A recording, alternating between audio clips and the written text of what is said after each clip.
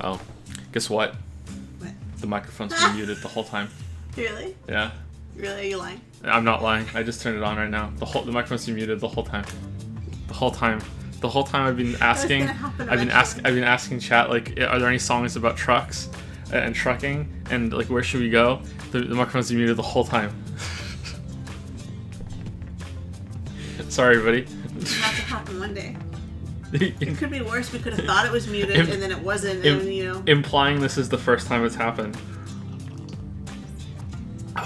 Offer expires in 44 minutes. Can we get there in 44 minutes? I don't think so.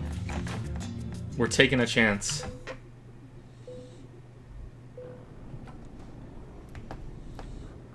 Convoy is a song about trucks. Does this game have an actual progression route? Yeah, you level up your trucker and yeah, I don't know. There's no way we're getting there in 44 minutes. There's no way. It's not happening.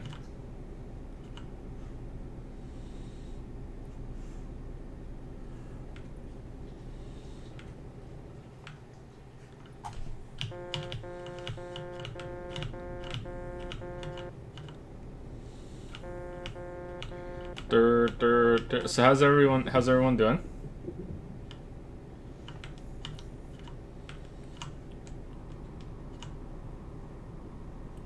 I don't know what it is about this game that's kind of appealing though. I kind of like it, and I'm not alone in that because it's really popular.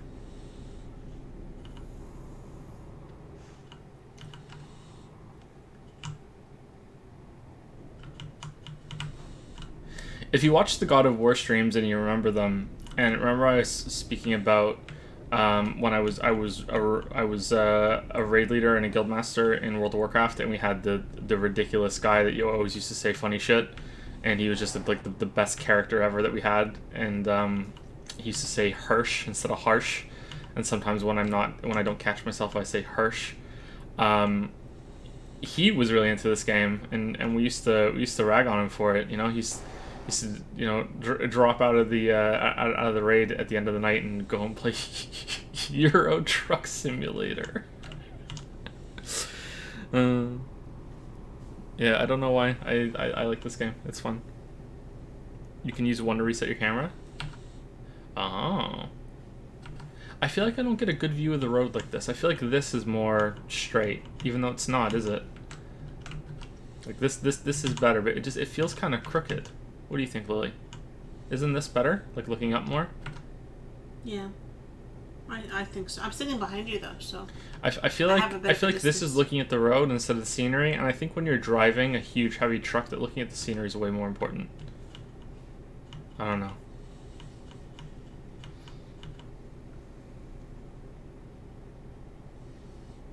Is there anything more to it than truck? I don't think so. I think you just truck. Good day, Joe. Hey Nova, how's it going? How's it going, bro? Eating any chops lately? Got any snags in your chili bin?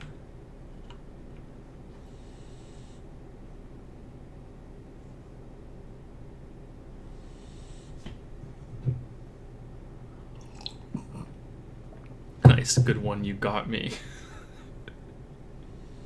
No, we didn't go to Birchmount High School. And where do you stand on diet versus regular soda? That's an easy one. Diet soda's pretty bad. Coke Zero is not that bad. And Sprite Zero, I can't taste the difference. So if I ever have Sprite, I'll have Sprite Zero. But soda is my only bad habit. And I let myself drink soda, even though I really shouldn't. I think soda is probably going to be my generation's smoking. And it's something I really shouldn't indulge in. I drink too many of my calories. And I drink less than I used to, especially since we came here, I'm noticing. But yeah, I don't really like diet soda, but Coke Zero is not too bad. I hate Diet Coke, but Coke Zero is not too bad. And there's always the aspartame police show up and say it's just as bad, and it's really not. There have been some studies that suggested it, but I think they've been debunked. No, we're more Coke here than Pepsi. We'll drink Pepsi if there's no Coke. No beer. We don't really drink alcohol. It's very rare if we drink like once a year for New Year's, right? That we really drink anything alcoholic. Yeah. Last time we drank was when we did the Getting Over It stream on New Year's, and the next time we drink will probably be whatever we're going to be playing this New Year's, and it'll just be a beer or a mud shake. I've never had Dr. Pepper. I don't know if I'd like it. I'm gonna guess no. Oh, we ran a red. God damn it. Yo, what are we doing? We already ran it. Let's just go.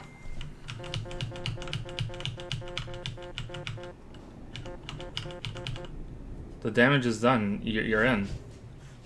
What are they gonna do? Find me again?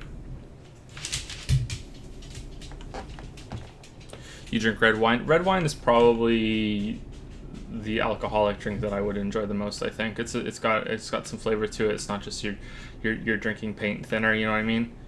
When I was a teenager, I drank just straight vodka, and because I was a little edgelord, and my opinion back then was that if you're gonna drink alcohol, you should be the only reason to drink is to get drunk. So why mess around? Just go for it. And that's what I used to drink. And I can't stand it anymore. I can't smell vodka without feeling like I'm gonna puke. The last time I drank vodka was on a New Year's when Lily wasn't here, and I woke up topless in the bathroom floor. I remember this was a long time ago. I remember I started the night having eaten some chicken fingers, and I was drinking vodka and Coke, and I remember sitting at the computer, and then the next thing I know, I'm waking up half naked on the bathroom floor with I think a pile of vomit right next to me, and that was the last time I drank vodka, and I don't think I'll drink it ever again, unless it's just a little sip. You'd be better having it with something instead of just drinking it straight. It's disgusting. And I'm pretty sure that when it comes to like, oh my god, I got so drunk and this happened to me stories, that's tame as hell, because like that's just I wasn't really a big drinker, but yeah, that's the last time I drank vodka. Better than the Uzo story that I have where I threw up all over myself at a party and woke up with some guy's pants on me that I didn't even know whose pants they were. It's pretty hot. And it was only because I had thrown up. It wasn't like anything happened. It's pretty hot. The throwing up all over yourself part. That was my first drinking experience. We all have one, right?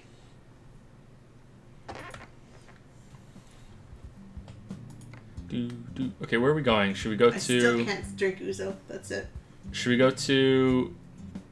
I'm not even going to try. Praha in the Czech Republic? What?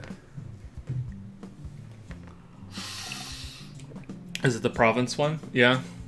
One time I got so drunk I woke up in a different province. Full of tea, almost went all over the computer. I don't know, guys. Where do you want to go? Should we take sausages to Praha, or should we take truck rims to Szczecin? I like that a lot. Good one.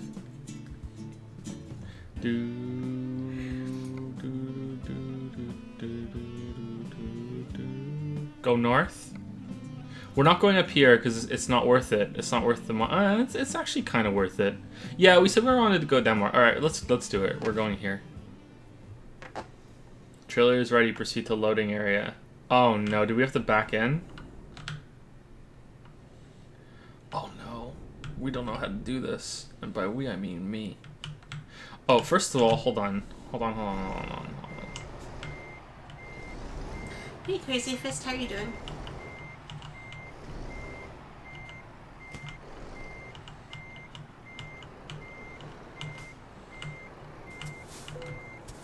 Hey, that was perfect, wasn't it? Wasn't that really good? Chat. Wasn't that really well done?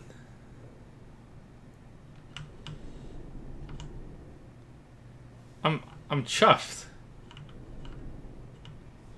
If you weren't here for the other streams, I don't know how to drive, and I don't mean in the game, because that should be self-evident. I don't know how to drive IRL, so I have no real world driving experience to kind of help me out a little bit when it comes to this, and I think I'm treating it too much like a video game rather than a simulator, even though simulator is right there in the name, and I'm just like point A, point B, just plow there, you know, full on the gas the whole time. All right, I want to go over to that repair place and get the truck repaired. Crazy fest. That's crazy. Who needs sleep anyway, right? You need sleep? We don't need sleep. Sleep is for the weak. It's for the weak. I think around 7 this morning I took a nap until around noon. And then Joe went to sleep after that. So we kind of slept in shifts. But yeah, basically we napped. I wouldn't call it a full night's sleep or anything like that. Can you make a right on red in Europe? What? He just did it? Did he get a violation? Squid, don't ship us food because it won't get here. It'll get lost in transit and it won't be here for weeks and weeks and weeks. Is it because I didn't indicate?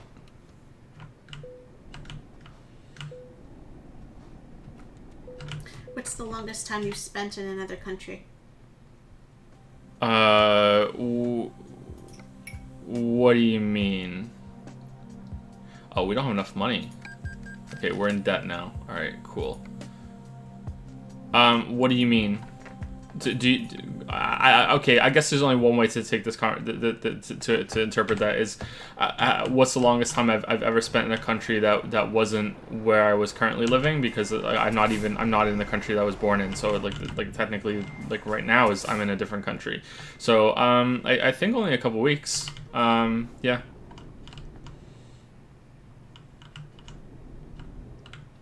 A couple weeks in Canada, we visited before we moved here. A couple weeks in Spain, a couple weeks in France. With my family, we went when I was a kid. We went to Spain. We went to France. I also went to France on a school trip, which was less fun than you might think. But we're gonna get hit. We're gonna get hit. Oh no.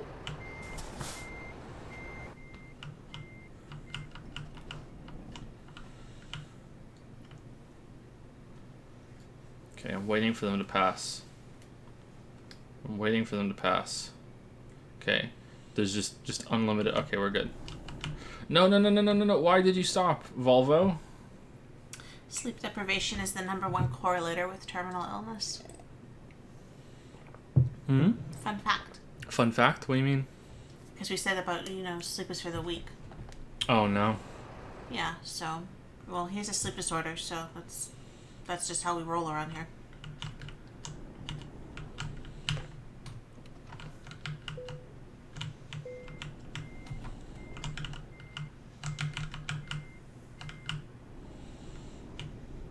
Okay, we cleared it. We did it. We did it. We didn't hit anything. We didn't hit anything. I'm so happy. All right. Okay, the challenge is we're gonna get to our destination without hitting anything. All right? I'm challenging myself to do it, okay? Here we go. I'm challenging myself to do it.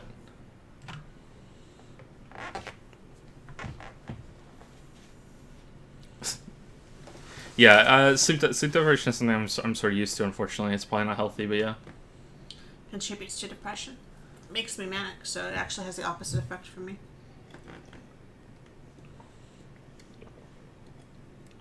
Sometimes it feels like everything's on fast forward after you get sleep deprivation for so long. You know when you watch a video and you put like frame skip on and that happens, and it's just completely like supernaturally fast. Sometimes it feels like that. Here's a good one. What book was the most fun to write?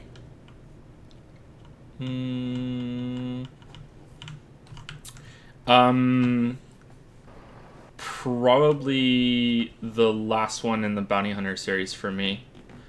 Sin Eater. Sin Eater is So I'm a really big planner when it comes to writing. I plan out things way in advance. Probably if there's a big event that happens 500,000 words into the story, chances are that I knew that one before I even wrote the first word in the story, and it's requires a lot of patience, and I'm not that patient of a person to like sit on those details and sit on those reveals for a long time, and here's all these plot threads that are going to come together. So probably I would say, yeah, the last book in the Bounty Hunter series that I wrote, because so many details came together over hundreds and hundreds of thousands of words. And this, it's to similar extent, the last one in the Monster Slayer series too. A lot of details went into those two, and I was finally able to capitalize on a lot of the foundation laying. So that was a lot of fun. Yeah, I think that's what I enjoyed the most. What about you, Lily? Probably The Murder of Jennifer Moss, which was originally Becoming Imogen. It was published under a different title. I really enjoyed the dialogue scenes in that story. Are these Patreon questions? No, they're not. These are from chat right now. We're waiting a little bit to warm up and everything before the Patreon. Sorry to interrupt, Lily. I had a lot of fun writing the dialogue. I had a lot more fun with those characters. I felt like I kind of warmed up with the Hollingsford murders, but then I kind of took what I learned from writing that, and I had more fun with it on the second one. I'm enjoying what I'm writing now, too. I'm curious if that will be my new favorite. You got better as dialogue as you went on, I think. They got more flippant and more snarky, and like they had more personality to them. It's because you watched Buffy the Vampire Slayer in the middle of those two books. I didn't finish it. Josh Whedon does dialogue not perfectly, but quite well. The big flaw I think with his dialogue is that all of his characters start to sound the same, and you have this problem of if you can just write out dialogue from any of his shows, and you can play the game of which character said this, and the problem is that the answer could have been any of them. So there's no distinction. Yeah, and that's the problem. But when you're watching it, because it has really good flow back and forth, it works out well. I'm still positive on his dialogue overall, but yeah, his characters are just empty vessels to just move the conversation forward, which isn't a bad thing. There are worse things, but yeah. Is it Whedon? Sorry, did I say his name wrong? Is it Whedon? God, I really dislike Buffy the Vampire Slayer. We were watching it. I think what? How many seasons did we watch? 2? No, 3? I have no idea. She had just started college. So I think it was the 3rd season, and we were not really enjoying it that much. We were surprised by how bad it was, but every so often there would be a good episode, and it's one of those things that everyone says you should watch, right? So we were committed, and I think we should go back and finish it. Was that even before Finn was born? Oh yeah. Yeah? Yeah, like a couple of years before Finn was born, I think. I think we got to the point where you have to start watching Angel at the same time, and that was too much work. So we just stopped. Here's the guide to watch it. After you watch episodes season 4, 1 through 5, now you have to watch Angel episodes 1 through 15. Don't watch them out of order. No, being snarky about Josh Whedon. There we go. Rip the urn's over. The urn's over. That doesn't count. Just a little It's just a little scratch. Did you want to be a writer as a kid? Yes. Yep, I did. I know how is it hackneyed or hackneyed? That sounds? Maybe it's not even the right word. But yeah, I did. Yeah. Says the writer. Says the guy who wanted to be a writer as a kid who said the right word. Yeah, but I don't ever claim to have the best vocabulary or even the best grasp on English. No, it's just fine. That was kind of cute. I will never claim to be that kind of writer. The technical part of writing is not something that I excel at. Absolutely not. No way. Have you ever tried playwriting? No. I did write a screenplay or a part of a screenplay for an exercise in a creative writing class once, but no more than that. I thought it was interesting, but I don't think it's something I could really go for. But yeah, I wanted to be a writer when I was a kid. My parents, especially my dad, would read to me a lot when I was very young, and I'm really grateful that he did that because I I don't remember this, but I was told that they only used to really read to me at night, and and it got to the point where I wanted to read during the day, and my dad was at work, and my mom was too busy, smoking, and so I decided to take it upon myself that, well, screw it, I'm just going to learn how to read by myself. Obviously, I did not teach myself how to read, but I pushed very hard to I want to learn how to read by myself, and I put the effort in while my dad was reading me the story. So when I went to first year of school, like, I already knew how to read, and no one else did. And I wasn't like an advanced reader. I was still reading like kids books, and I probably didn't understand all of the subtleties and nuances and all this other shit, even though there were kids stories. And by kids stories, I don't mean Alice in Wonderland. I mean Thomas the Tank Engine, or Teenage Mutant Ninja Turtle book, or Super Ted, like things like that. And from there, reading those made me that made me want to write and tell stories, and I enjoyed doing that even from a young age. Too busy smoking? Yeah, that's my mom. Yeah. It was kind of a social thing with her. She would like sit and just kind of chain smoke. Yeah, and just stare out the window and smoke. Yeah. I learned to read when I was 4 too. I feel like we just learned something really personal. That kind of sums up the Q&A, this whole Q&A session. I think we got a little too personal yesterday. What do you think, Lily? Probably. We probably crossed the line yesterday, I think. We should dial it back a little bit. I don't know. Maybe not. It's hard to know where the line is when it comes to some of these questions. Mm-hmm. You want to be honest and you want to be genuine, but at the same time, you don't want people to feel uncomfortable. Yep. Cross the line with what? Yesterday we spoke about depression and mental illness, and I don't think we crossed the line there, but I spoke about how I have an addictive personality, and how my work ethic is not very healthy, and that sort of thing. And I think that was crossing the line. I think that maybe we didn't need to have that conversation. If it helped anyone, great, but I don't think we needed to have that conversation yesterday.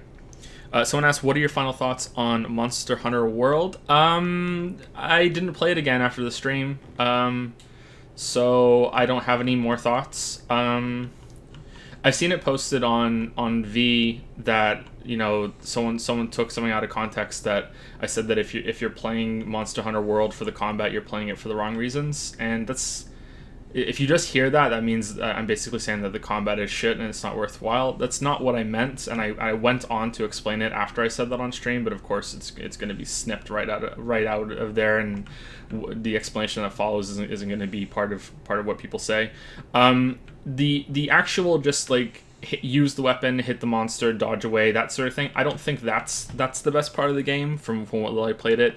I think that combined with you have to chase the monster, use the grappling hook thing, throw the use the ranged projectile weapon as you're chasing it, and all of a sudden there's another monster that shows up, and now you're fighting two of them, and they're fighting each other, and you hit this like pile of wood, and it creates a big waterfall, and you fall down, and oh no, and now we're falling down this sand trap, and we fall down, and another monster shows up. Like, I think that's the best part of the game, and if you're playing it not for the fighting, but the situations that you get in while you're fighting, I thought that was the most compelling part of it.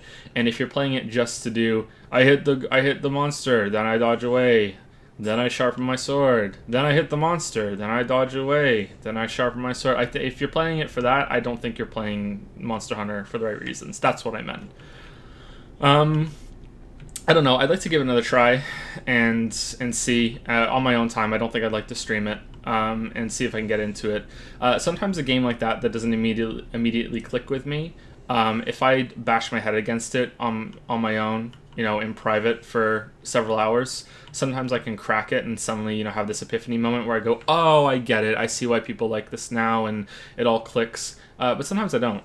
And it's not that I like that wouldn't be something I could do on stream. I just don't think it would be all that fun.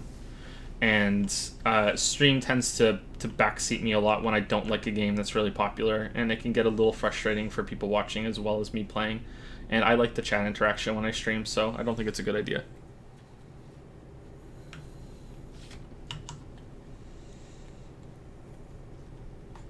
Yeah. Okay, Slimska just subscribed. Are there any other subscriptions? Oh, Okay, so Lily's gonna go through and say thank you to the people that just subscribed. I don't have the second monitor set up still because we're still downstairs. Just a warning before we get into this that in last stream, Finn woke up and came downstairs and the stream was over about half an hour later, I think. So that's possible to happen again. I saw him. I looked at the mirror as I was turning, and then I realized that I should have looked at the mirror before I turned. So that could happen again. So just be aware of that the stream could end suddenly, and then we'll start on the Patreon questions. So go ahead, Lily. Thank you to C Davis Games, who resubscribed for 9 months with Prime. Thanks, Chris. Thank you to Space Glace, who resubscribed for 9 months. Thank you very much. Says hi. Hey. Thank you to Fimax 100, who subscribed with Prime. Thank you very much. Welcome to Prime Time. Thank you to X6 Plays. I can't even say it, I'm sorry. X6X Plays, did I say it right? Or maybe it's Play X. One of those. Fuck it. You know who you are. Has used 100 bits and says, "Hey Joe, I made part 2 of the Laughing compilation. Just wanted to know if you got around to watching it. I know you've been busy. Love you, bud." Oh, I think I did. I think I did watch it. Sorry, I should have replied on Discord. Yeah, is that a plane?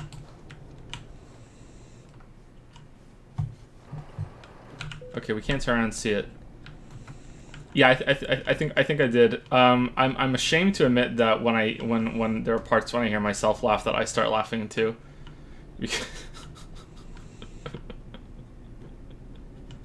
I had my day 9 moment. Have you seen the clip of day 9 watching himself laugh and he starts laughing at himself laughing, and yeah, that's what happened to me. Yeah.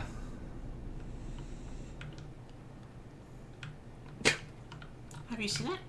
Yeah, I've seen it. Yeah. It was good. Thank you to Pro Reaper Man Guy, who subscribed with Prime. Thank you very much. And thank you to Valence4, who subscribed. And thank you to Ben 90. Sorry, what was the name? Valence4. Valence4? Yes. Thank you very much. Thank you to Ben 90, who subscribed with Prime. Welcome to Prime Time. Thank you.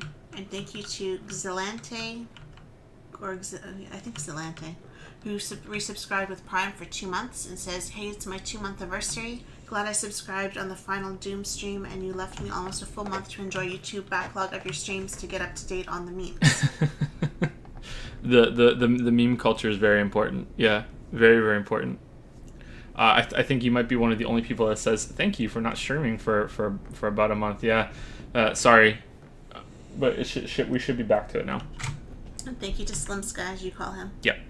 Who subscribed with Prime and says, "Bummer, I lost my sub streak.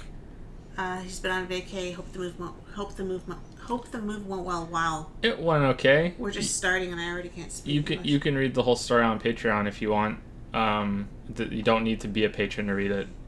It's long though. Lily and I wrote it together. Yeah, the whole story's there. Probably too much detail, but it was like a chronicle for ourselves as well, right? Well, it's kind of the story that keeps on going. So. Yeah, because it's still not over. It's still not over. Those boxes still aren't here. We're hoping they're going to be here on Monday. Yep. Yep. I hate having to look at the tablet to read chat. It's so small. I understand texting while driving now because I'm looking down at the thing, right? And I can't see the road. These people that text while they drive are insane. Mm-hmm. Have you ever played Mountain Blade Warband? No, I haven't. I haven't played any of the Mountain Blade games, no. Sorry. Do you think I would like it? I've heard good things, but I've also heard things that put me off a little bit.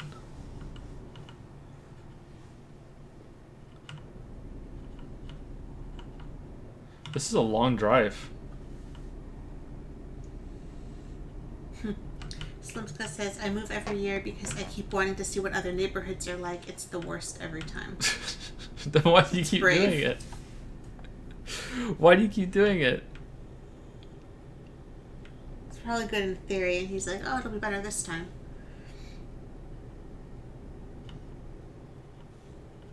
Mountain Blade is very clunky, but it is a good time.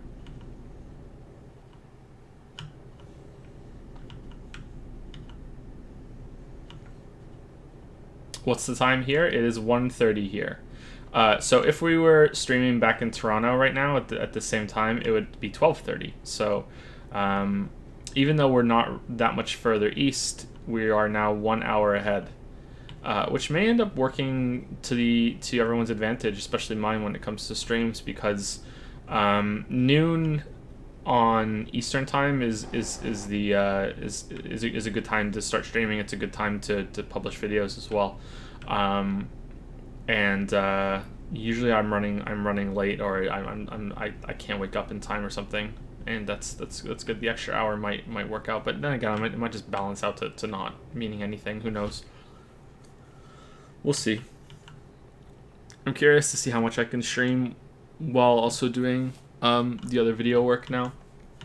If I can, I was on a good schedule for the longest time ever in my entire life when we were doing this move. And I'm hoping I can stick to it again. And if that's the case, then I should be able to find a really, really good balance between the two, and I might be able to stream quite a lot. I'd like to stream more than a few times a week. Was that a cop car that didn't get us for speeding? What a bro. What a bro. Is there a particular reason that the streams have all been at 12 a.m. so far? Yep, because right now we are in the living room in the house on the first floor, and the kids are sleeping on the second floor. So when I stream on my own, I'm either going to be in the basement, which isn't set up yet, or I'm going to be upstairs on the second floor while the kids are down here.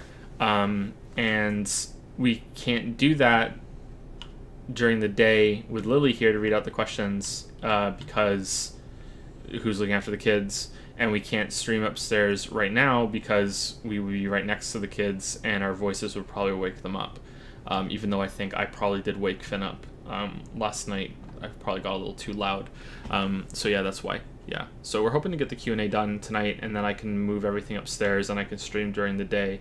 I don't know what we're going to do for the next Q&A. Maybe I'm going to have to move the computer downstairs just for one night, or maybe we're going to have to risk it. Maybe we're going to have to close the door and close part of the kids' door or something, and pile some soundproof teddy bears up or something. I don't know what we're going to do. The basement's not going to be done for a while. I mean, it's probably livable now. I could probably go down there, but it doesn't have much of a floor. It's cold down there, though. And it's cold, yeah, but there's heaters. Like I could make it work, but I don't know if it's really the best idea right now. Okay, I need to sleep in the game. So it'll really be the Dragon's Den? Kinda, yeah. Kinda. I get to get some bookshelves and put all my games and toy figurines on them, which means I have to buy toy figurines because I don't have any. And bookshelves. And bookshelves. And if the boxes don't get here, I have to buy games too. All my old collection of PlayStation 2 games and GameCube games and Wii games and I think almost all the PlayStation 4 games I have are in these boxes that might not be getting here. So that's gonna suck to lose them. The PlayStation 4 Pro is here, and the old PlayStation 4 and God of War is here. I shipped them in different boxes, but yeah. By How TV. do you feel about the fact that one day your kids are going to be able to access your videos, books, and Patreon posts? I don't think much about it at all. It hasn't really come to mind much. I've discussed it, especially with Lily. I said, one day they're going to be able to watch them all if they want. I don't think they're going to be interested. Plus there's just too much there. I had the really morbid thought that if I died when they were young, then they would have so many more hours than most kids do of a dead parent to go through. So that could be somewhat interesting, I guess, but it's a really morbid thought. I didn't even check the the turn there. What are we doing? What are you doing? What are we doing, truck? What are you doing? Nova says, are you streaming too now, Lily? Not on my own, just with Joe. Just for night streams if there's a lot of people to thank, or Q&A. And I was saying to him earlier that we should try and do the weekly, or every other week or something streams that we used to do before. We used to do night streams every now and then. We were trying to do them regularly for a while, and then we got away from it. But maybe once we're settled in more, we can do it. And then we get to see both sides of everybody, right? We get the people during the day and the people at night. Once a week, night stream, yeah. Lily also is gonna probably get Twitter if you want to follow Lily on Twitter. I don't know why you'd want to. I don't know why either. I have nothing to say, but I'm gonna try and look for an agent again, and I feel like I should have Twitter or some social media, that's book related. What a morbid thought. Yeah, it's a pretty morbid thought. I'm not gonna lie, but morbid thoughts pop into your head all the time, don't they? Don't you ever think, you're in the shower and you're showering in your house or your apartment or wherever, and you're alone, and don't you ever think, what if I should sleep. What if I fell over right now and died? Who would find me? How long would the water be on for? If I hit my head. Doesn't everyone have kind of like those invasive morbid thoughts? Like everyone I've spoken to said yes. When you have a kid, it's a lot more understandable when you have a kid, because you think, because you brought this person to existence and you're responsible for them and you want them to have a good start. So you think, okay, if I die, who's gonna look after them? What if Lily and I both died? Who's gonna look after them? I worry about that all the time. You need to think of these things. You have to, and that pretty naturally leads to, what if I just died? It's like, okay, well, would there be enough money left over, and would life insurance cover their upbringing, and would they have a good start, or would they be screwed? What kind of damage is there going to be without growing up without a dad, or if Lily died, what kind of damage would there be without growing up without a mom? That sort of thing. I think those thoughts kind of come quite naturally together. Oh, this is nice. The skybox is so good in this game. It's nice. You're getting tired. The fucking speeding. Fucking cops. I don't generally say them to 250 people. There's a lot of things we've said to 250 people that I never thought I would say either, so. Getting personal again? I don't think it's personal. I don't. Goddamn. I think that's pretty normal. I don't know. Anyway, let's take some Patreon questions, because otherwise we're gonna be here again until we're gonna have to do another stream tomorrow. Okay, I'll go to 80. Can I? Is there an option so I can set it so I can just hold down the button and I won't go above the speed limit? We ended the stream at 5 this morning? It's around then, wasn't it? Yeah, it was around there, yeah. When Finn interrupted us. There's a button for cruise control? Okay, I don't know what that word means. See? See? Okay, I hit it. Oh, that's way better. Where's this button been my whole life? Look at all these guys speeding. What the hell?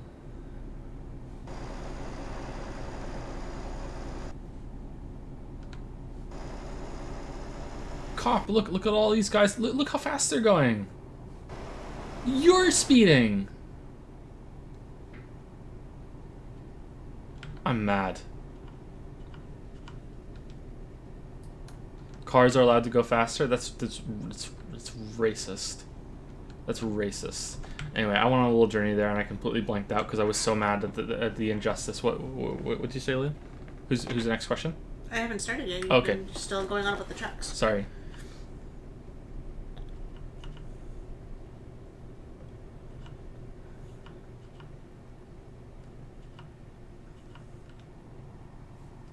Give me a second.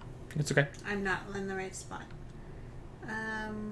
Okay, we left off with Xfia, I believe. So now Joseph N is next. Okay.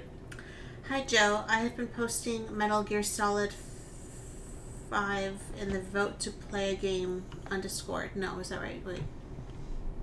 That sounds yes, right. 5. That's Yep, right. 5. I'm thinking my Roman numerals. It's been a while. On Discord, I know I will succeed one day. If you were to play Metal Gear Solid 5, would you first go back and play the older games, or would you jump right into it? I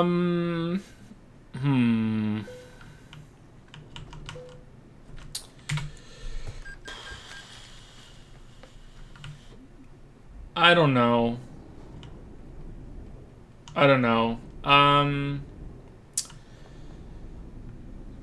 Well, first of all, I should say that I've already played the other games. I've played Metal Gear Solid 1, 2, 3, and 4, all the way from start to finish. I've played the Twin Snakes on the GameCube. I played the original on the PlayStation 1 about shortly after it came out. I played them Metal Gear Solid 1, 2, and most of 3 multiple times. I've only played Metal Gear Solid 4 once. I have no real desire to play it again. In some ways, it's my favorite of the 4. In other ways, it's my worst, like the worst one. I think I could probably say that for all 4 of them. Actually, they're all about even to me. A lot of them have, there's strengths and weaknesses in all of them. If I had to pick a flat out favorite, it would probably be the first one, because it just surprised me so much when I played it. I don't know if I'd want to play them again. I think playing those games is interesting and it's fun, and for streaming, because we all get to experience it again together, and we can talk about it as we go through, and then it can go on YouTube, and there's always going to be those playthroughs that Joseph Anderson did these games, and you can go watch and play them if you want, and I can also just pull footage from them if I ever need them for a video without having to go and play the games myself again, right? So there are advantages to doing that. But it would have to come at a time where there's a lull in other games to stream, because there's more games to stream than I have stream time, right? Like I'm never gonna run out. So, and playing all those games is going to be a big commitment. And then there's also the danger that, oh, well, if you're going to do that, you should play all the Peace Walker games, which I haven't played. I've never played any of them. And you should also play the ones on the NES, and you should do them all, and you should play, Metal Gear Survive, and I don't know if I want to commit that much time to all the Metal Gear series. But I'm not going to say no, because, like I said, there are positives to doing it. It could be good, but I'm going to say now that it's unlikely.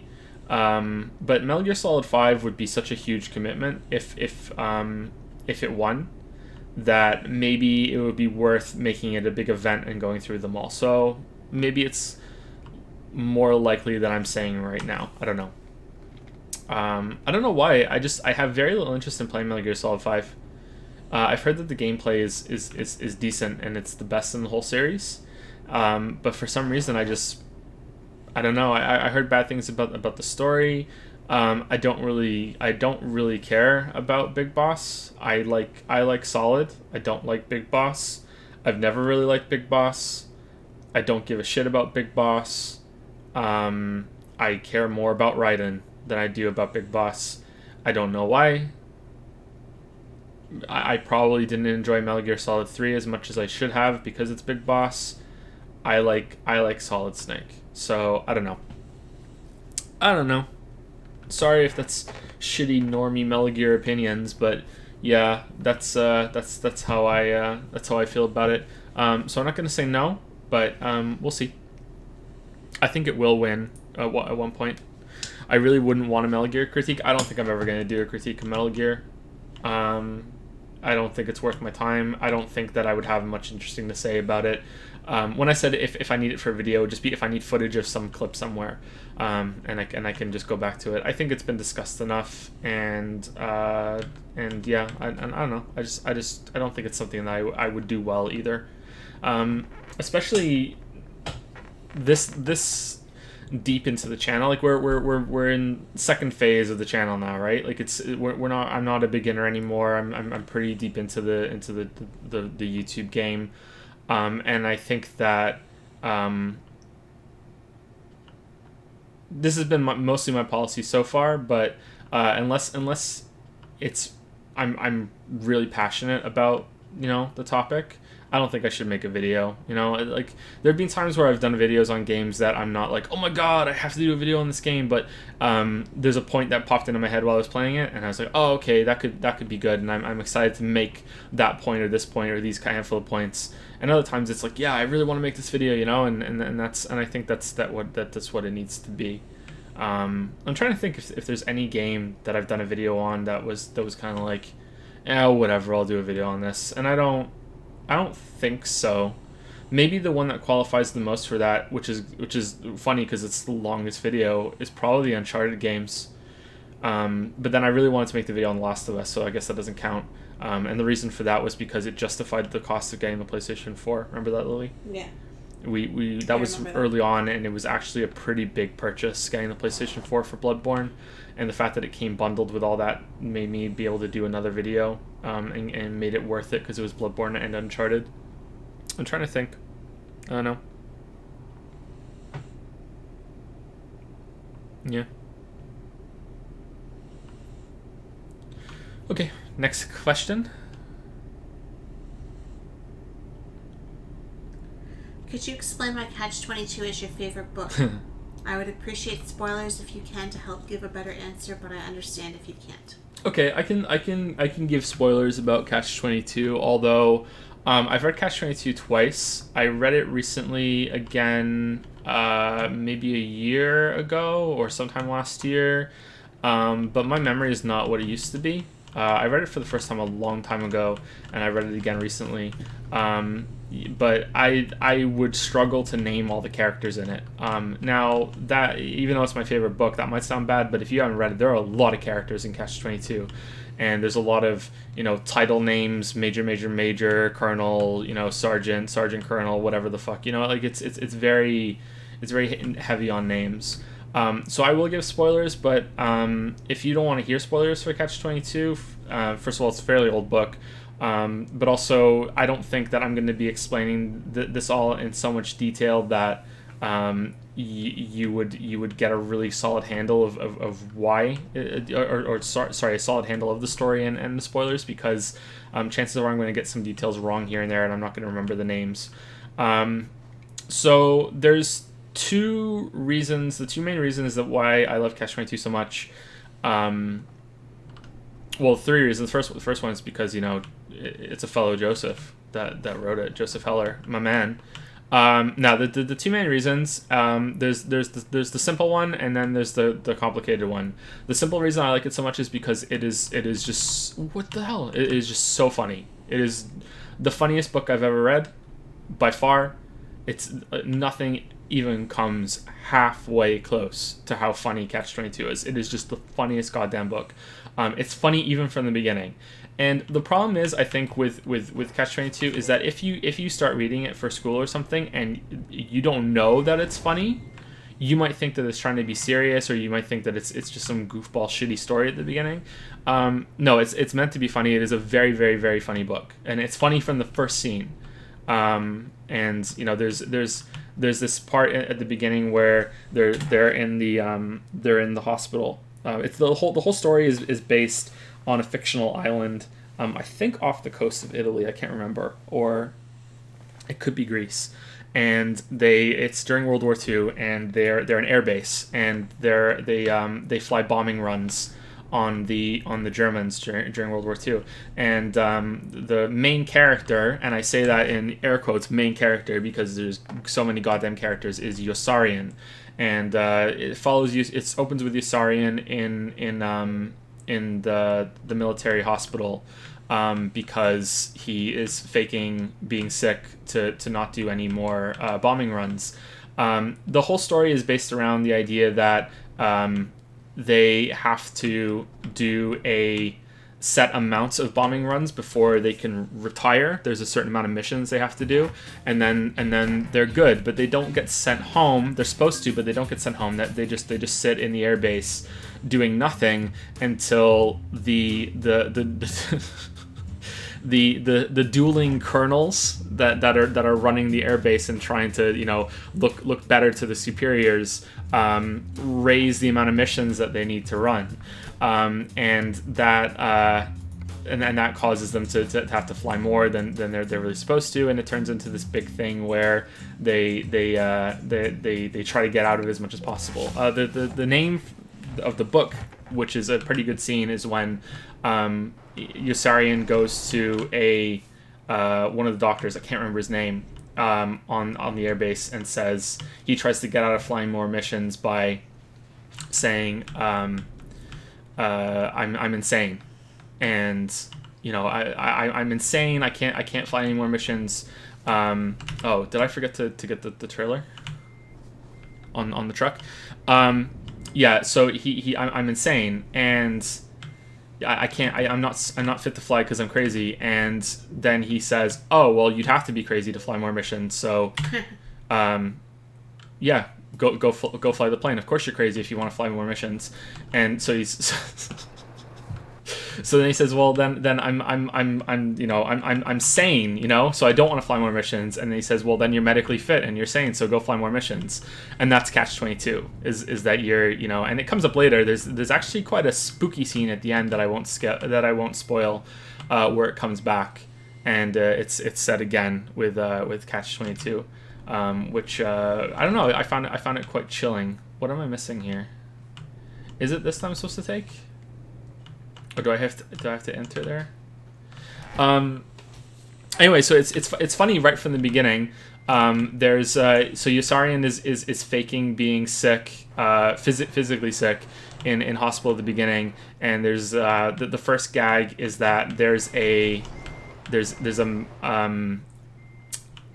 man that is completely covered in bandages, and the nurses are coming over and they put a drip feed into his mouth, I think, and they put another drip feed into his penis to get a catheter, and then every couple hours they come by and they just switch the bottles around, and they just put it right back into him, the same kind of fluid, and he's there like trying to figure out the story of this guy while he's taking the job of censoring letters back home, and he just takes out the black marker and he's just made it a game. Sometimes he just censors every other word, sometimes he censors every noun, sometimes he just censors the whole thing and he just leaves the names on there.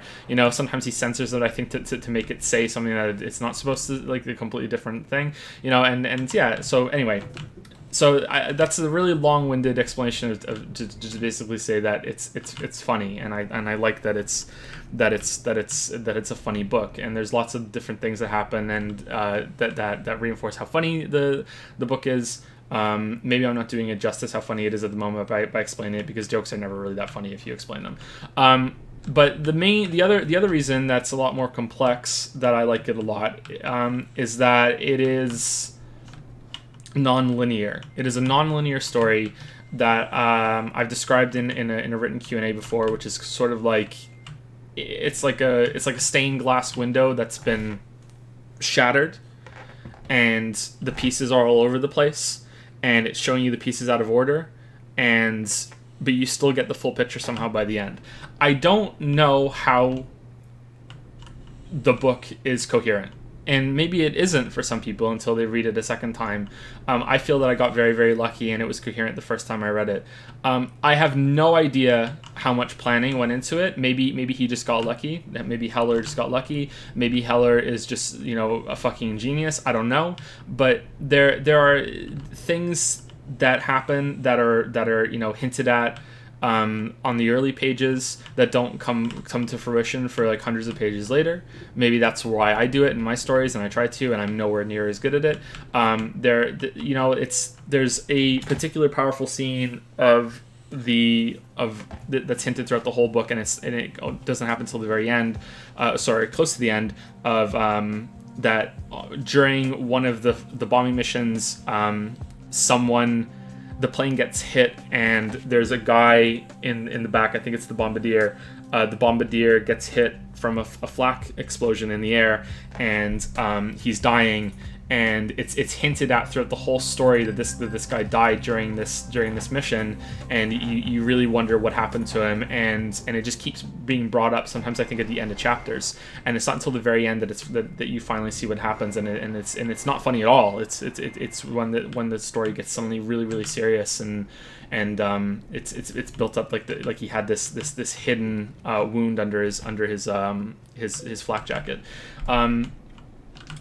There are just these lines sprinkled all throughout the book, and that was the day before Yossarian showed up naked to report to the commander, and like he was going to get a medal and for dropping, like, succeeding a mission. So he showed up naked so the commander couldn't pin the medal on him because he didn't want it, and so the commander had to like choose between pinning it on him, right into his chest and drawing blood, or and that's like hinted at, and that doesn't happen for so many chapters later, and then it comes back and it's referenced again later on, and I would say there's probably even over 100 of those little moments that are brought up and then mentioned and then come back later, or it's like there's a line that says this was a week after that happened, and for some reason it shouldn't work, but it does. Yeah, so I don't know. I don't think I'm explaining it very well. Someone in chat says that he had a massive flowchart that he would organize with the time, the event, the character. Did he? For each part of the story. They're going to post a link in chat so people can see how he organized it.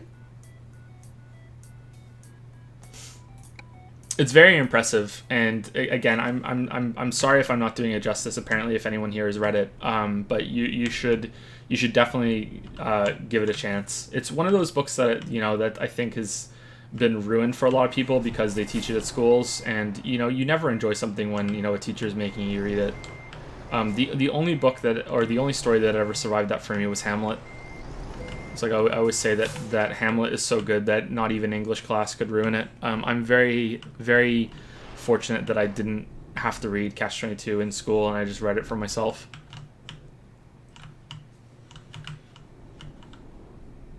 The whole thing with Milo is just is mind-blowing. Catch-22. It's the whole book is worth it just for the Milo story.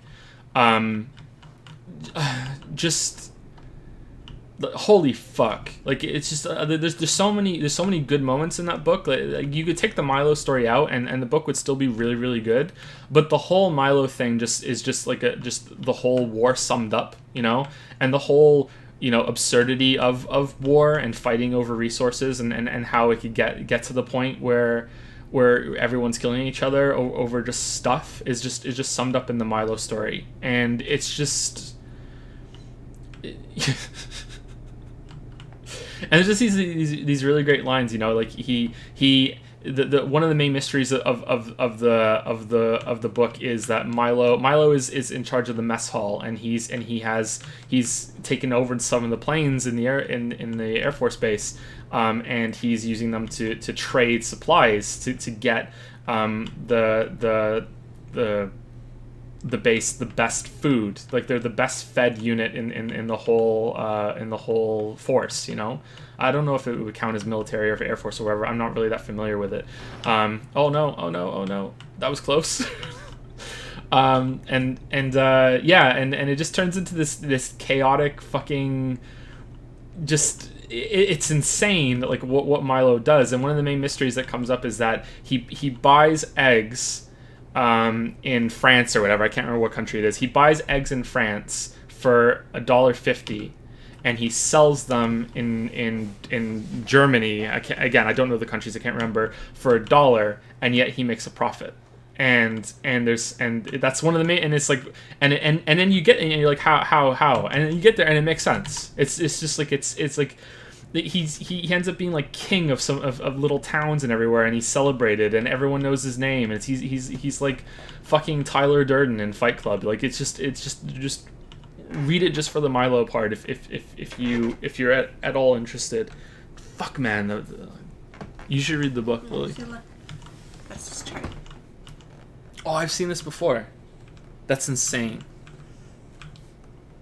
It makes my planning looks like shit, huh? It looks so incoherent. This is really impressive.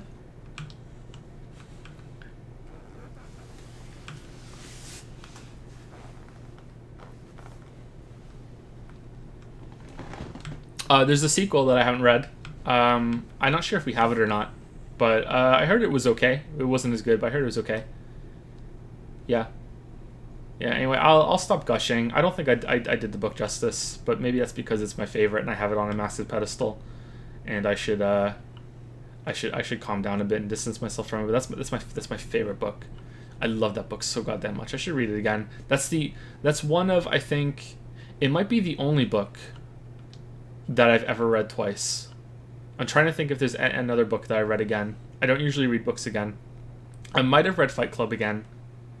I'm trying to think. Yeah, I think I did read Fight Club again. I've read Fight Club again. I read Catch-22 again, and I think that's it. Oh no!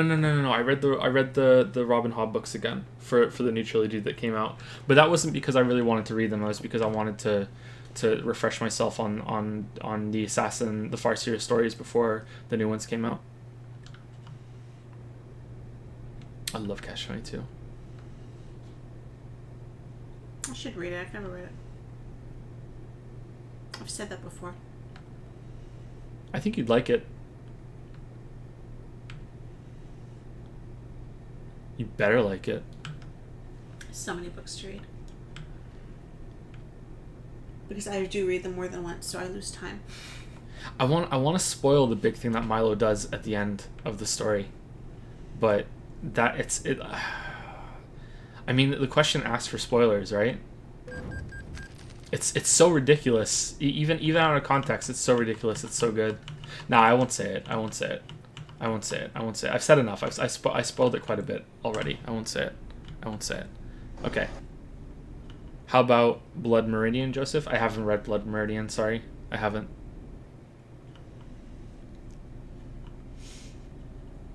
I want to. There are a lot of books I want to read, but no, I haven't read Blood Meridian. That's McCarthy, right? I'm almost certain it is.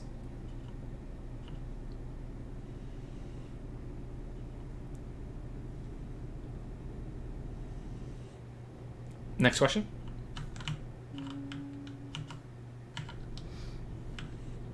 You used to swim, right? I Yep. thought you said that you used to swim, but maybe that was another Joe. If you did, do you think you'll try to get back into it once you move? I usually run for cardio, but swimming seems like a cool alternative. I'm a poor swimmer, though, so we'll see. Thanks for answering my questions. Yeah, I used to swim. I love swimming. I love swimming so much. I haven't swam in years. When I was a kid and we lived and we just moved to Canada. Again, I need to explain this every single time. I'm sorry. I was born in Cardiff in Wales in Great Britain. We moved to Canada when I was 4. We moved back to Wales when I was 9. Then we moved back to Canada when I was like 15 or so. I can't remember. I'm 33 this year, and we've been in Canada ever since. When I say we, I mean my mom and my dad and my sister. Like we moved back and forth. And yeah, so that's the brief history of moving back and forth. When we lived in Canada the first time, my parents rented a house that had a swimming pool in the back. It was a small pool. I don't know if it was like stupid expensive or if they just got lucky that they were able to rent a house with a pool in the back. And I would go swimming in it all the time. I think I learned how to swim in that pool just so I could swim in it. I love swimming.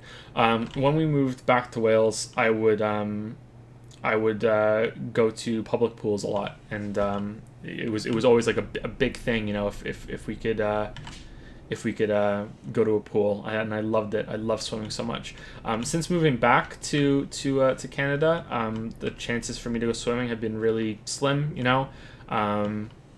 Like I said earlier, I don't drive, so you know, going to a public pool requires, you know, like quite not that big of a hassle, but you know, you have to get on the bus, you have to take your stuff on the bus, you have to get there, you have to take a change of clothes, the towel, the bag, and you have to go back on the bus, you have to go like all pool like wet and sweaty afterward. Like it's not that ideal. We did live in a building for a while that had a pool, but it wasn't downstairs in the basement, it was like across the complex, and and it was a bit too much effort to go over there, so we didn't really do it. But I wish I had taken more advantage of it. But yeah, I love swimming. I don't know if there's a pool nearby. If there is, maybe I should look into it. If I can walk to a pool nearby, I love swimming so much. It's one of my favorite things to do.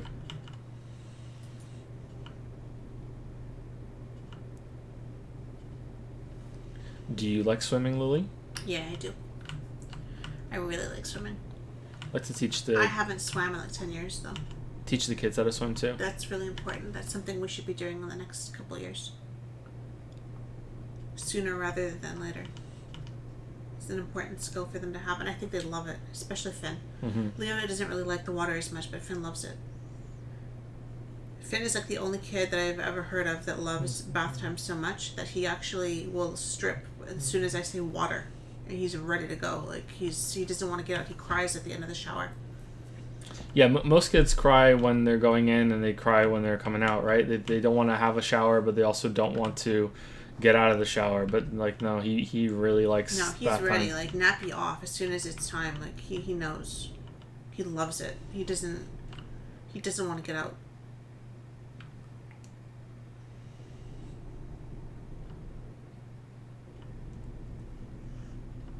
Was there anything else about swimming, or was that it? The question? That was it?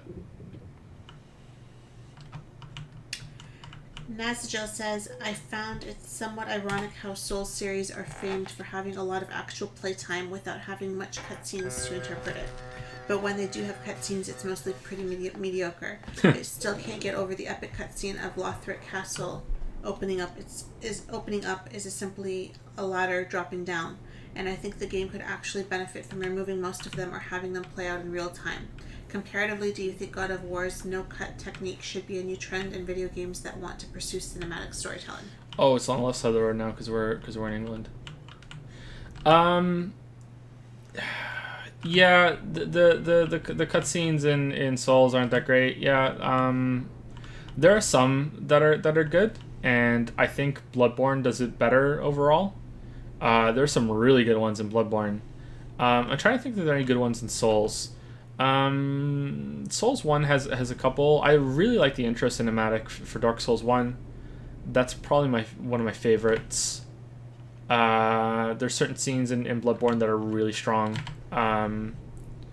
especially one in Bergenworth. Yeah, I would say they're probably a mixed bag, though. Yeah.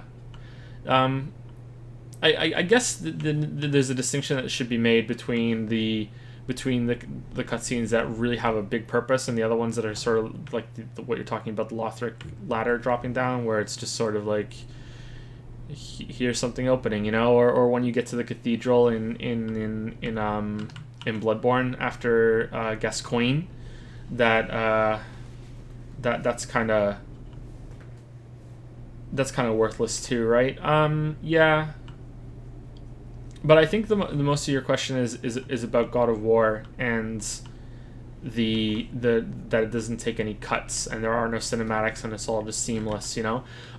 For anyone who hasn't played God of War or didn't watch me play it, there's not going to be any spoilers, I don't think, for this conversation. But I was surprised when I did a tweet a couple weeks ago, or maybe even it was a month and a half ago now, I can't remember, that a lot of people or most people haven't played it. So in case you don't know what we're talking about, God of War it doesn't have no camera cuts. That's actually a lie. There are moments when the camera does cut away when you use the fast travel system. It's only for a second, and it's probably not even worth talking about. And obviously there are also camera cuts when you open the map and the menu. So it's not always in range of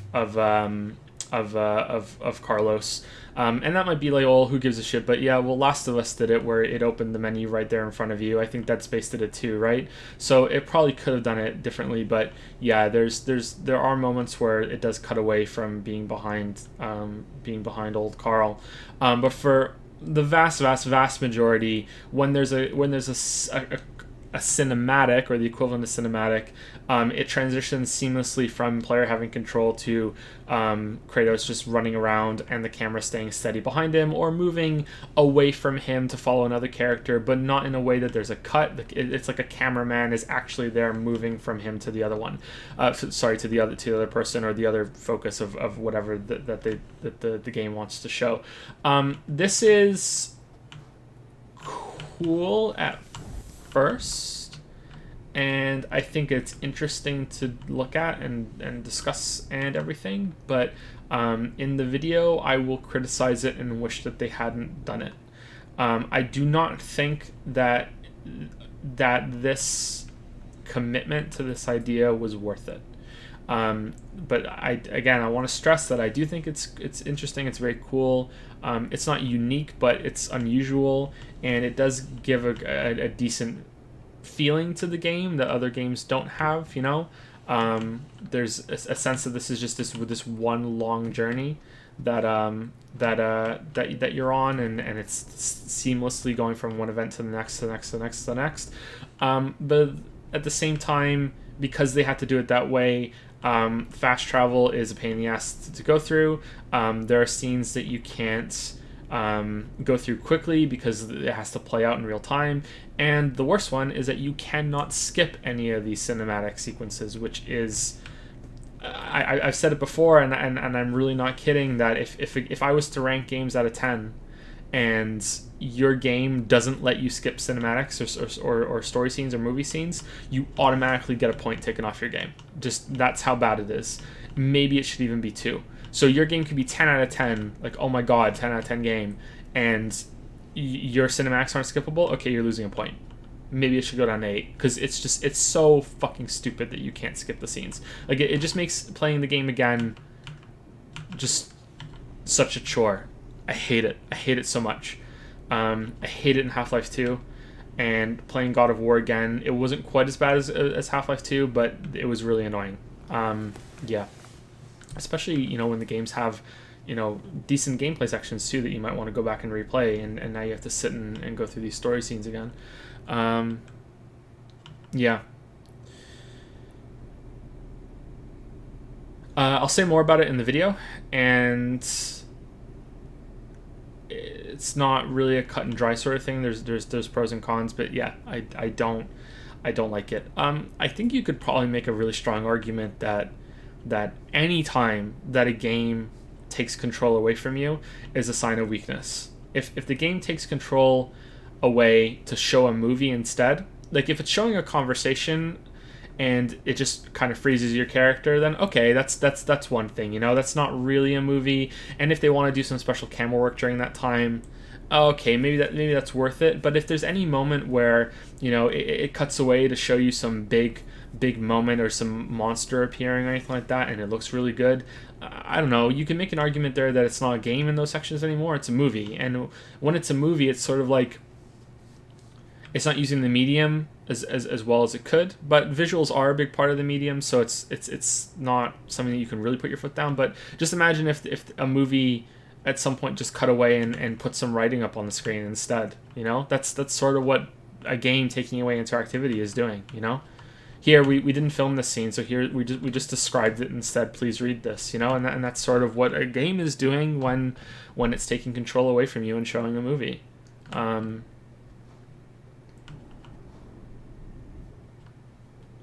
don't know. Cinematics can be fun though.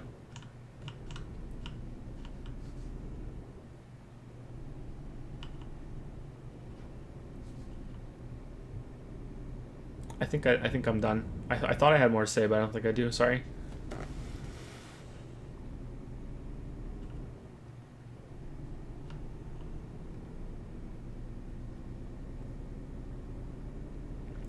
Someone chat is saying, excited to play Danganronpa, or will you try 999 first? Danganronpa is first because it got voted in.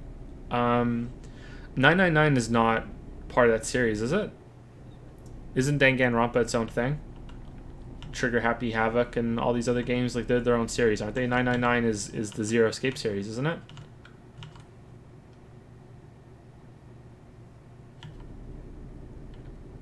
999 is separate. I'm more excited to try 999. Those games sound fun. I don't think I'm going to enjoy Danganronpa, but who knows? Maybe I will. What kind of speed limit is 97?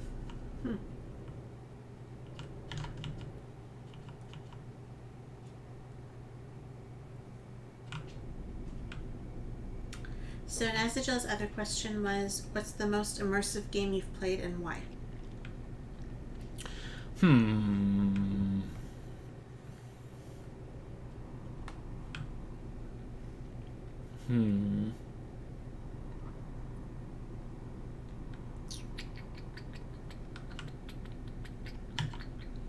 Okay, so there are two definitions of immersion as far as I'm concerned. The first is, so there are two kinds of immersion. So I got into an argument with someone on Discord once. I can't remember who it was, about immersion. Or maybe it was on Steam Chat.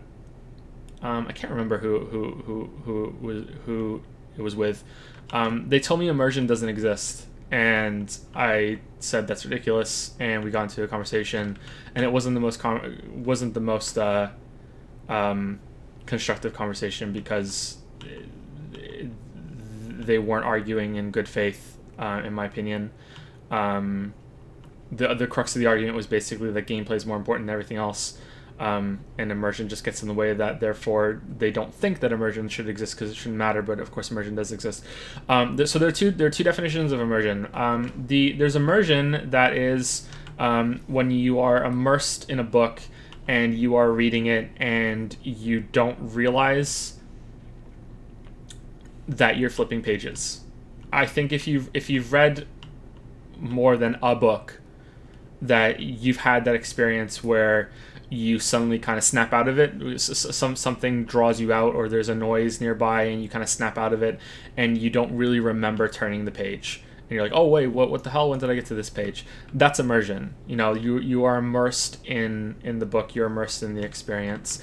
You don't realize that the time is passing, and when you watch a movie, you kind of forget yourself for a little bit. You don't really remember who you are, even maybe. You really sink into the TV show, the movie, the game, the book, the whatever. You can get immersed in washing dishes, for fuck's sake. You get really into it. You become kind of one with the task. That's immersion.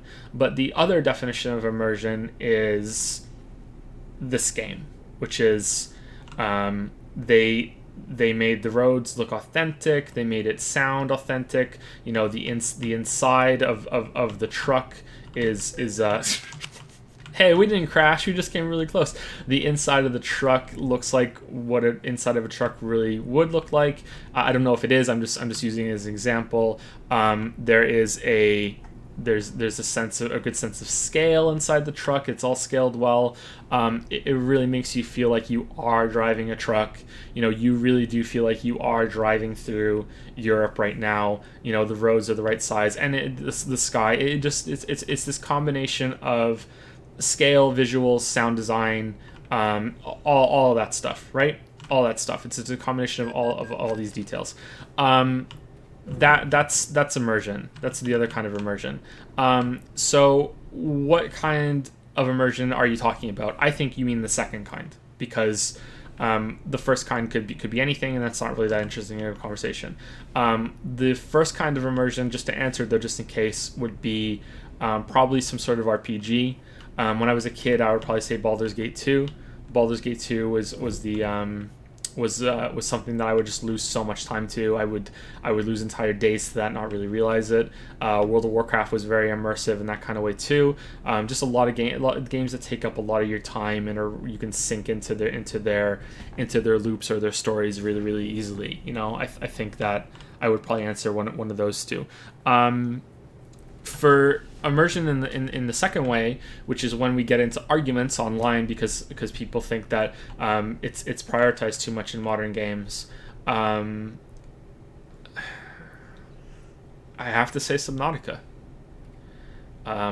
Even more than the Long Dark. It's weird to say because the Long Dark is much more grounded in reality, but there's like Subnautica feels more real to me than the Long Dark. I think maybe because you have more freedom of movement. I don't know.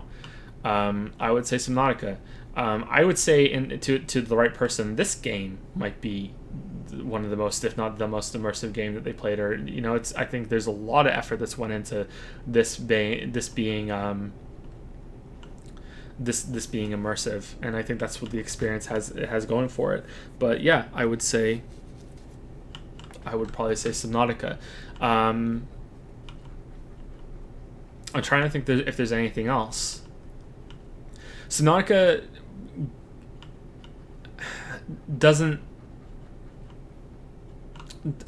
tries very hard to make it so the video game part of it is integrated in the game in some way.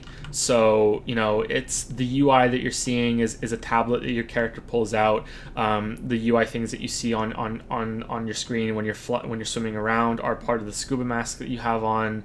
Or diving mask. I don't know if it's actually called a scuba mask. I think it is.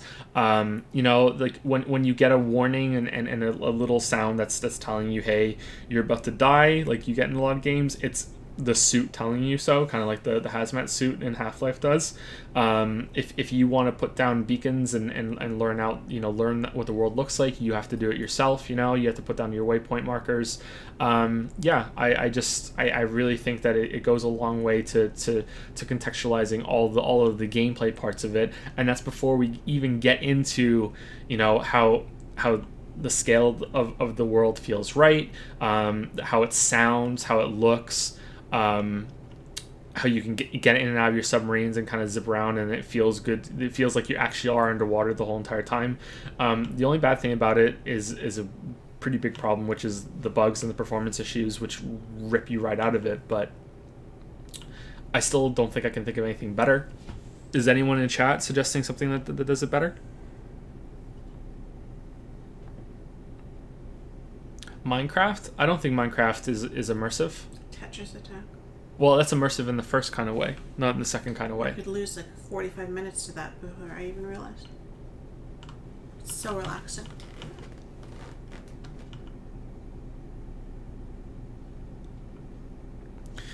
Arch Angle 7294 says, I would argue that there is another definition then, how well a game portrays its feelings and ideas, aka Bloodborne making you scared or Skyrim making you wonder at its horizons.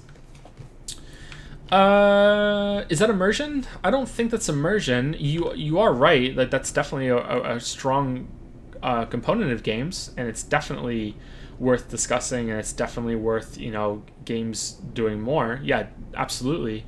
But I don't know if that's immersion. Maybe a connection, or you have some emotion that you're drawing from the game. Yeah, Skyrim does have a great sense of wonder. So do the Assassin's Creed games. What was the other example you gave? Because I really agreed with that one. Hold on, I can scroll up carefully. Yeah, Bloodborne making you scared. Yeah.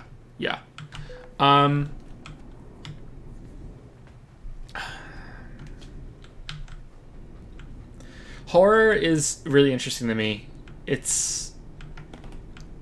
Horror is arguably the best candidate for a game to really bust down a lot of walls and get to you, because there's no other emotion, I think, that can be conveyed as clearly through a game than fear.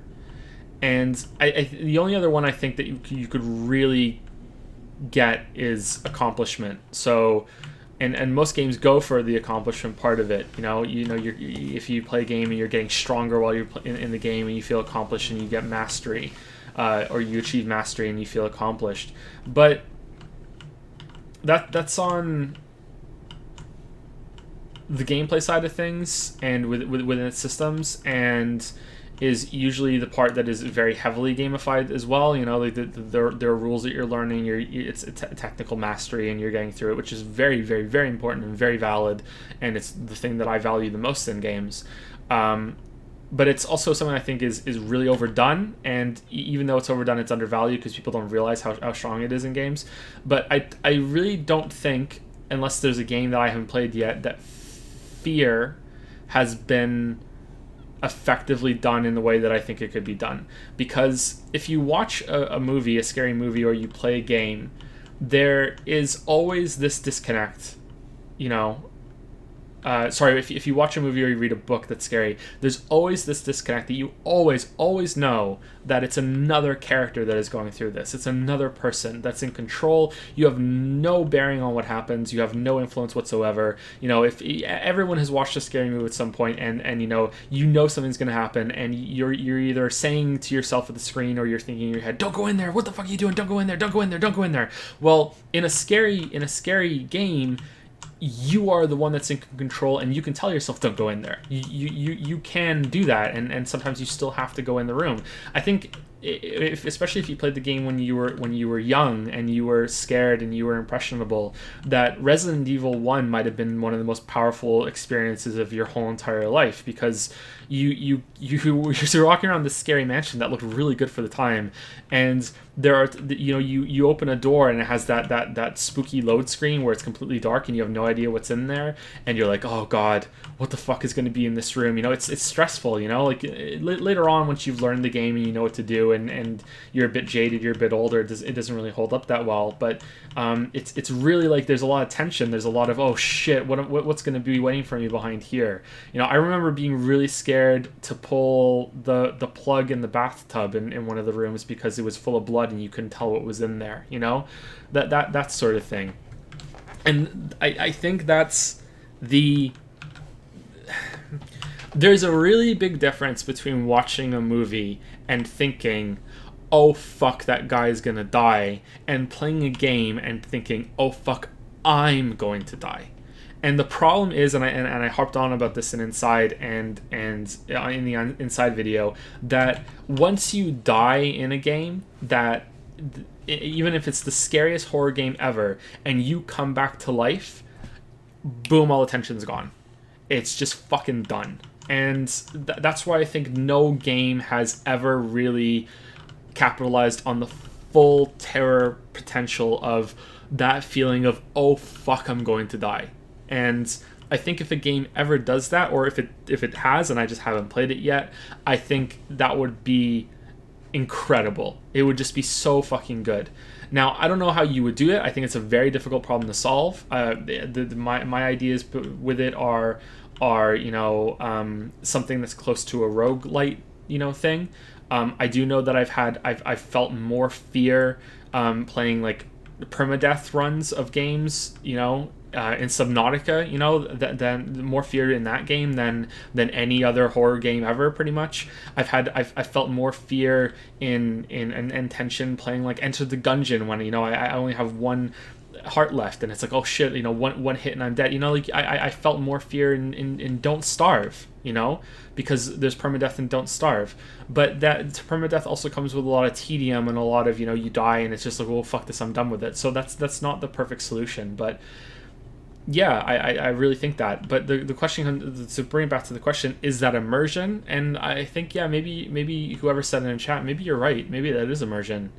And if a game did get that right and made you feel truly, truly scared, then that would probably be the most immersive game that there was for me. But for now, I'm going to have to go with Subnautica.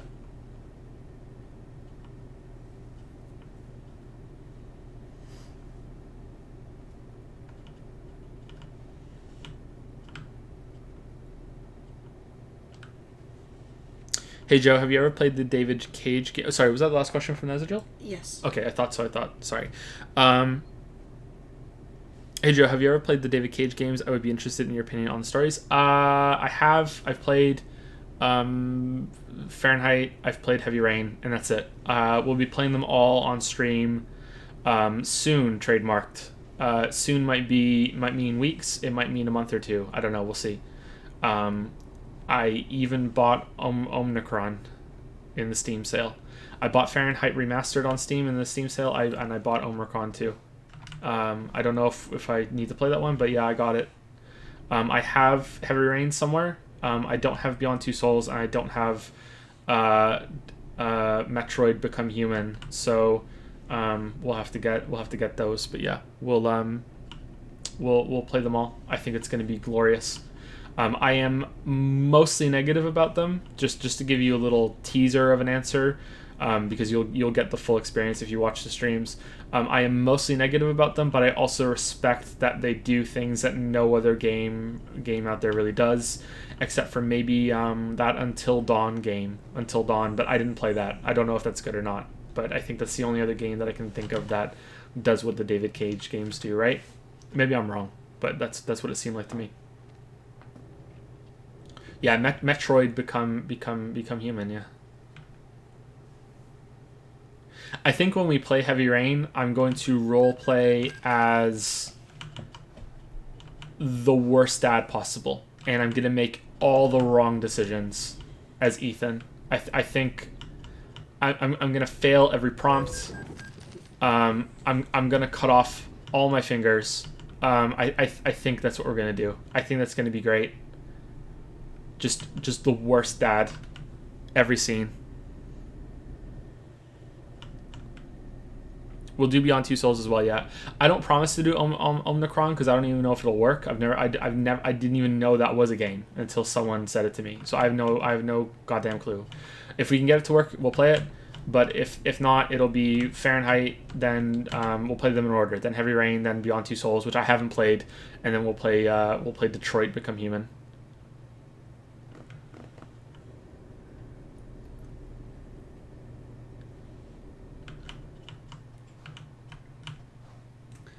Thank you to Some Jabroni, who resubscribed with Prime for 4 months and says, "Hey Joe, if you were to take 4 games with you on a deserted island to play forever, what would they be? Love your stuff." Oh wow, I don't know. Probably a 4X game. So I do research and find out what the best 4X game would be. My favorite is Civ 4, I think, with expansions. So maybe that one. Even better if I can mod it. Probably Gungeon. That's my favorite the game that I can replay over and over and over again. And the other two, I have no idea. Maybe some linear game that I could try to get really, really good at and speed run it myself. I'm not sure. Odyssey, of course, because that's just the best game ever made. I don't know what the other ones would be. With internet access, I would say World of Warcraft, but I don't think I'm getting World Internet access. But yeah, Gungeon, a 4X game, Dwarf Fortress. I don't know what the fourth one would be. I don't think I'd take a Souls. I have played Souls a lot though, so maybe Souls would be like a comfort sort of thing. What would chat do? While Lily says thank you to other people. Thank you to Bloody Hookah Jr., who subscribed. Thank you to The Revolution 1, who resubscribed with Prime for 3 months. And thank you to Master Sword 7, who subscribed with Prime. Thank you very much. Thank you, everybody.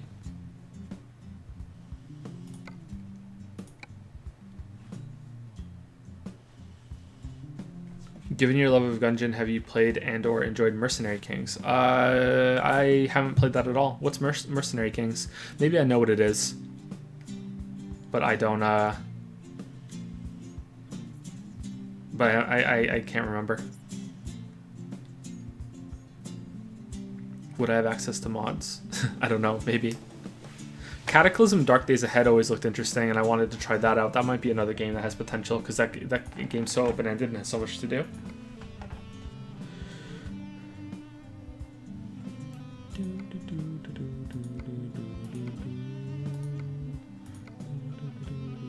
Alright, so let's go... Should we go back over here? Should we do the same thing in reverse now? Or should we go to... Yeah, let's transport some pears.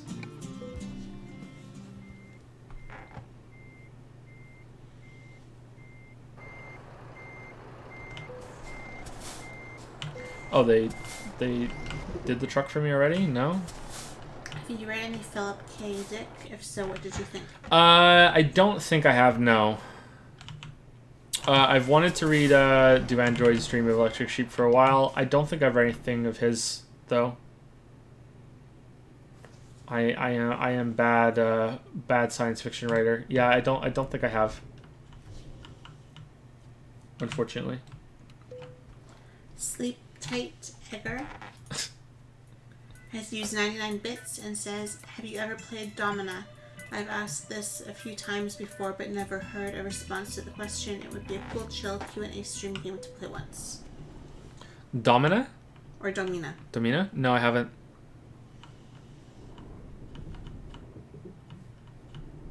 I haven't, sorry, no. Did you read any Pinchin? Crying of Lot 49 is I've tried to read Pinchin and I don't like him. I'm sorry. I've tried twice. I've tried twice to read Against the Day, and I get 100 pages in and I just can't do it. I don't know why. I will probably try again at some point. I just really can't get through it. I don't know if it's because it's just his paragraphs are too long or what. I have no idea. But yeah, I'm very sad that I can't get into it because parts of it were quite witty and it seemed interesting. It seemed like something I should enjoy. But yeah, I just can't do it. Maybe I should read Gravity's Rainbow first or something. I don't know.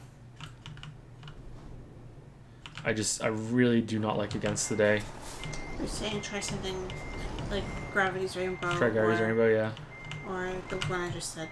Whatever, I can't find it now. The Crying of Lot 49. The Crying of Lot 49 sounds like a Stephen King book, doesn't it? Salem's Lot. Maybe that's why, yeah.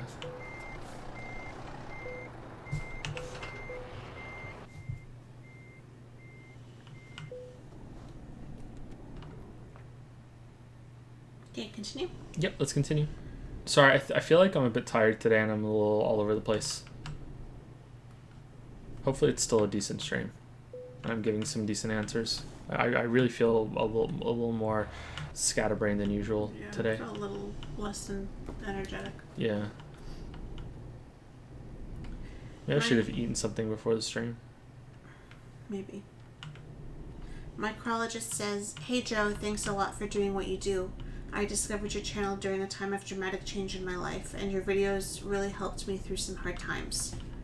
I find myself thinking about Total Biscuit a lot in the past days, so I wanted to ask you a question about him. Most people agree that he was a huge influence on both the gaming community and industry.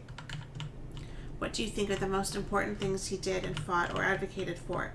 What are the things we should remember now that he is no longer there to remind us? Well, thank you for the kind words. I'm glad that the channel helped you through whatever you went through. Thank you very much. Yeah, I've been thinking about Total Biscuit quite a lot too. There was a lot going on when he passed, and but I even said to I went and spoke to Lily when it happened, and we went through the wrong lane, and I remember you saying that you were surprised, right? Because it seemed to happen quite suddenly, since he announced that he was gonna retire and only do the podcast, and then all of a sudden he was dead. I was thinking about it a lot. There were many different reasons. There's just the abstract reason of what happens when you die, and there's just dealing with this person that I only interacted with once, but I still interacted with this person that is gone, just gone. That's what I felt about when my mom died. My mom and I didn't have a very good relationship, but it's still a very powerful thing that you go through. No matter what, I think. No, even if your mother was violently abusive toward you, which mine wasn't, but I'm saying that even if she is or was, I still think that your parents have such a huge influence on you that when they die, no matter what, no matter who you are, it's still this thing that you have to deal with. And it has a strong effect on you. The biggest thing that I went through when my mom died was I couldn't understand, how this person was just gone, and I was thinking about that a lot. And then I also had the selfish thought, which is, What if it was me that had gone through this, and you think about your own life and your own death, and what you would leave behind, and what would happen, that sort of thing. I think that's only natural. I thought it was, and I still think that it's very tragic, and it's not fair. It's not fair at all, and that's what I kept thinking of, as the days went by afterwards, and there was a lot of kind messages, and a lot of hateful messages came out too. I shouldn't say that. There weren't a lot. There were a couple. I think that I overreacted to reading those, and I said I wasn't going to cover BioWare games anymore because they continue to employ those people that said those things. And I think that was probably an overreaction, and I was being a little too sensitive. I definitely think they should have been reprimanded for what they said. Just like this new thing that's going on with the Arena network or whatever, with Guild Wars 2, with these devs, these writers that work on Guild Wars 2 that were acting like dicks on Twitter. They were definitely in the wrong, but I don't think they should have been fired. They have been fired. I don't think they should have been fired. I think that's way too strong of a reaction, even though they were definitely in the wrong.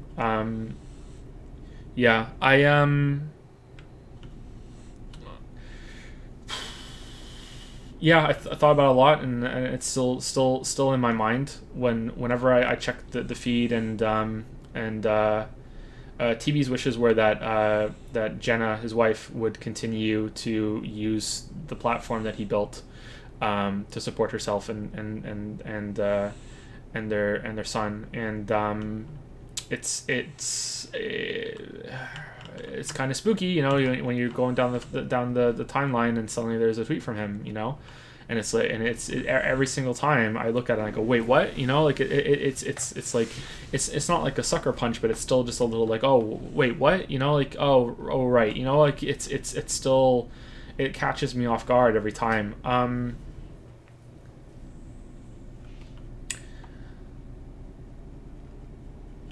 The most important thing that I learned from Total Biscuit was that was something about myself, which was that he didn't know this because I didn't speak to him, but and maybe I shouldn't say this, but I'm going to now anyway. Years before I started the channel, Total Biscuit did a video on World of Warcraft, and I've never said this publicly before. I don't even think I've told this to Lily. Total Biscuit did a video on World of Warcraft. And I watched it and I hated it, and I left a really shitty Reddit comment on it. I really criticized him really harshly, and I took a lot of things he said out of context, and I wrote one of those keyboard warrior kind of what the fuck is wrong with this guy kind of post, you know what I mean? And and it's like, well, fuck this guy doesn't know what he's fucking talking about. That kind of comment on the Reddit post on his video. And this was, I think, a good solid 6 years before the channel started. And then I started watching the podcast, and for some reason, I gave his videos another chance, that sort of thing.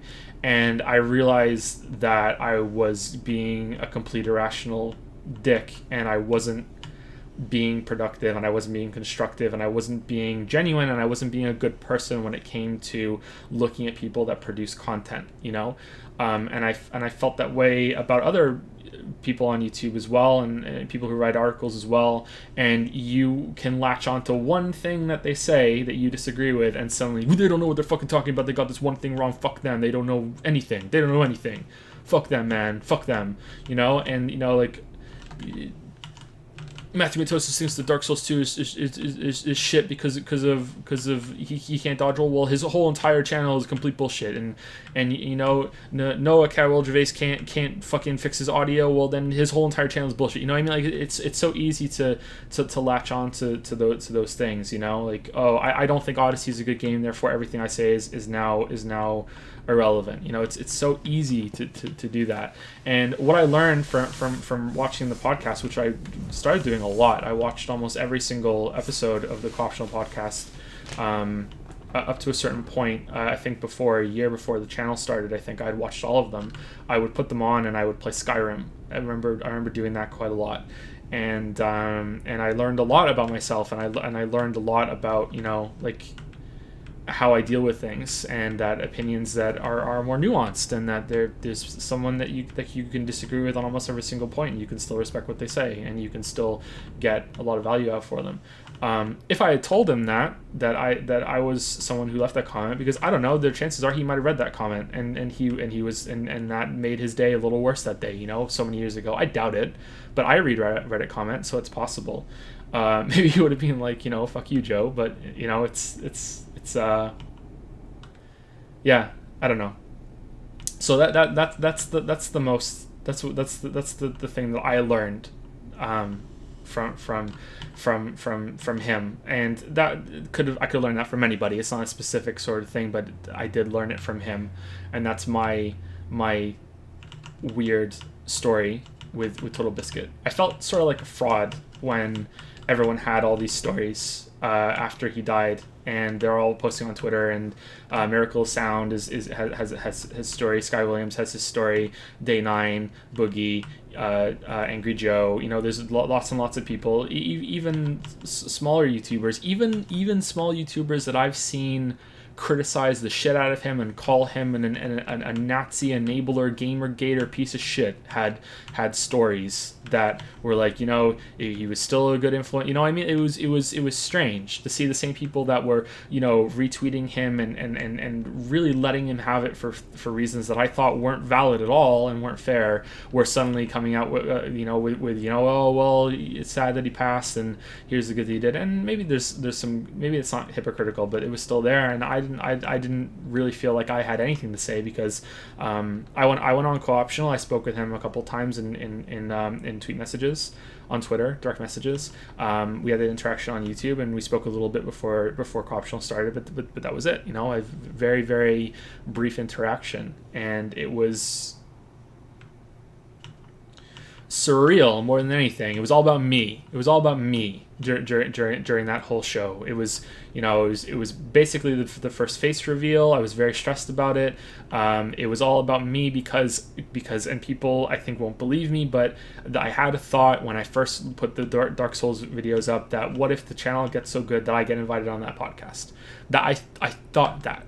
How many people get to think that, you know, like, oh, what if that happens? And it's like, yeah, whatever. Then you laugh it off like there's no goddamn way. And then it actually happens. Like,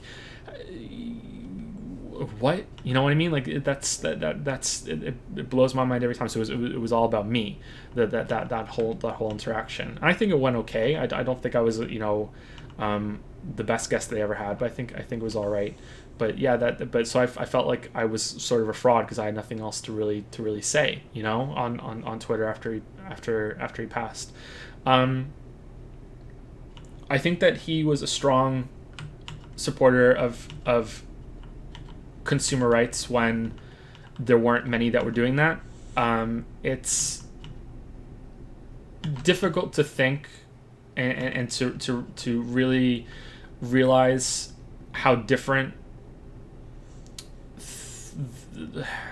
journalism has gotten, and the framework that supports the communication between devs and the people that buy games, how different it is now.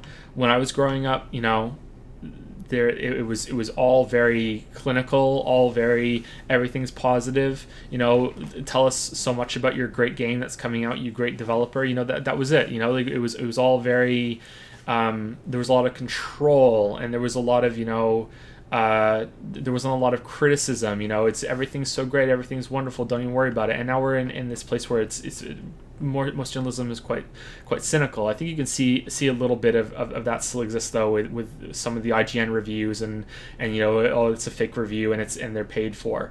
I don't know if that's true or not, and I'm not saying that it is, but I think that's like the leftover there's a word I'm thinking of, but I can't think of anything.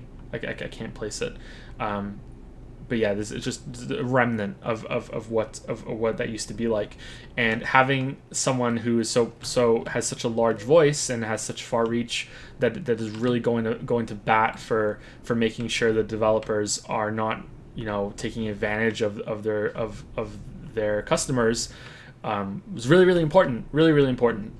But what I really appreciated, and what I thought that he was the best at, were the showcasing games in his What the Fuck series. I thought that was the best thing that he did, and it was so valuable to have a someone take the time to go through it and not just give you brief thoughts on the game, but also show you it, show you what the options were, like, because you can tell a lot by how competent the game's going to be by what the options menu looks like, I think, and how much love and care went into it.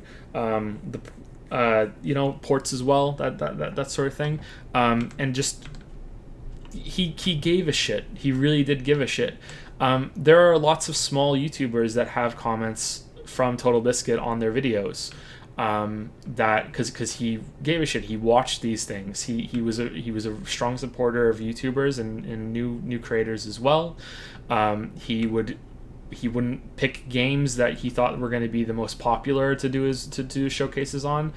Sometimes he would pick like these games that just caught his interest, and he would look at them. Look at the thing that went on Co-optional, which I was surprised that they let me take part of. I said, at the end of Co-optional, they always do what's coming out this week, and like, I don't know if I'm allowed to say this because I didn't sign anything. I didn't agree to anything when I went on, so I think I'm allowed. But they had a big goddamn spreadsheet of every single game that was coming out that week.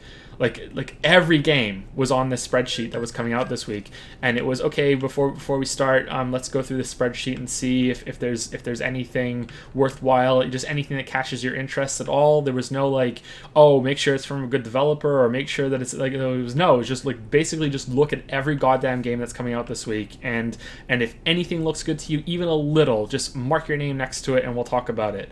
And I was like, can I do it? Because most of the times when I watch the show, it's just TB, Dodger, and Jesse that did it, and the guest didn't. I was like, can I take part of this? And they're like, yeah, sure, go ahead. And I was able to put my name on the spreadsheet, and it was good. He actually gave a shit. Yeah, and I don't know. I'm waffling, so I'll end with this one, which is that FOV sliders are really important. I say that unironically. It's going to sound like a joke, but I didn't even know what an FOV slider was until he pointed it out in a video at some point, and I looked into it. I think I brought up the console in Skyrim or Fallout 3 or something and typed it in, and I realized that I really do need FOV to be at least 90, and I'll always be grateful for learning that from him. FOV is really, really important. Lily found that out recently when you watched the camera phone, that you got sick. Yeah, FOV sliders are important, yo. They're really, really important. That was bad. It's really bad. But yeah, rest in peace, TB. I'm sorry, it wasn't fair. Not even a little.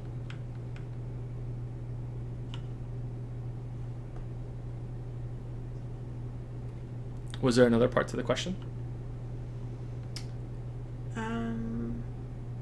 Did TB influence you and your work in some way? If so, how? Thanks for your work and effort, and rest in peace, Total Biscuit. I think I kind of answered that already, right? I think I kind of answered that, yeah. Sorry that it became this big one long answer, but I think I kind of answered that already.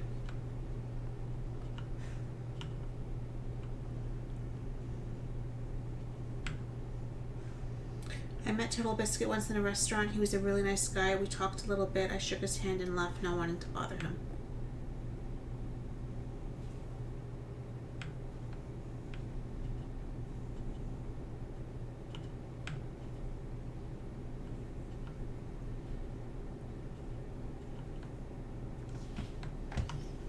What game did I pick on the podcast? There were a few that I went through. I can't remember all of them. That day is kind of a blur.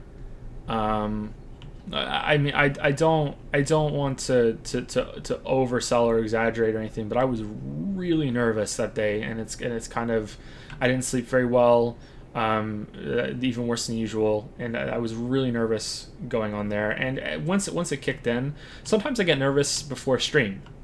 like even tonight, just a little bit, but other times I get more nervous than others. And once we get into it, I'm fine. I'm not even nervous a little bit right now. I'm good. So I guess maybe I have a bit of stage fright, but once I'm on stage, I know it's not an actual stage, but you know what I mean, I'm fine. You know, it's just I just need to get myself out there. But yeah, I was really stressed out to go on there. I don't remember all of it that clearly. I do remember I spoke about Dungeons 3 because that was coming out. I spoke about that a little bit. I can't remember the other games that I spoke about.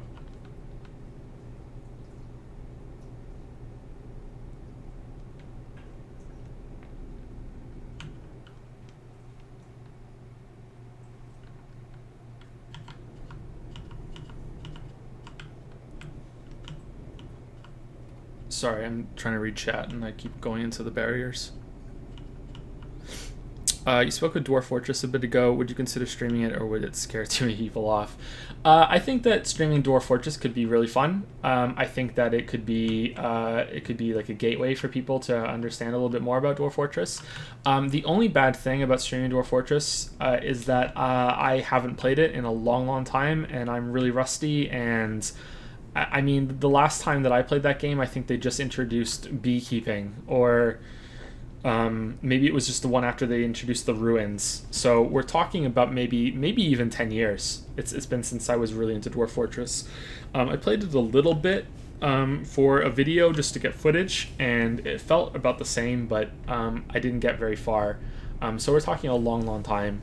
So I don't think I'm qualified to do a stream on Dwarf Fortress that could get people into it. But if I took some time and played it over like a week or so and refreshed myself with it, I think it could be fun. But so yeah, if I have the time, I'll do it.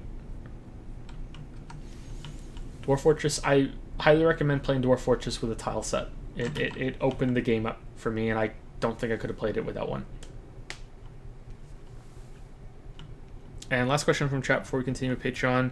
Have you ever played the BioShock games? If so, what did you think of the gameplay and the story of the 3 games? I played all 3, if you want to lump Infinite in with them. I didn't finish 2. There's some DLC I didn't do either. I don't think I did any of the DLC in any of the games.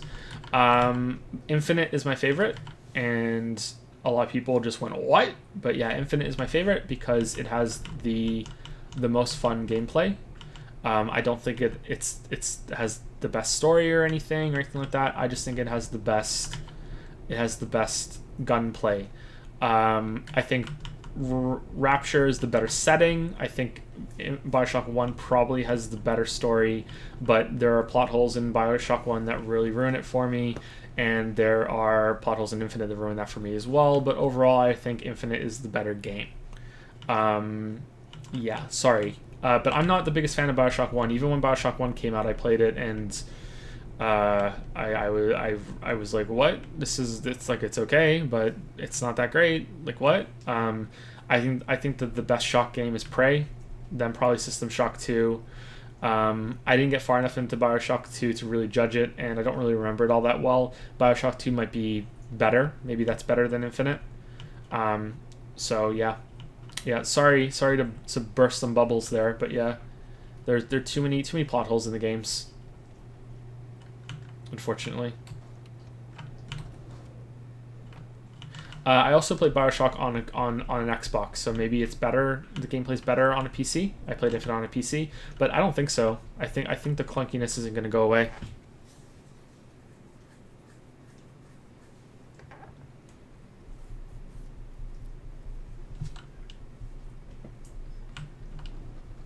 I mean, the Rule 34 from Infinite's pretty good, though, right? Next question from Patreon, please. Jamie S. says, hi, Joe. Love your stuff. Just Thanks. wondering, and sorry if you have already answered these, but what are your thoughts on Borderlands 2? Bit brief, and if you haven't played it, short, but may as well ask. I'm really sorry, but I haven't played it, so I can't say anything about it.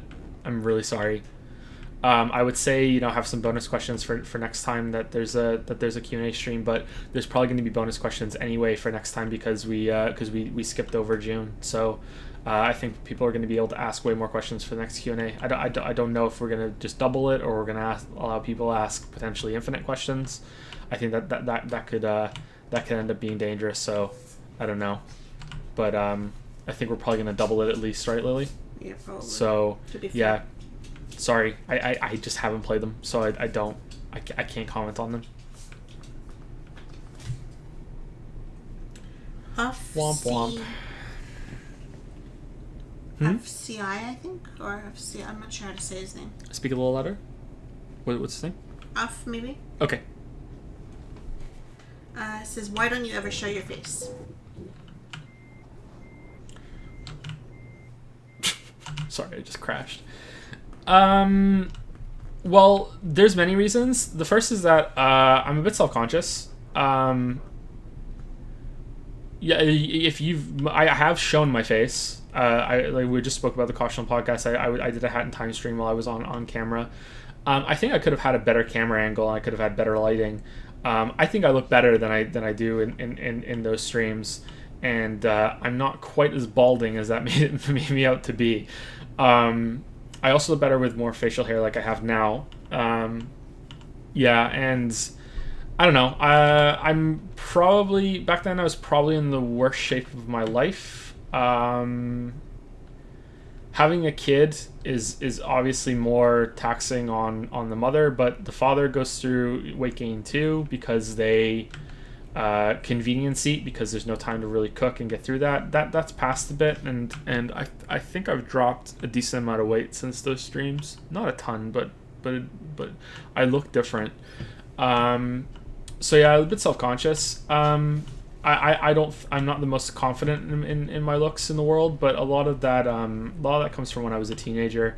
I had a lot of acne when I was a teenager. Wait, Sorry? I thought I heard something. Was there a noise from upstairs? Yeah. Well, this is the other reason too, is that the kids.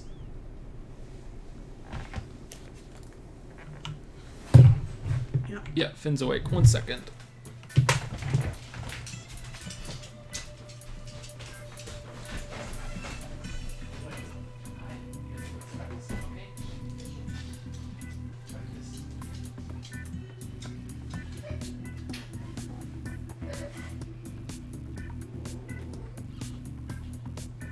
Oh, he looks way better with more facial hair. I much prefer him with more facial hair. It really makes him look a lot different.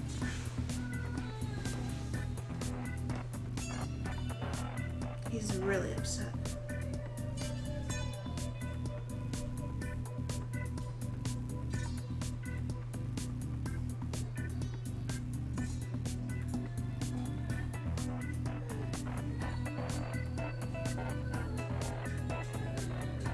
No, he's cut it. He's cut it now. He let it grow for like 6 months though. Oh.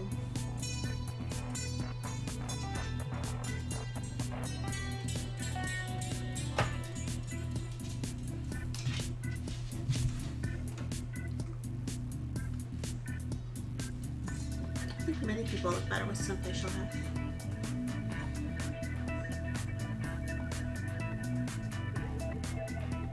Most people look a lot younger without it.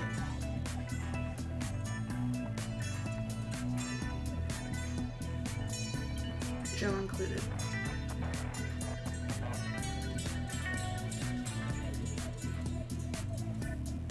Some dragons come.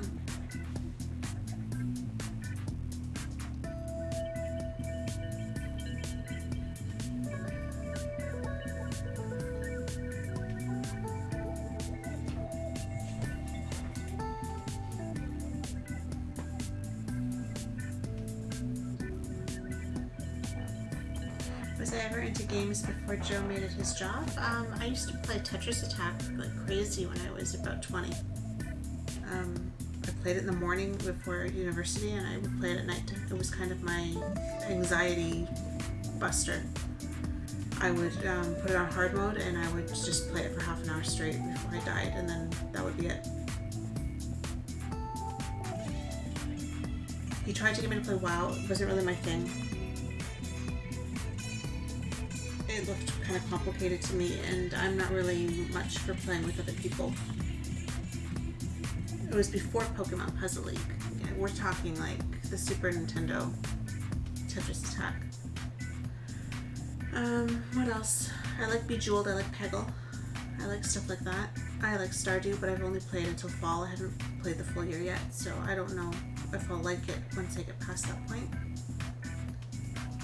But that's probably the extent. We play Mario Kart sometimes, but that's the extent of my video game abilities. It was his big hobby for a long time before he made it his job. Like as long as I've known him, it was his hobby. So it's not like this job like came out of nowhere in that sense.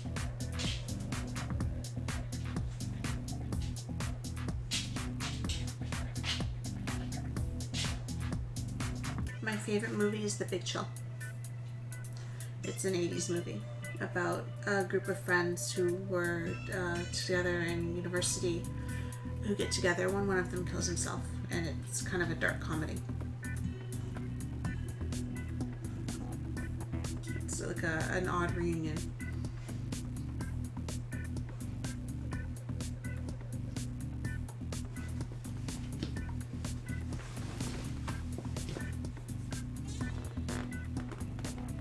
Am I smarter than Joe? I don't think so. I learn a lot from Joe.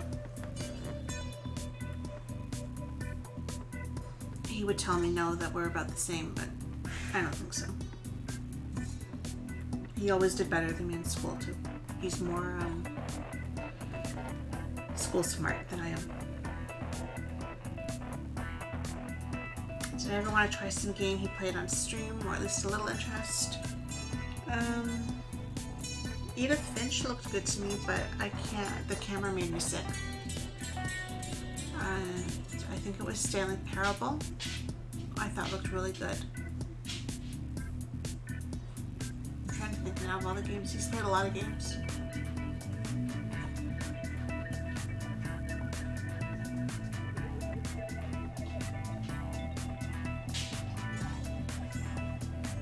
Best strong in the chat game. There's been too many of them.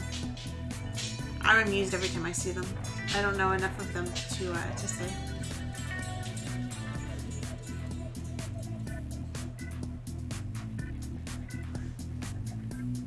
What do I think of the game he's playing for this stream? I haven't been watching much of it, to be honest. I've been watching chat more than anything. It doesn't look that interesting to me. It's probably okay for this kind of a stream, but I wouldn't be interested watching it otherwise. No, Joe went upstairs to be with Finn. Finn woke up crying, so he went back to get him to bed. Hopefully they won't be too long, but sometimes it does take a while.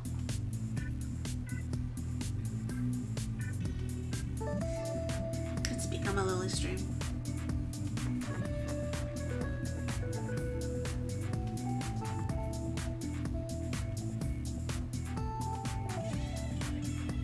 Finn will be 3 next month. Which is shocking to me. I can't believe that. How's everyone liking the house? We like it. It's still a mess. I would feel so much better if everything was unpacked and put away, but not even all of our stuff is here, so I'm kind of dreading. I'm looking forward to those boxes getting here hopefully on Monday, but I'm dreading where all that stuff is going because the house is shrinking with every box that gets here. Do you guys want more children? Yes, we want at least one more. We would like a daughter. And he thinks the idea of 3 boys would be really cool. Well, that kind of scares me a little bit, if I'm being honest. 3 boys would be crazy. I should take over the streaming on the channel. I don't think so. I don't play enough games. You wouldn't be that interested in my kind of games. Lord of the Rings, Harry Potter, or Star Wars? I haven't really read or seen any of them. I've seen parts of Lord of the Rings, I've read a few of the Harry Potter books, and I've seen the Star Wars movies that I've been dragged to the movies to watch, but I only really went because there was popcorn involved, and I love movie popcorn. So if I had to pick, I would probably say Harry Potter because I'm kind of intrigued by what it is. I think the concept is cool, but I actually haven't seen much or read much of any of them. Do you enjoy being on the streams and Discord with your audience? Do you feel like the people do a good job at incorporating both of you? I think so. Sometimes I feel a little out of place because I don't know enough about video games, and that's ultimately what this is all about. But people have been very nice to me and very welcoming and everything like that. I haven't really encountered too many people who have been otherwise. So I overall I like the streams. I enjoy them. I don't think I'd want to do them every day. I'd get tired. Joe has a lot more stamina where that's involved than I am, but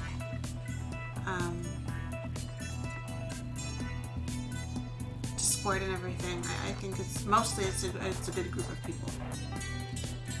Is it usually Finn that wakes up rather than Leo? Usually, yeah. And Leo will cry for a few minutes and usually go back to sleep, whereas Finn won't. Finn will cry and he needs you to go and console him and help him go back to sleep. Finn is a worse sleeper than Leo by a large margin. You answer questions more succinctly and efficiently than Joe. You should coach him. Thank you. It's hard to think on your feet sometimes. What did you go to school for? I started as an English major. I was going to teach because I was good at English and I didn't really know what to use it for, so teaching seemed like a natural progression. I was in university for a few weeks when I had a panic and realized that I didn't want to teach and that I didn't know what to do with it. I wanted to do something that was, to me, bigger and maybe more demanding than that. So I actually did 2 years of nursing, hoping to be an operating room nurse. And in my second year, it kind of coincided with moving in with Joe, and it kind of just all went to shit. I was struggling a lot with the clinical, and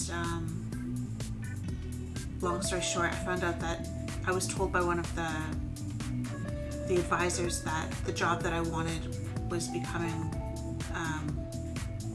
less and less, that they were just pulling nurses off the floor and putting them in the operating room, having them scrub, and I didn't want to be a floor nurse, so I dropped and I went back where I had been before for English and history, and I did on and off for a couple years courses here and there, and then I stopped going there and I started to pursue the writing instead, and the writing went well for a while, and he's told that story many times now. That kind of dwindled, but yeah, I didn't finish anything. I went to school for so many different things, but I didn't actually graduate. Leo is going to be 1.5 years next month, and Finn will be 3.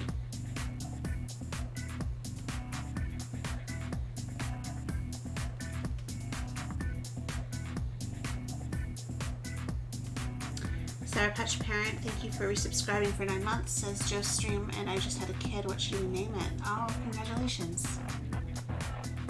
There's so many great names out there. Is it a boy or a girl? Falzer, I will teach you English if you will teach me Spanish.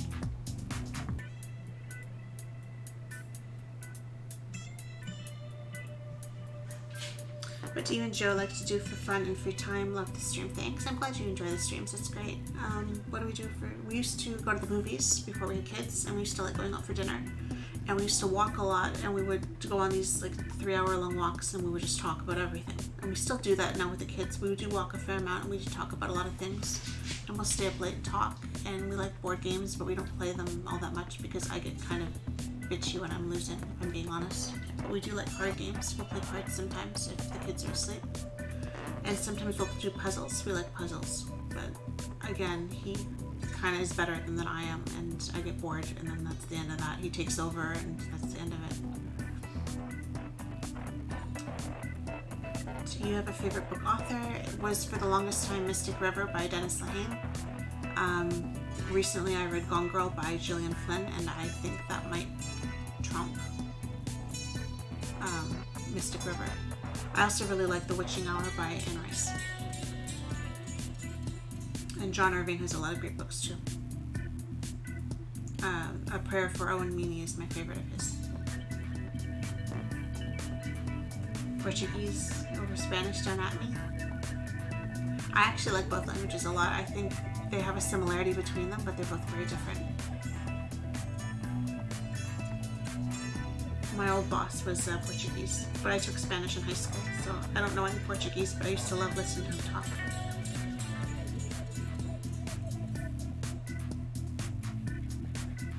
Gone Girl was a good movie too. Yeah, I saw the movie actually before I saw the book, and I was really impressed. I thought they did it quite well. I like the plot of it, I like the characters, but I really, really respect how it was told. I really like how she told the story. I had to pick a favorite genre, what would that be? For books or for what? For books? I write murder mysteries, so maybe that would be my natural choice.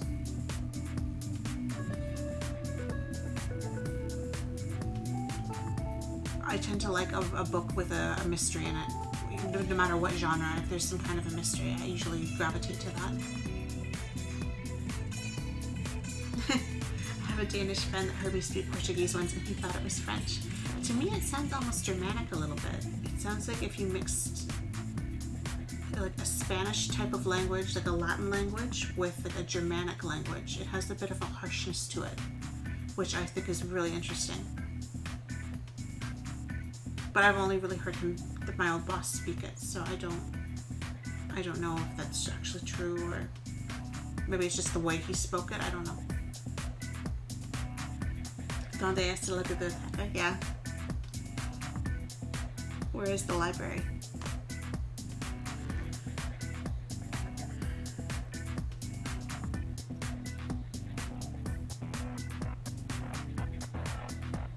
Do you like Gone Girl? I love it. I thought it was really well done.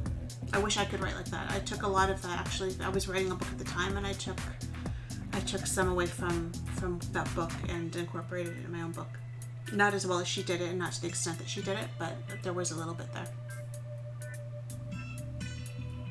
Would you be up for a Stardew Valley multiplayer stream with Joe? That's something I'd love to see. Maybe. I don't know. I'm worried people will attack me for it because I don't really play. And when I play, I've played by myself at my own pace, and I make stupid mistakes. I get lost in the mines, and I get attacked by slime, and I get turned around, and I'm facing the wall, and I get attacked, and I forget, and I whip out my scythe or something instead of, like I make stupid mistakes, and I'm worried that people will be nasty about it, and then I'll just get upset, and I won't want to do it anymore.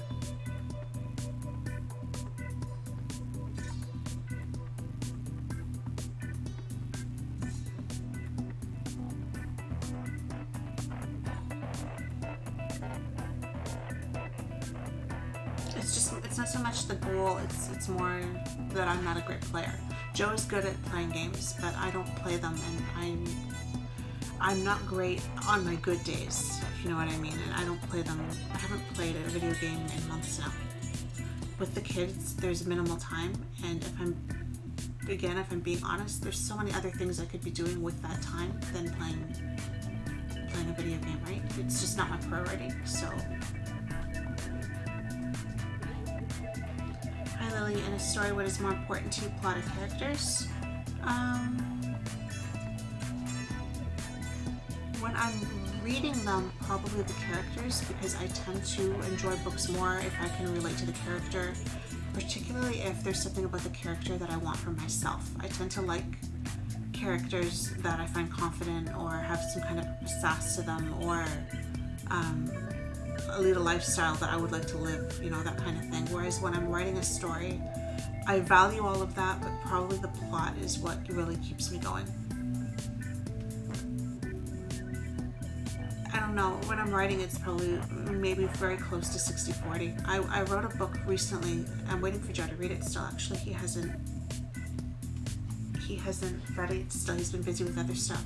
And it took me like 3 years to write this novel because I just kept getting stuck and trying to fix it, and I just didn't care the way I cared about other books. And finally I added some scenes to it, and that fleshed out one of the characters more, and I finished it, and I was much happier with it because I felt that I understood that character, and I was able to convey to the reader, who she was. So maybe it's 60-40, but I think plot would be a little bit more ahead for me in terms of writing.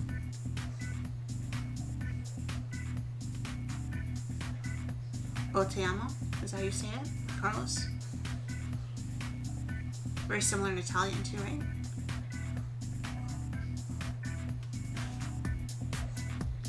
Good night, the official rejected monkey. I like your name. Have a good night.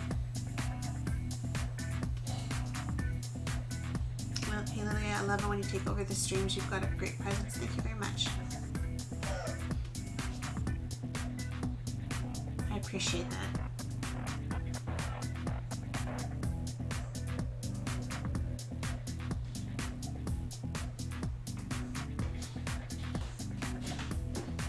Doesn't it annoy you that it's been waiting for him for a while now? Does what annoy me? Is he okay? Does the sharp intake of I don't know. I think it was Evie. She was having an asthma attack thing again, I think, and that was her. But she's still having it, so she's still alive. No, he's still awake. He's not, she's really, really, really awake. So I made a deal with him that he can stay awake and just stay in bed, but we'll see what happens. I don't know. I hear him walking. Maybe he's gonna have to come down and sit with us because he's not falling asleep. Oh, and him not reading the book yet? No, that's okay. I know he's busy with other things. He's busy with streaming. He's busy with videos, which that's our income, right? So that has to be the priority. And then everything with the move, you know the move was just one thing after another. So yeah, he'll get to it. I'm hoping in the next little bit he'll get to it. I think he wanted to finish up a few things, and then we'll take a couple days and we'll go through it. I want to send it to agents. I don't want to put it on my Amazon page. I want to start looking for an agent again, and I wanted something that I hadn't self-published ahead of time. So yeah, and I'm working on another one now after that. So I've been joking. It took me 3 years to write that one that he hasn't read yet, and I'm joking that I'm going to finish the 4th novel before he reads the 3rd one. Because I've actually been doing some work to it. Here comes Fanny.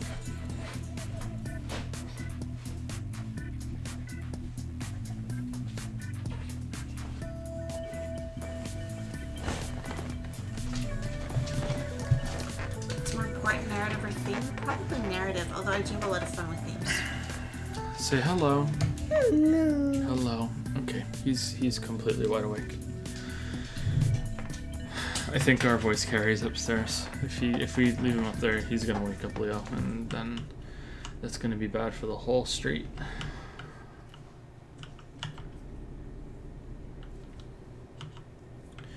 Anyway, I was answering the question why I don't have a camera a lot. I think the question was actually why don't I show my face? Mm-hmm. I don't show my face in videos because it's irrelevant. Although I might be in the Witcher video when I'm discussing the books because there's no visual reference. But I hate it when videos have cuts to someone's face that has no bearing on the point being made whatsoever. I think someone just crashed into me, not the other way around. But for streams, it's just I'm not really comfortable being on camera. I was starting to say that when I was a teenager, I had a lot of acne, and that's a very nerdy sort of problem. I didn't have any other nerdy problems. I had a lot of friends, I had girlfriends. It wasn't that sort of thing. But I think it still affected my confidence. Having a lot of acne when I was a teenager. But the big reason, and I would say maybe even the biggest reason, is for what's happening right now. That there's a kid in my lap and he just appeared, and I don't know how I feel about having a camera and having my kids on camera all of a sudden, and they might just wander into the room, and you know what I mean? And just being a dad limits that a bit. So I don't know if that's a good thing. I don't know what I should do about that. So for now, I just don't bother with the camera. When I get set up in the basement, I might have a web camera more often. Some people don't like the web camera. They would prefer it if I don't have it. But I think it might be worth it to look into at least a little bit.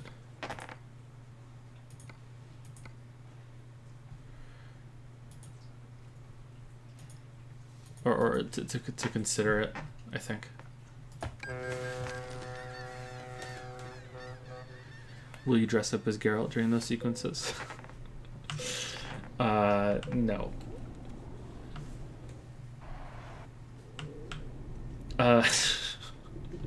That's the wrong Joe.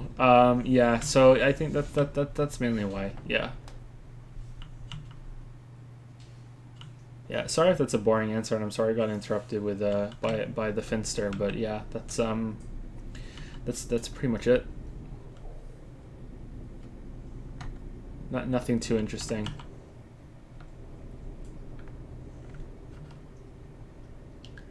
Do you have a game recommendation to somebody who hates tutorial lore and grinding but loves challenges and being able to test out if things work instead of the game holding your hand? Have played Dark Souls. What kind of game are you looking for? If you're looking for puzzle games, I would say anything by Zachtronics is definitely up your alley. There's multiple solutions. There's not very much hand holding, and what hand holding there is probably worth it because they have, a bit out there subjects. I would say the same thing for Steven's Sausage Roll, but those are puzzle games. Even though they kind of stretch the definition of puzzle game, all of them do. I would highly recommend Infinifactory as the Zachtronics game. Opus Magnum is also pretty good, but I didn't play it much yet. But it felt very much like a 2D Infinifactory. But I think Infinifactory is my favorite, and I hope they make a sequel. Steven's Sausage Roll is one of my favorite games. No hand holding, very challenging. You really have to think your way through it. Going away from that, it gets more difficult. The hand holding part and tutorial part and seeing if something works sort of thing. A lot of challenging games tend to have tutorials and long introductions. Even some games that you can make challenging for yourself, and you can see, like, the part of your question was see if I can make something work. Well, Breath of the Wild is really good for that. Can this work? Prey to some extent is sort of like that. Can this work? But I wouldn't say either of those games are challenging unless you're doing challenge runs, even on the hardest difficulty setting. I don't know if hero mode makes Breath of the Wild genuinely difficult or not. I'm not sure, but it's definitely a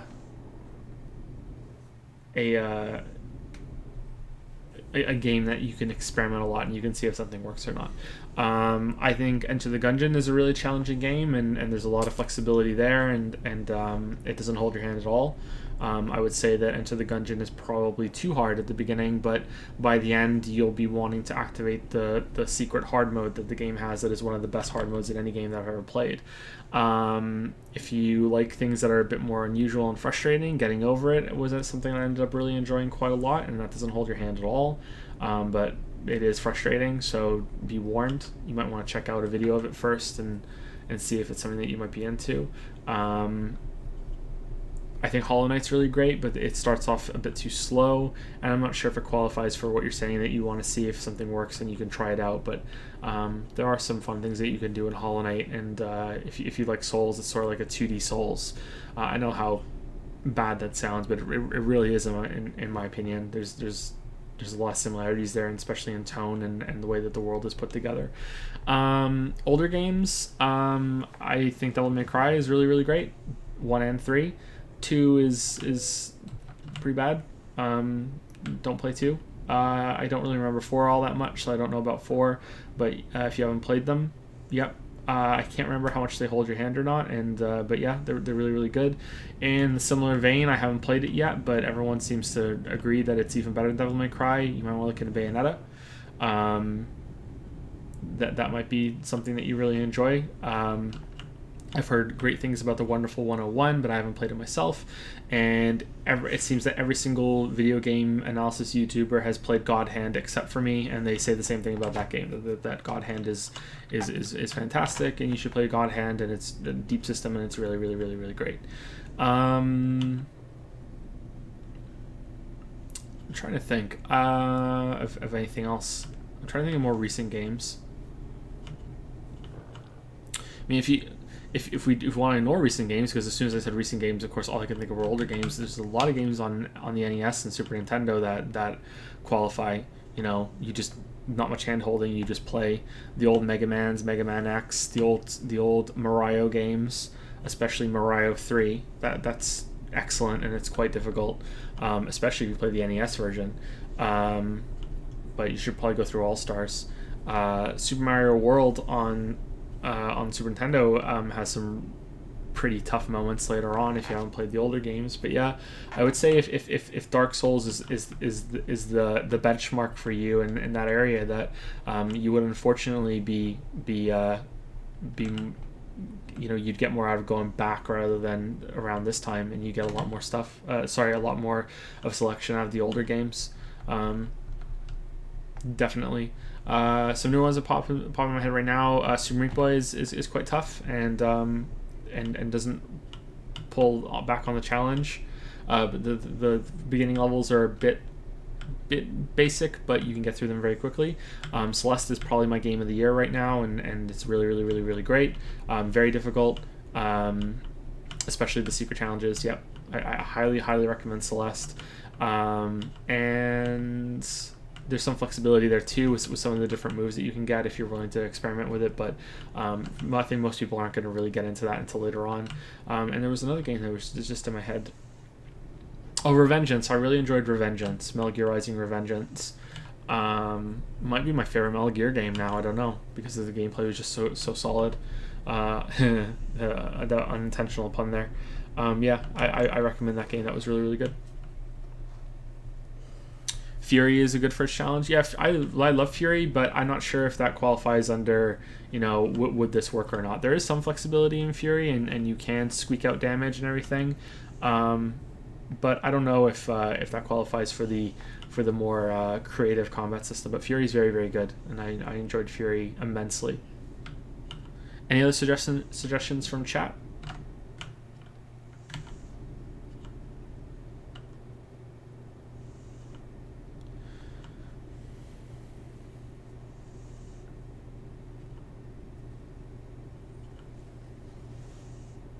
I'm not seeing much. Well, there's a delay from when I say it to the chat coming through. Someone saying Ninja Gaiden. Someone saying Myst, Bayonetta, Divinity Original Sin 2. It rewards creativity and it's quite challenging. The first 3 Metroid games. Ninja Gaiden Black. Antichamber. Persona 4, really? All the Platinum games.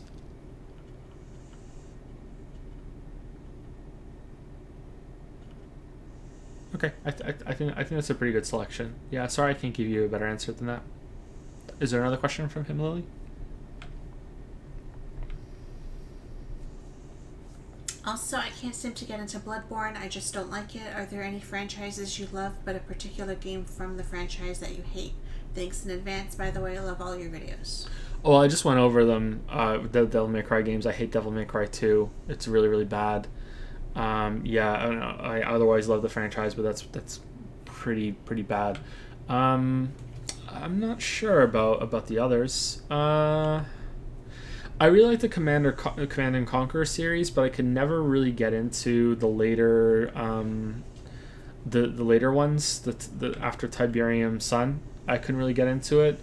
Generals was okay, but I'm mostly like Red Alert 1 and 2, but Red Alert 3 isn't that great. I didn't enjoy Red Alert 3 a lot. In fact, I don't even think I finished it. I only played a little bit, and that was the end of that. But I really liked Red Alert 2. That's probably my favorite one.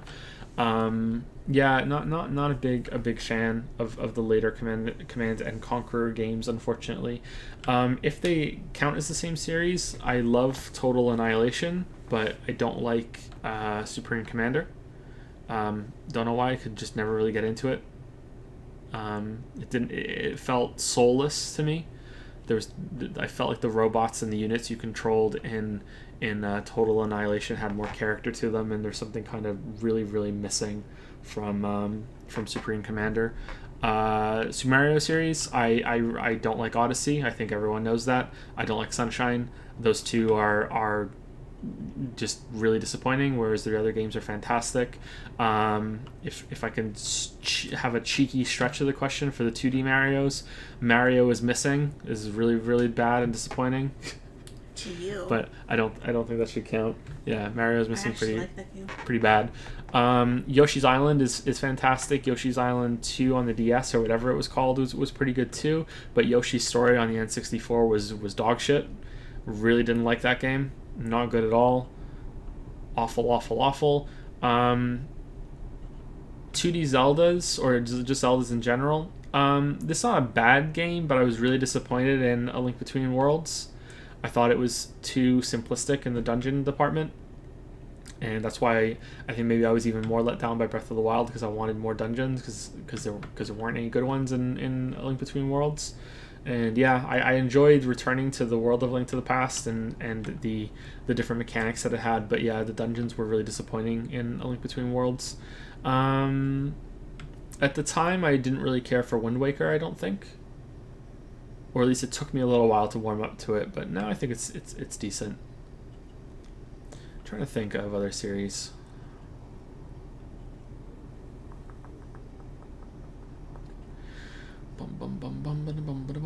You don't like Bloodborne, really? How can you not like Bloodborne? Bloodborne's so good. Huh. Beautiful game. It's so good. I'm disappointed that you don't like it. Oh, we can look outside the truck? Oh, wow, look at this. Yeah, they're cars, you're right. Yeah, they're lights. Two. Two. Two. Two. Two. What color's the grass, Finn? What color's the grass? What color's the grass? Key. Green. Oh, it almost crashed. This is probably a weird one. I really liked the original Star Tropics, and I didn't really care for the sequel all that much. It's a really obscure answer, but yeah, I don't even think I finished it. I was really disappointed in the sequel. There's some Final Fantasy games that I really don't like. I really love Final Fantasy 6. 7's pretty good, 8's pretty good, 9 is okay. I really, really dislike Final Fantasy 10. I didn't really get into 12 all that much, and I didn't even finish 13. So I think Final Fantasy 10 is where it marks the beginning of the end for the series for me. I know Final Fantasy 10 is the favorite for a lot of people, but I didn't like it. I didn't like the new direction it was taken in. If I can stretch the question a little bit more, World of Warcraft expansions, Cataclysm was really bad. I mean, like, it had some pros. It wasn't the worst expansion or the worst time to play WoW, but it was pretty disappointing, on the raid parts and everything else too, really. The best part were the 5-man dungeons at the beginning, because they were so difficult and they required a lot of coordination. It was really fun doing them. Draenor was pretty bad too, really not that great. And I can't really talk about Legion because I didn't play it. I might play a little bit of Battle for Azeroth when it comes out next month, but I don't know if I have time. I know my buddy is gonna want to play a little bit, and maybe I'll take a couple days and play it with him. I don't know. World of Warcraft expansion time is usually fun, but I don't know. But Firelands was good. Yeah, Firelands was good. Yeah, Firelands was good.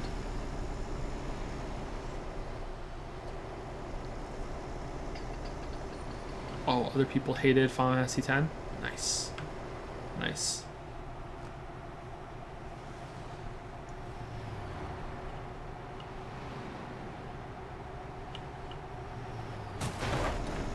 Why can't Finn just do a stream? Why must I hear this rambly man? What do you think of that, Finn? Say thank you. Say thank you. I think that's it. I can't think of anything else at the moment. Sorry. There's probably more, but yeah, I can't think of anything else.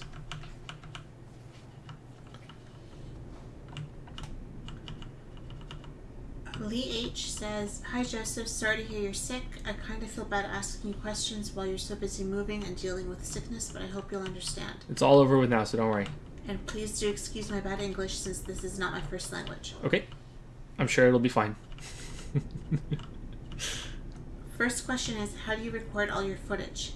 Do you use highlight system on Shadowplay to capture only important parts, or just record all your playthrough while you're playing? I thought it would be so hard to put several 2 to 3 hours long footage into Vegas Premiere and edit it, but if you do that, I wonder what's your secret making long ass videos? What's the secret? Just a lot of time. A lot of time. Yeah. So, yeah. I don't use the highlight system. I just record the whole thing. I've tried to experiment with using highlights and to see if that could work, but no, it's just all just the whole just record the whole time I'm playing the game, because there have been times where I haven't been recording and I just think, okay, if there's an important part, I'll just flick the recorder on, and I always regret it because a bug shows up that's really funny, and then I scramble to remember the right hotkey to record the last 10 minutes, and then I forget, and then I have to alt tab out and label it and everything. So I just, if it's a really long game like Fallout 4, I usually have a notepad in front of me and I keep timestamp notes, but lately I don't even do that anymore. I just remember. I know how that sounds. It sounds ridiculous, right? But I just remember what happened. I have a pretty good memory for that. I don't know why, when my memory is getting worse as I get older for other things, but I usually remember, and I can find it. I used to use Shadowplay through NVIDIA Experience. I don't use it anymore. I use OBS, which is what I'm using right now to stream and record this. I've been using OBS for a little while now. I used it for console games, obviously, because that's how I record them through the Elgato. But yeah, with Subnautica and stuff like that, I've been using OBS. And it's a higher quality, and the file size is a bit bigger, but it's not too much bigger, and I think it works out well. Yeah, so OBS. Shadowplay is still decent. I think it works well enough for what it is, and I don't think you should accept anyone looking down on you because you're using Shadowplay. It's perfectly functional. But GeForce Experience, the program that comes with Shadowplay, is being getting a little more invasive lately. It's asking for an account login, and it's always on in the background, and it's just kind of annoying. So I just like to use OBS now, so I just do that. I record the whole thing, and then I just remember where the places are that I want. Sometimes I don't have a clip in mind and I have to go fishing, and that's when I will spend more time than I probably should to go through the clip to find it. But I enjoy that. It's kind of, again, when we talked about immersion earlier, I kind of get immersed in the work and I lose myself to it, and I try and find the perfect clip, and I go through them all.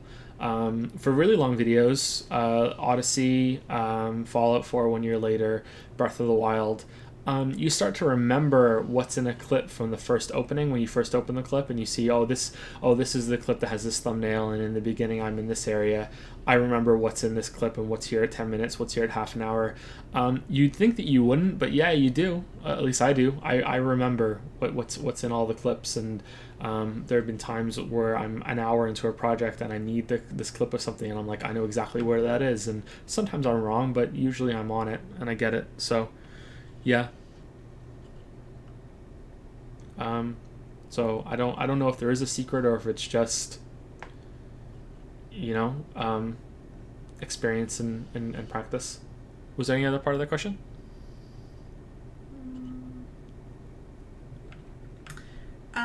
Second question is, what kind of mic are you using? Do you use preamps? How do you manage to record such high quality voiceovers? I don't think my voiceovers are all that high in quality. Right now I'm using a Blue Yeti, and the only reason I'm using a Blue Yeti is because my other microphone was in a box when we wanted to start streaming here in the new house, and I went to Best Buy, and that was the best microphone that they had there, so I got a Blue Yeti so we could record on it, and I think it sounds pretty good, despite it just sitting in this room and it's echoing a little bit. Yeah, I think it sounds pretty good. So I think this will be what we use whenever we stream down here from now on, and I'll go back to the other mic when I'm upstairs. I have an Audio Technica 2000 and something, 270, 290, I can't remember what it is. It's an XLR microphone, if I'm getting that term correct. And I don't know if it is a preamp. I'm pretty sure that it is, but I don't know for absolute certain. But yeah, it's a Focusrite. It's red. There you go. I can tell you the color. It's red.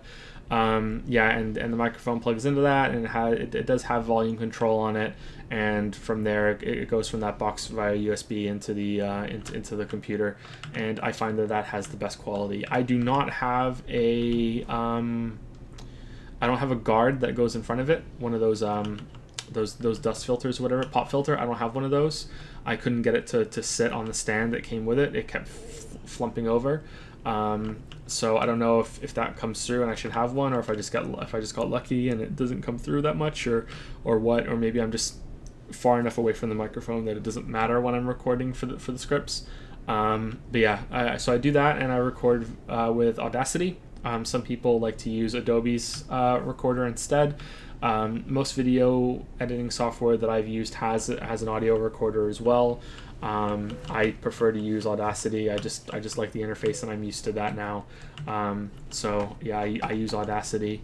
After recording, I go through the whole thing, and I do noise reduction through their noise reduction function.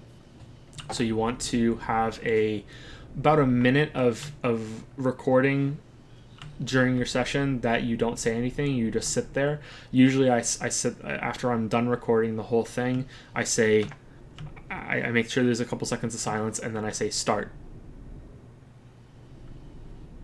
and then I let it go like that for about a minute at least, and then I say stop, and then I just select the whole area between those two peaks of sound in the audio line, and I just make that the sample that I use to reduce all the background noise in the whole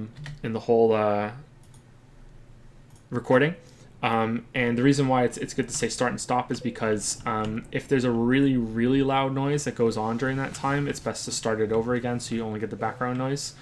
So the bad thing that would happen during my recordings would be that there would occasionally be a car that screeches by on the outside, and I don't want that to be in the noise reduction sample, because it might make the recording sound really, really weird.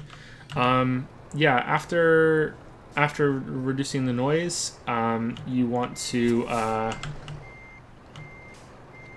go through and tweak it manually yourself. There might be a better way of doing this, but I haven't found it. So I just go through, and I go through the whole audio recording, and I will reduce any parts that are really, really bad, any spikes in volume, anything that's like a cough or background noise that still shows through. I'll just remove it from the recording.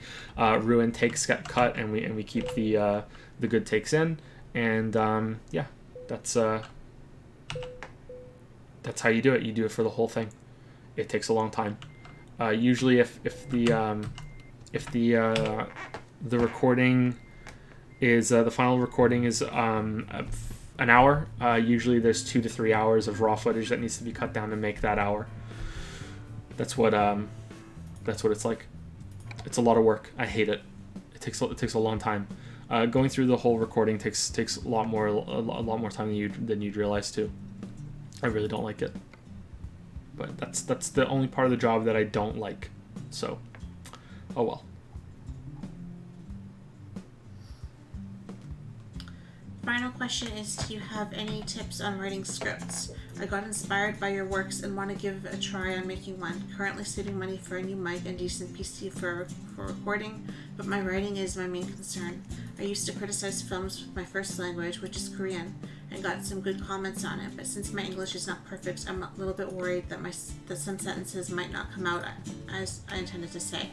How do you usually start to write a script? Thank you for reading my horrible questions. I hope you get well soon and everything works out well on your journey to new home. Your questions are horrible, and thank you for them. Yeah, I'm feeling a lot better. My ear infection is completely cleared up, and the move didn't go great, but we're here, and it all worked out in the end. But it was a pretty bad experience getting here. I've spoken a lot about script writing in the Patreon past Q&As that have been written on the website. So you would probably want to go and look at those if you want more advice after this. There's more that can be more to say than I can say right now, because it's a huge topic, and I'm probably going to forget something. I don't really know where to start. Beginning a project is the hardest one, and is the hardest part of it. And I think a lot of people get stuck there, and they never get past that initial phase of just staring at the cursor, just blink on in the Word document or open. I use Open Office. I don't use Word. But yeah, I think a lot of people don't get past that. Planning can help a lot. So really map out what you want to say, when you want to say it. Every single script that I write usually has about, a few thousand. Depends on how long it's going to be, obviously, but there's usually thousands of words of notes that are in the Word file already before I start writing, that I can reference, and I can kind of make a roadmap to what I want to do. Writing style is going to matter a lot as well. So I can give you the general basic advice, that is, you should try and get through it every single day. You should do a little bit of writing every single day. I spoke yesterday about how I'm not very disciplined. I'm not at all, but when it comes to this, I am successful with writing every single day, because I get obsessive about finishing projects. So it's just sort of, I just kind of lucked into the fact that I will write every single day as much as I possibly can, especially when it comes to the end of scripts, and also writing fiction. So you want to be really regular about it. You don't want to go long periods of time without writing. It will make you finish projects, but it will also make them feel a lot smoother and a lot more put together. If you write something and it's a 10,000 word script, 10,000 words is not a lot in terms of writing projects like novels. When you're writing a novel, it's not a novel until you get over 50,000, really, and that's a really short novel. It's practically a novella. So 10,000 words for a script is quite large, but it's not a big writing project.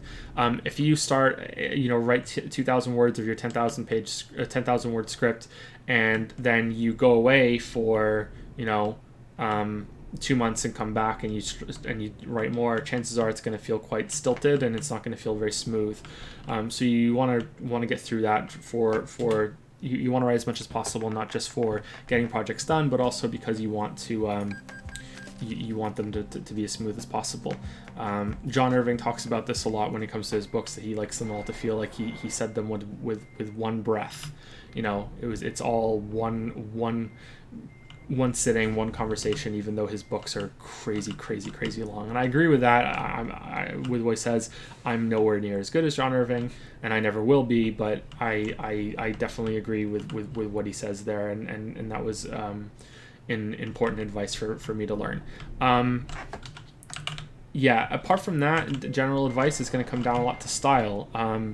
Do you want to be someone that is very technical? Do you want someone that wants to be quite dry with your delivery? Do you want there to be a lot of jokes? Do you want there to be a lot of pop culture references?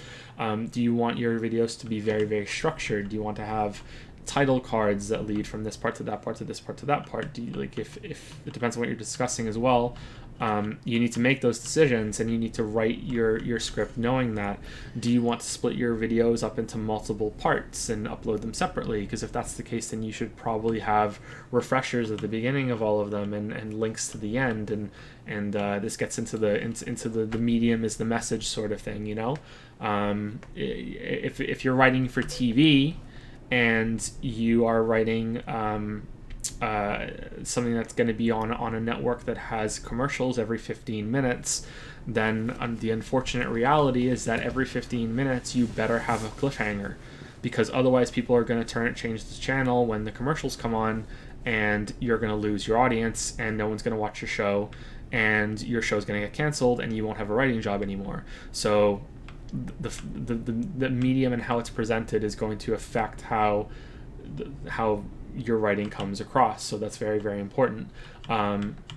For me, I capitalize a lot on I focus on flow, and I've spoken about this probably too much in in past Q&As, but people ask about writing a lot. I capitalize I keep saying capitalize. I focus on flow a lot when it comes to scripts. I want there to be this seamless transition between a lot of subjects and a lot of topics, where possible. Sometimes videos are so long that they can't function that way, and there's times where I've experimented with title cards and stuff to see, because I'm always trying to do something new in every single video, even if it's only a little thing that's new. But yeah, I like flow. I like there to be just, I'm talking about this and then I'm talking about that, and you don't really notice that I've switched from one topic to the other, and I link them both together in a way, and suddenly you look at the time and half an hour has gone by. That's how I like to write. I probably write that way in fiction as well, but I put a lot of I have scene breaks and chapter breaks and stuff like that in fiction, but I try to do that as well in fiction. But yeah, that's how I write in scripts. But just because that's how I write doesn't mean that's how you should write. So you have to make those decisions yourself. So I'll end with probably the biggest piece of advice, or the best piece of advice that I think I've ever read about writing, which applies to script writing and fiction writing and any writing, which is don't try to emulate the voice of anyone else. You do have to make sure that your stuff is mostly grammatically correct. It doesn't really matter all that much, to be honest. It doesn't have to be 100% perfect, grammatically correct, like that sentence was that I just said right now. It doesn't have to be. Ignore anyone that says that it has to be. You should try to do your best, but the rule is if your point is being made without any ambiguity whatsoever, you're okay. Try to do better. Always try to aim to be as perfect as you can, but it's not really that important. Spelling is something that's very, very easy to do because every time you write you're going to have a spell checker there, but do make sure that you're using the right words properly. Those are objective things that you need to get right with word choices and all that stuff. But when it comes to how sentences are put together and how paragraphs are constructed and the tone that you go, if more casual, more serious, anything like that, be yourself. Try to write like you speak. And if you are telling a story to somebody, or if you haven't told a story to somebody out loud in a long, long time, or you've never, tried to explain something in depth to someone in a long, long time in person, find a victim. It could be a girlfriend, a sibling, a parent, a friend that got you a really, really bad Christmas present and you want revenge, and just make them sit them down and make them listen to you talk. Just to try and summarize the plot of a TV episode or a book or anything like that, just as an experiment, and realize, maybe even record yourself doing it, and try and pay attention to how you speak and what feels fluid and comfortable to you, and try to make an emulated version of that when you're writing, because that is your natural sort of tone and your natural sort of way of communicating, and that's what makes you unique. And there's enough people trying to be stuffy and talk the same way and communicate in the same way. You go on Reddit and almost every single comment sounds like it's written by the same goddamn person. You could change the usernames and you wouldn't even know. And it's weird, if you go on other websites, you'll notice that it's the same thing, only it's different than the other websites. Every comment on 4chan, on V, well, not every, but most of them sound like they're written by the same person who likes to go to V. You go on Reddit and it's different from V, but it still sounds like the same sort of person that's on Reddit. It's like there's one person on Reddit that's making all the posts, there's one person on 4chan that's making all the posts. Same for every other forum. There's a norm that becomes accepted and a kind of culture that kind of shifts, and you want to avoid that because you don't want to be that. You don't want to just blend in. You want to have your own twist and your own unique kind of voice that's there. So apart from that, we're getting to specifics, and I don't know you, unfortunately, so you'd have to figure that out for yourself.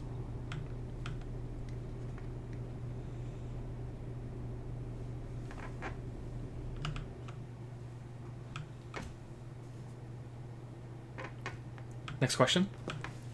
Sorry, I wasn't sure if you were done. No, it's okay. How many do we have left? We're almost done. Almost done? Okay.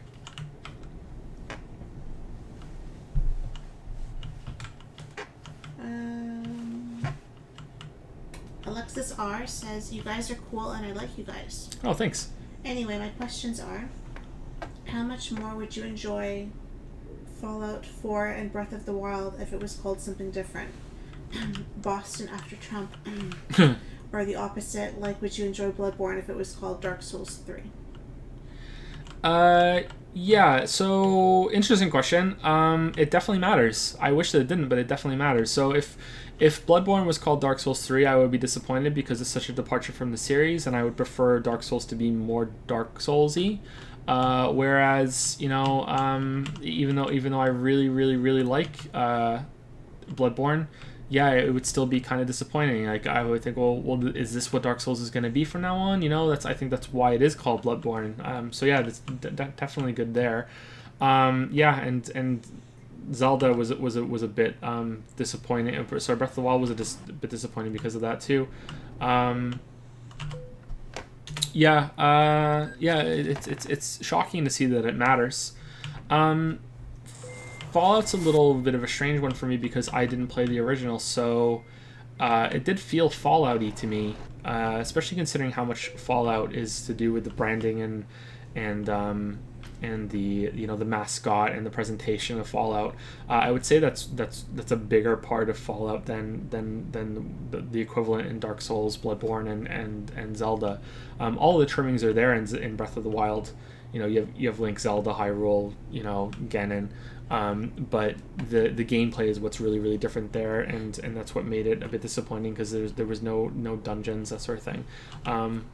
But yeah, if Bloodborne had been called Dark Souls 3, I don't know if I would have been more disappointed than Breath of the Wild after it being I made the title of the video not enough Zelda, right? So I don't know. That's interesting. Yeah. So the name definitely matters. I don't know if I have any other point to make though, apart from just agreeing. Yeah, it's really important. I don't think it should be, but unfortunately it is, right? I don't know. I was discussing it with someone on Discord after Odyssey, and I said, I said to them, I think that it's fine that Odyssey is a departure in some ways from the rest of the series because it focuses on being this entry-level casual game instead of being this more hardcore experience that I wanted, and that's okay because all games don't have to cater to everyone. And he said to me, and it was a really good point, and he said to me, that's true, but you also have to remember that there isn't an unlimited amount of dev time, and these are the only people that are making Mario games, and because they spent their time making this Mario game, you don't get another one of the kind that you like because they made this one instead. And that got me thinking about how these games take so long to make and come out that you can look at ahead and say, okay, let's say average life expectancy is about 82, right?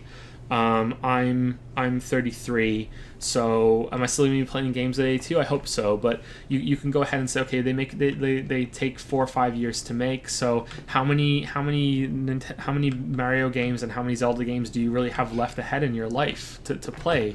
And assuming they make them forever and they're always good, which I think is a pretty safe bet, and because they spent this chunk of time making something that isn't for you, I think it suddenly becomes sort of legitimate criticism that it's like, yeah, I really wish they had done something else. And of course, the answer as a compromise is that they make games they have entry level sections and they have good sections at the end for players that are more experienced, and they don't forget their core audience that has been with them. Other Mario games have done that and they didn't do it that time, and maybe I should have really hammered that point home more in the video. It's probably a flaw that the video has. But yeah, it's kind of a weird, realization. I think it's easy to think that you have unlimited time and so do the devs, but that's not true.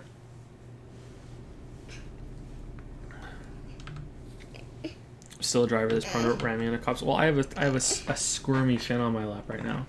Do you want to go sit with Mama? Mama. Huh? You want to sit with Mama? Okay, go sit with Mama. Go sit with Mama. Go sit with Mama. Hi.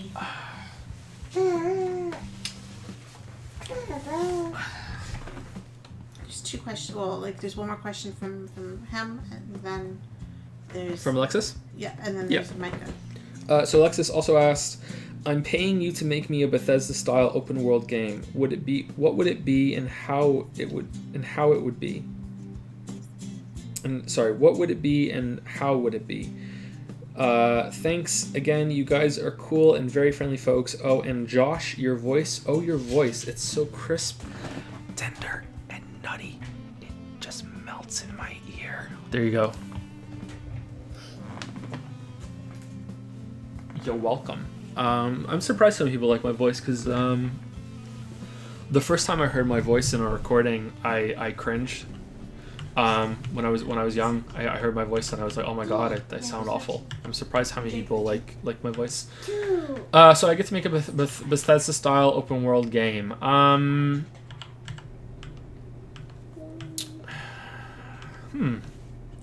That's really, excuse the pun, that's a really open-ended, task.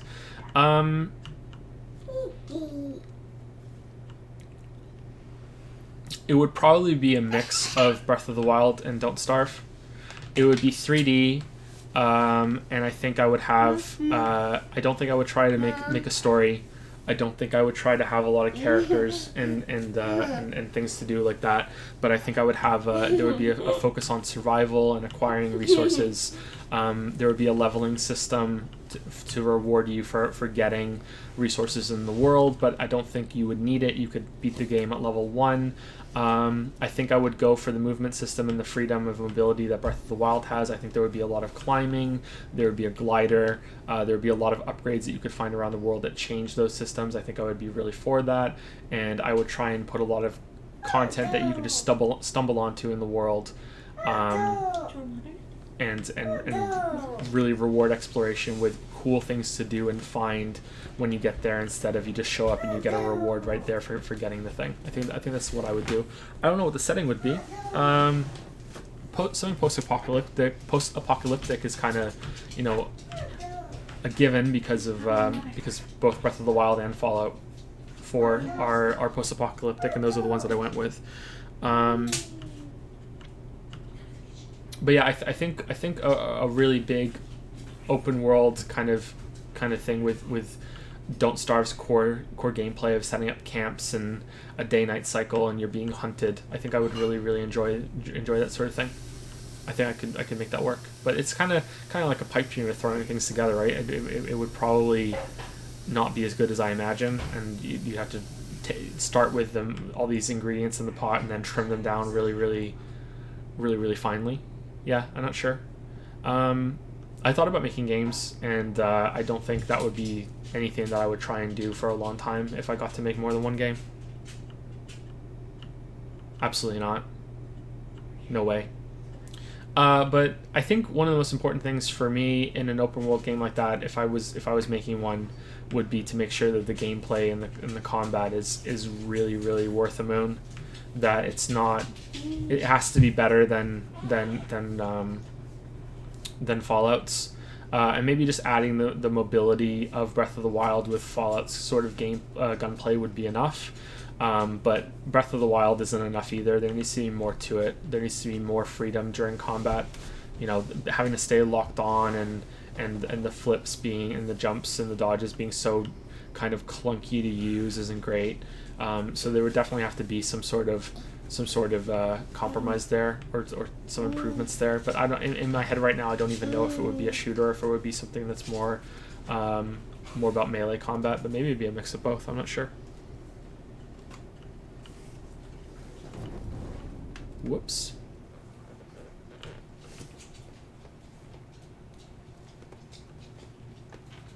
I don't know, maybe it'd be better just to take the Blizzard sort of approach to making a game and just take something that already exists and just make it better. Just refine it, give it a new coat of paint, make it your own in terms of story and presentation and your characters, obviously, setting.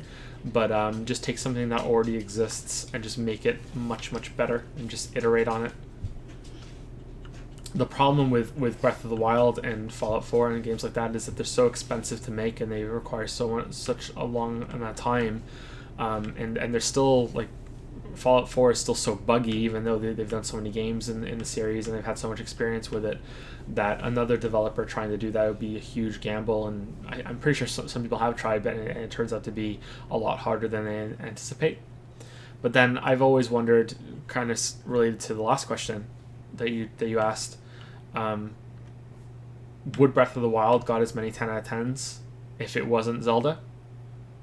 If it was just literally called Breath of the Wild and it was a new game by an unknown developer that just came out on Steam one day, would it have gotten as many 10 out of 10s? No. And I would like to think the answer is yes, but maybe not. I don't know. Not sure. Yeah.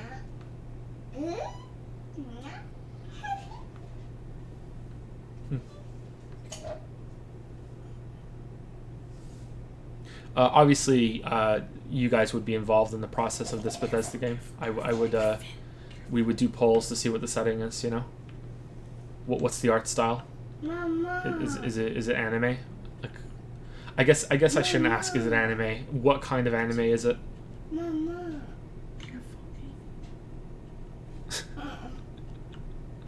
Anyway, yeah. Sorry, I don't think it was a great answer, but I don't know. It's I really struggle with the open-ended question. Sorry.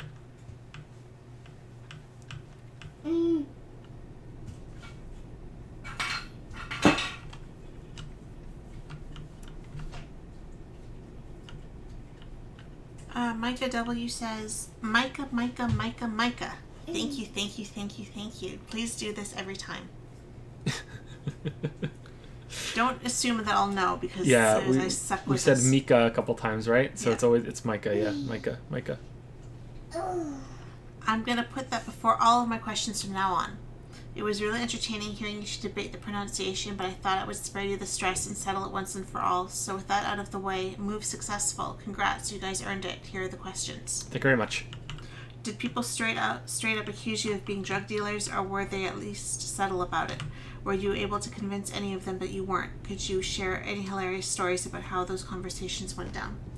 There are no funny stories, unfortunately. For context for people that are listening, when we were trying to rent before we moved into the house that we're in now, so before we bought the house and moved to New Brunswick, we were seeing if we could rent in Toronto and then outside of Toronto. And it's the story that's on Patreon. There's a lot of requirements for renting now in the city that weren't there before, that you need to give over a bunch of documents and your whole identity. It's basically consensual identity theft. Wow, I couldn't say that. Consensual identity theft. There we go, I did it. First try. And we didn't want to do that, and so when we found a cheap place outside of the city, we just offered to pay the entire duration of the lease up front. For the year that we were going to stay there, instead of giving them all over our documents, and also giving over all of our bank details, because we don't want them who wants to reveal their bank details to anybody, right? Like, come on, that's private stuff.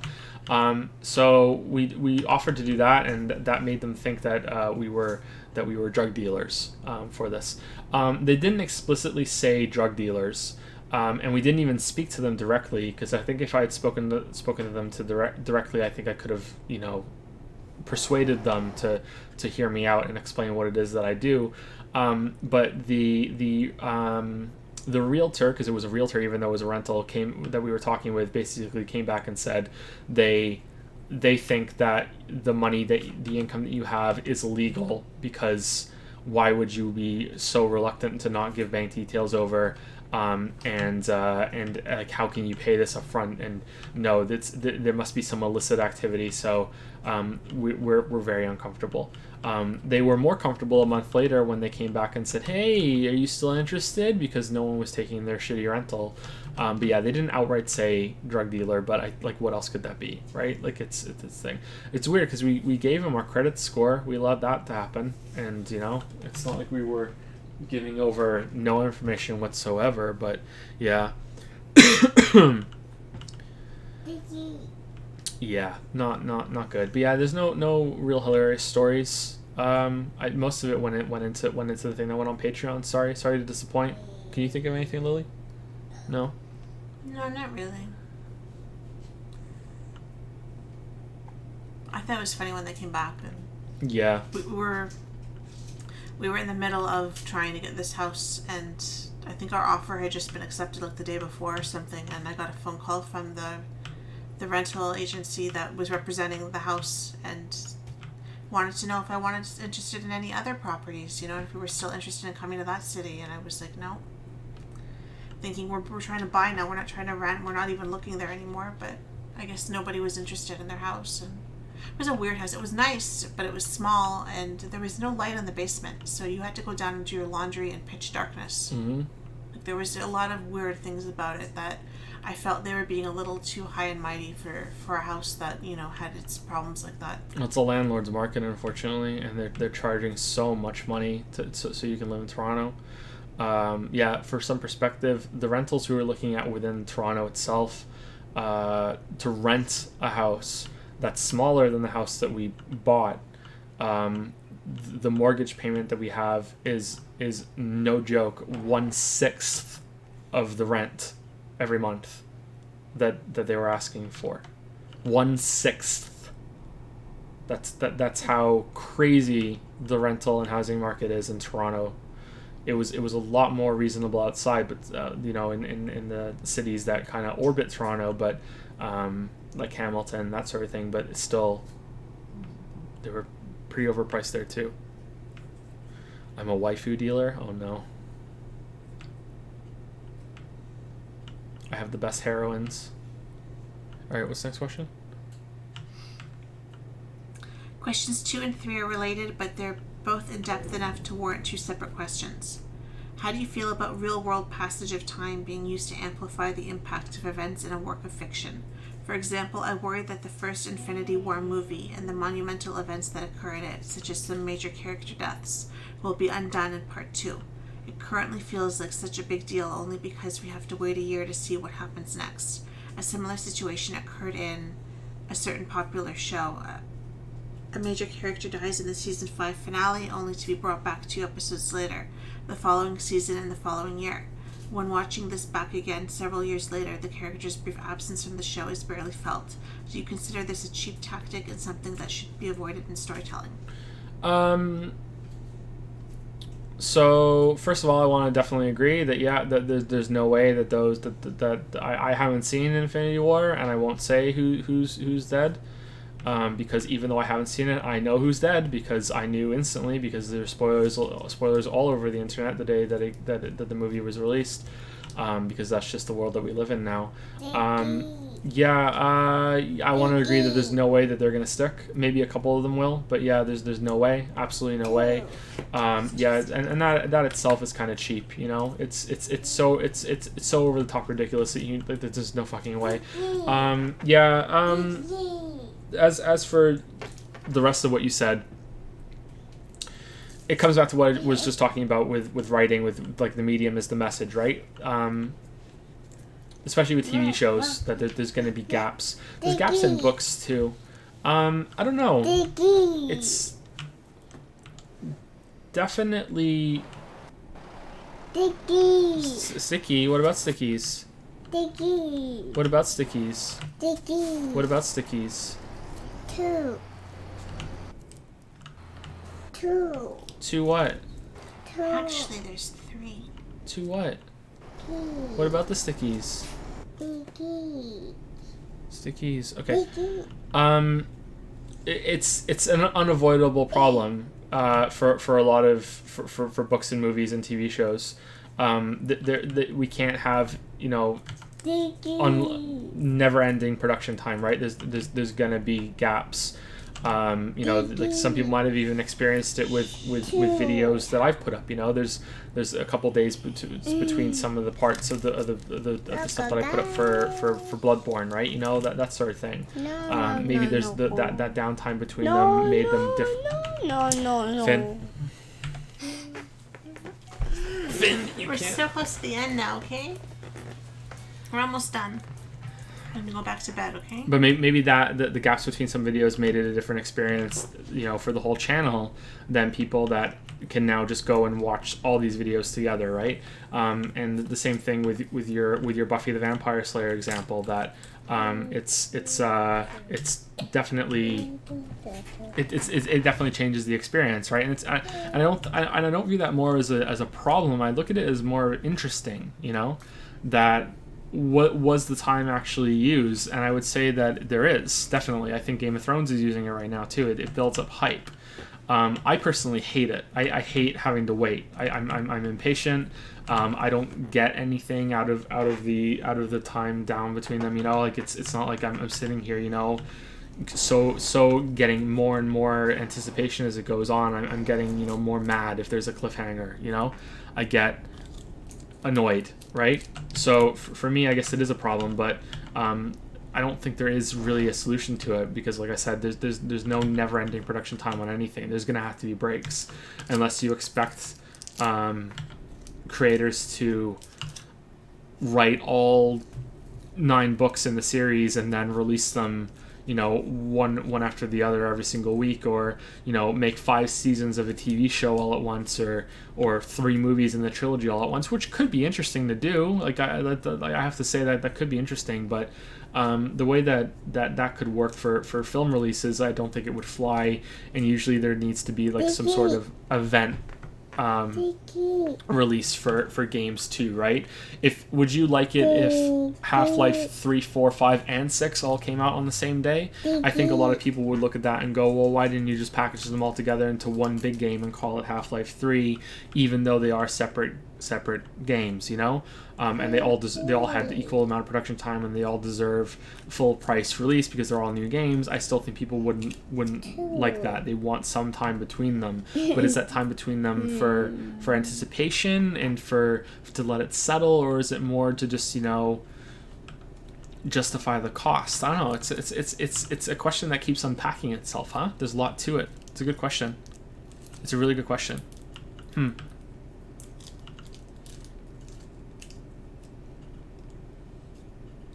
I think someone wanted to hear the question again, or part of it. How do you feel about real-world passage of time being used to amplify the impact of events in a work of fiction? There you go. So, yeah. I think it's really interesting. Yeah. I think it's really interesting, and I think it's probably beyond the scope of my thought process right now, and I think like articles could be written and songs could be sung about the topic. Stickies could be made, right? Stickies could be made, right? Where are you gonna put the stickers? Where are you gonna put the stickers? Sticky.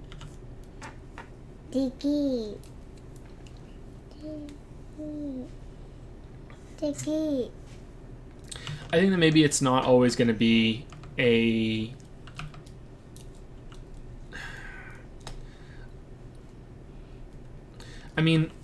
think of being a showrunner for a really popular television show. Maybe it has zombies in it. Maybe they walk around while they're dead, and you know that there's gonna be these gaps no matter what between seasons. So why not try and use them in some way to capitalize on interest and try and make sure that people are really eager to get back to watching the next episode, that instead of being, hey, it's on next week, it's on 8 months from now. You know what I mean?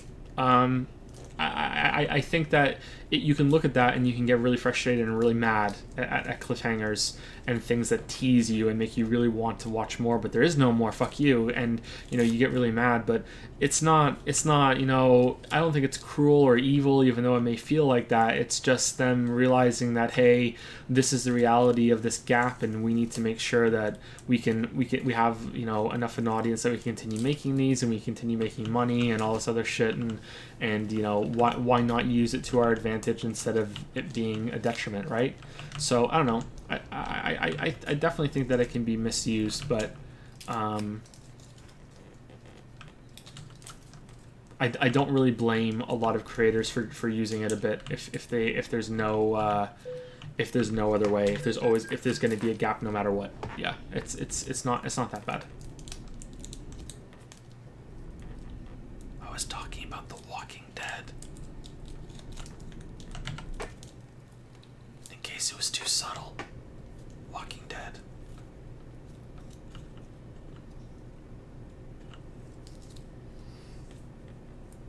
Okay, last question. Last question from Micah? And all of it.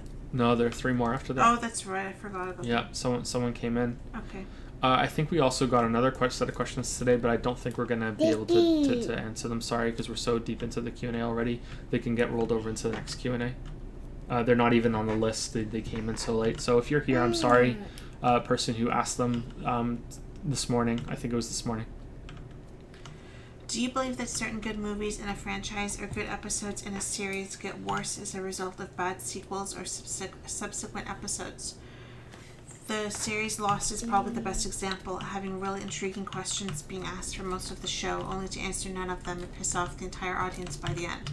Do you consider a single episode in its own individual piece of art, since episodes usually have different directors with slightly different visions of the show? Or is a single season one piece of art, or is the entire show just one big product split into dozens of parts? The same question applies to games with some great levels and some bad, but the difference is that games usually have only one or two creative directors. What are your thoughts on this? I can't wait for you to start Danganronpa. It makes personas cringe look like Shakespeare. Oh wow, it's going to be really entertaining then. Think of the memes. We need to do it for the memes alone. Okay, so unfortunately, the answer to your question is it depends. It depends on what they're going for. I personally think that shows should be the entire series should be seen as the whole product instead of in each individual season being their own thing. If you want to make each individual season their own thing, then you should make different shows, or you should have an anthology series, sort of like Black Mirror with its individual episodes, where they could make individual seasons be their own each individual thing. You could argue that Doctor Who does that with each different actor that plays the Doctor. There's that new AMC show called The Terror that has each season is a new show and a new story, whereas the series overall is just kind of like the wrapping that goes around it. Fargo is the same way, and there's one more that I just thought of and now I can't place it again. That's like that. Every season is True Detective. True Detective is the other one, even though I didn't see season 2. So if they do it that way, then yeah, okay. Each season is its own piece of complete art, and I don't think you should judge True Detective 1 based on True Detective 2, or season 2 of Fargo based on season 1 of Fargo, that sort of thing. Fargo's really great, by the way. If you haven't seen Fargo, it's on Netflix. It's really, really good. I've only seen the first season and half of the second season. It was really, really good. Dexter, to me, should be judged on the whole series. All 4 seasons, just really, really great. Too bad we never got more than that. Same with Chuck. Chuck was a really great show that only got 3 seasons and was, just criminally canceled at the end of season 3 and never got more than that. We could have gotten 2 more great seasons, but god damn it, we didn't. Those I think those should be judged as the whole season, and any show like that. Lost is another one, that sort of thing. They should all be judged together. As for movies, that's where it gets more difficult. So someone in chat immediately said Star Wars. I think that you should judge Star Wars episodes 4, 5, 6 together, judge episodes 1, 2, 3 together, and judge episodes 7, 8, 9, 10, 11, 12, 13, 14, 15, 16, 17, 18, 19, 20 together. So I think that's how you should do it. But it gets kind of murky, doesn't it? Because now they're fucking with the interaction of the movies. Sorry, kid. Rogue One is based during the before A New Hope. So what does that mean? Should that be lumped together? I would say yes, it should. Episodes 7 and 8 are really linked to 4, 5, and 6, and 1, 2, and 3 is linked in the other way, especially with mostly just Vader and Obi-Wan. Should those be linked together? I don't think there's a clear answer there. If it turned out that Darth Vader was just a big Easter bunny made of chocolate in the big suit, and he was hiding that the whole time, and it was only revealed by that in episodes 1, 2, and 3 10, 12 years later. Does that ruin the first 3 movies? I would say no, because they weren't part of it, but maybe it does. Of course, there's a real life, Vader is actually a chocolate bunny example with midichlorians, right? So, I don't know. I don't know. That becomes a complicated question. But I can say for sure that Lost, the first two seasons of Lost, maybe even the 3rd season as well, were fantastic. I've seen all of Lost, and it's really, really, really, really good. I really enjoyed the first 3 seasons, I think. but I enjoyed it in different ways. And I look at Lost as a Disneyland problem. Okay, so imagine that you are being told by someone that you know that you care about that, hey, we're gonna go to Disneyland. Today's gonna be such a great day because we're gonna go to Disneyland. We're gonna go to Disneyland. It's gonna be great. And they tell you all the things that you're gonna do in Disneyland, and you're gonna go on all the rides, and you're gonna see Mickey Mouse, and you're gonna see Donald Duck, and you're gonna kick Goofy in the balls just for fun. And we're gonna go. And we're gonna stay in one of the hotels in the castle. We're going to Disneyland. We're going to Disneyland. And you have the best day because you're sitting there with this person and you're thinking about going to Disneyland, and it's so good to think about going to Disneyland. You're enjoying it so much, speculating how good this trip is going to be going to Disneyland. And then night comes around and the guy says, yeah, fuck you, we're not going to Disneyland. Okay, that's ruined the day. Just because you had so much fun leading up to that moment, now that you know that it's fake and you're not going to Disneyland, that's ruined now. That's not real. But and it's the same thing for Lost. Lost is basically teasing the whole day, we're going to Disneyland. Every single season we're going to Disneyland. We're going. It's gonna be great. It's gonna be great. Look at all these questions. There's a smoke monster, and how did the polar bear get here? And and there's magic, and there's ghosts, and and you can't leave the island. Why? Oh, it's magical. Oh, well, what's the answer? Oh, there's this weird facility, and all the stories are tied together, and there's a meaning to all this, and there's an answer to every single question. And then you get to the end, and there isn't. Fuck you. There's some answers, some questions are answered, the polar bear's answered, but the rest of them are either not answered at all, or they have shit answers, or they're full of plot holes, and it's very, very apparent that there was no plan. There was never any answer when they were asking the questions and presenting the mysteries to you. It was just a, what's in the box? We have no idea either, but we want you to think about it, and it's empty. And that makes it really, really shit. It makes it really, really shit. In fact, that box analogy is exactly what Abrams says is like how he likes to write, and it's how he wrote Force Awakens too, because he didn't have any answers at all. They didn't have a plan. It's the biggest movie franchise that there is in probably all of history. And they didn't have a plan. What the fuck? Sorry, Finn.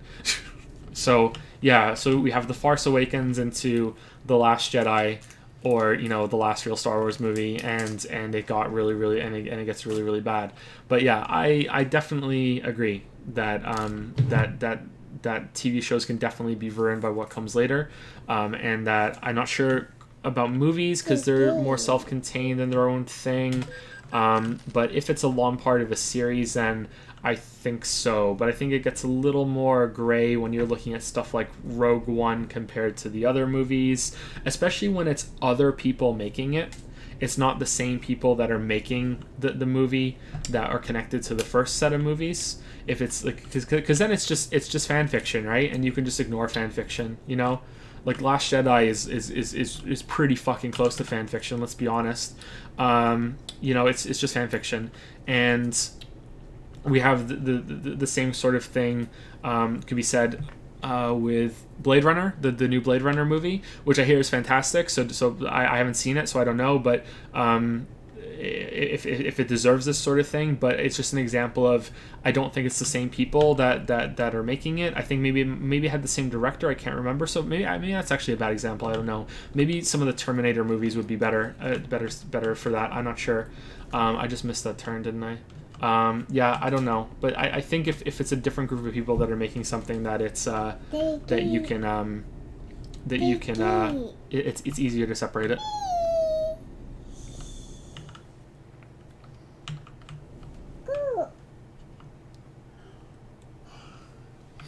I really didn't like The Last Jedi. I'm sorry. I really didn't like it. It was really bad.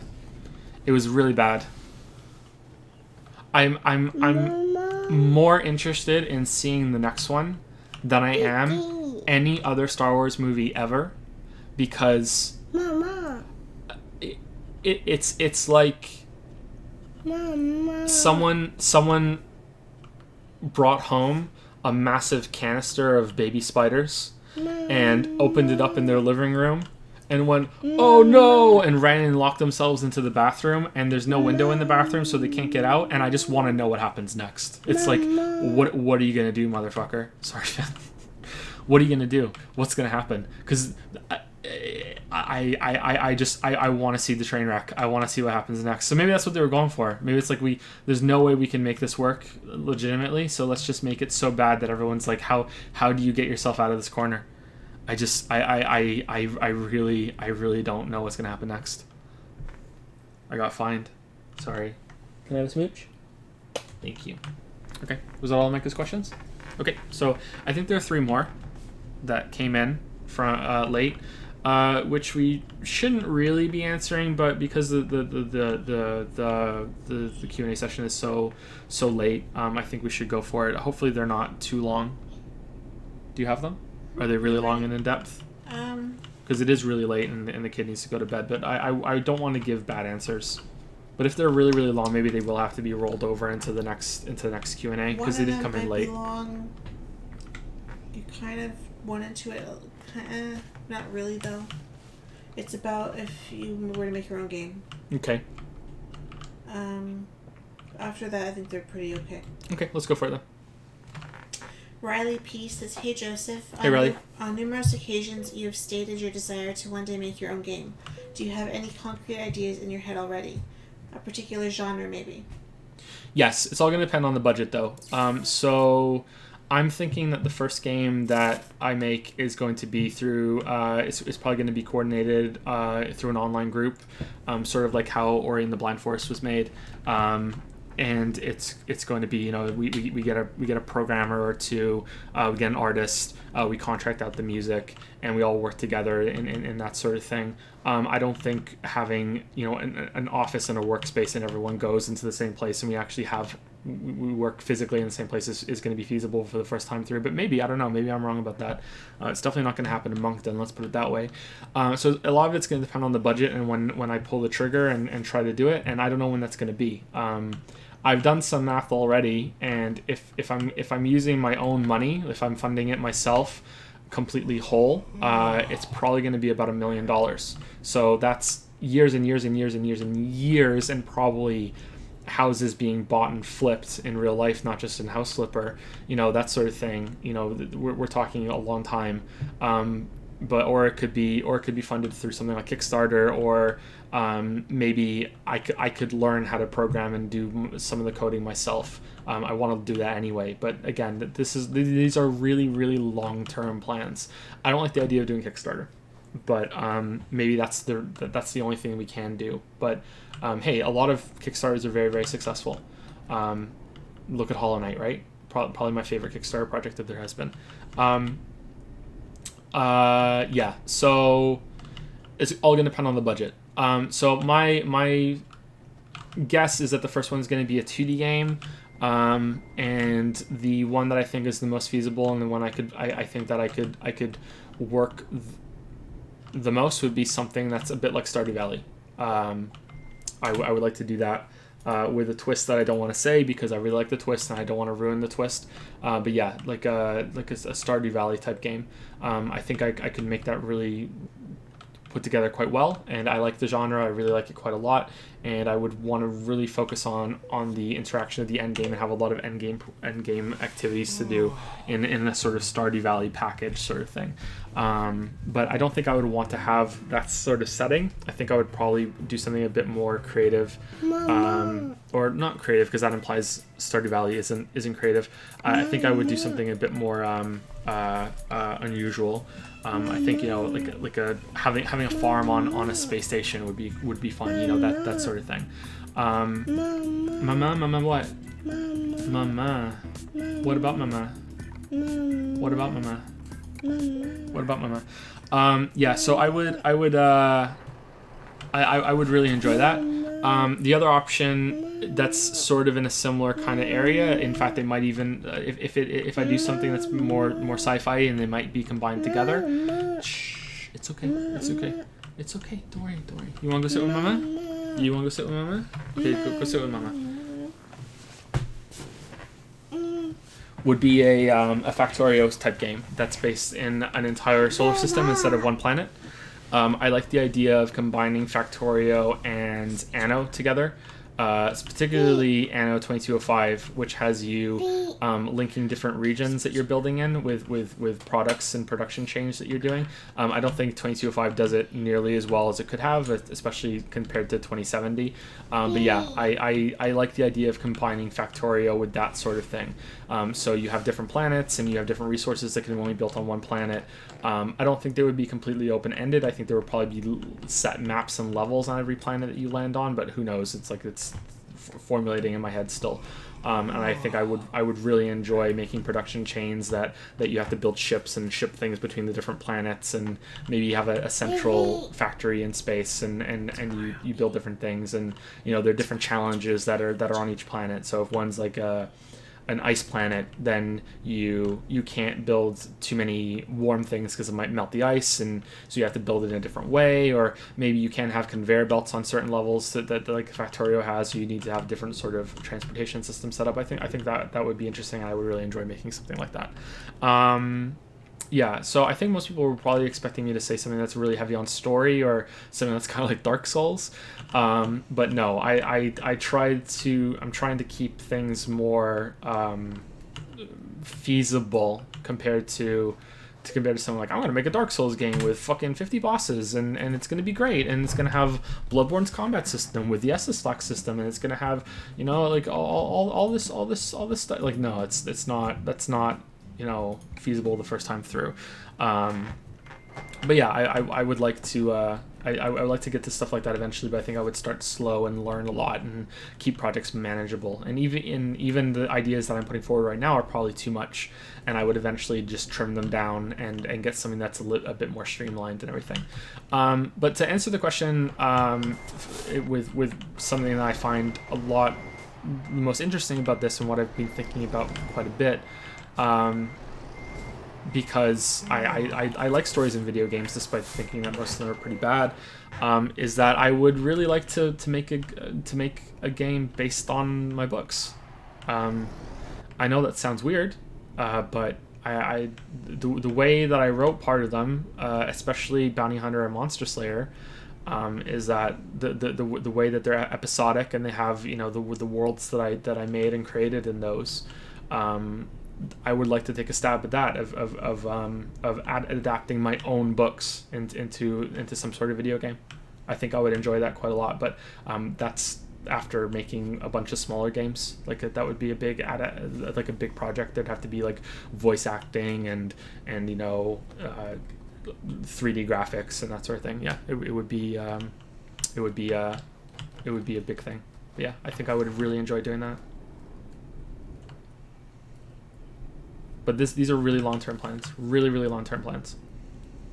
And they might not ever happen. I hope they do, but I actually doubt it, that it'll ever happen. But it'd be cool if it did.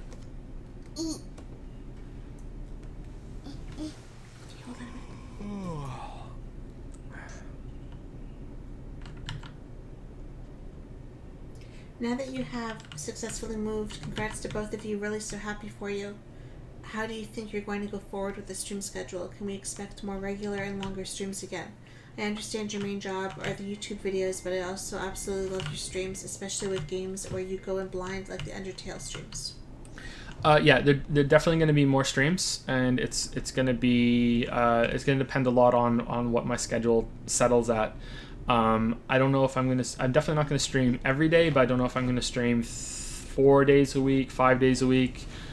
Some weeks it might even be as low as 3. If I'm in the middle of a project for YouTube and I'm trying to finish it, I might just cancel streams for a week and just clear my schedule so I can just focus on getting the video done, that sort of thing. I think people would prefer that, and I just get it done.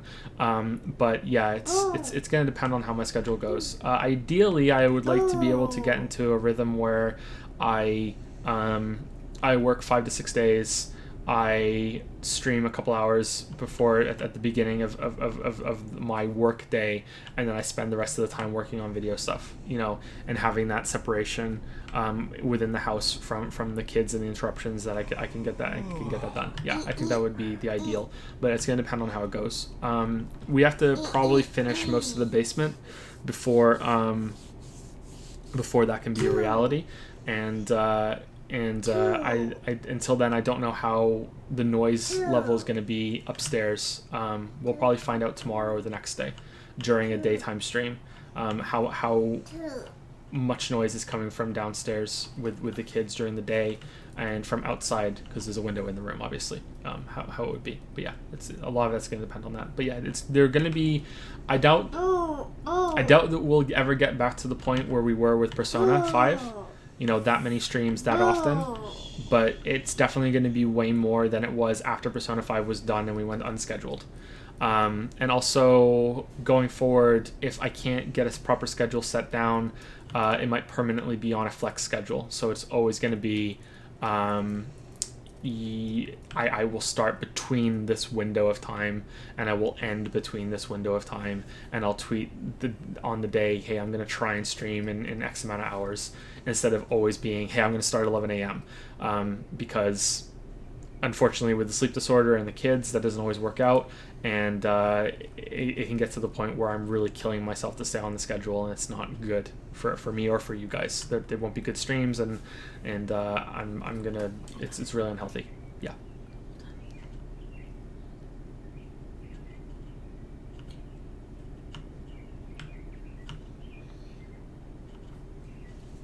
So Kickstarter for Dragon Souls when? Last question.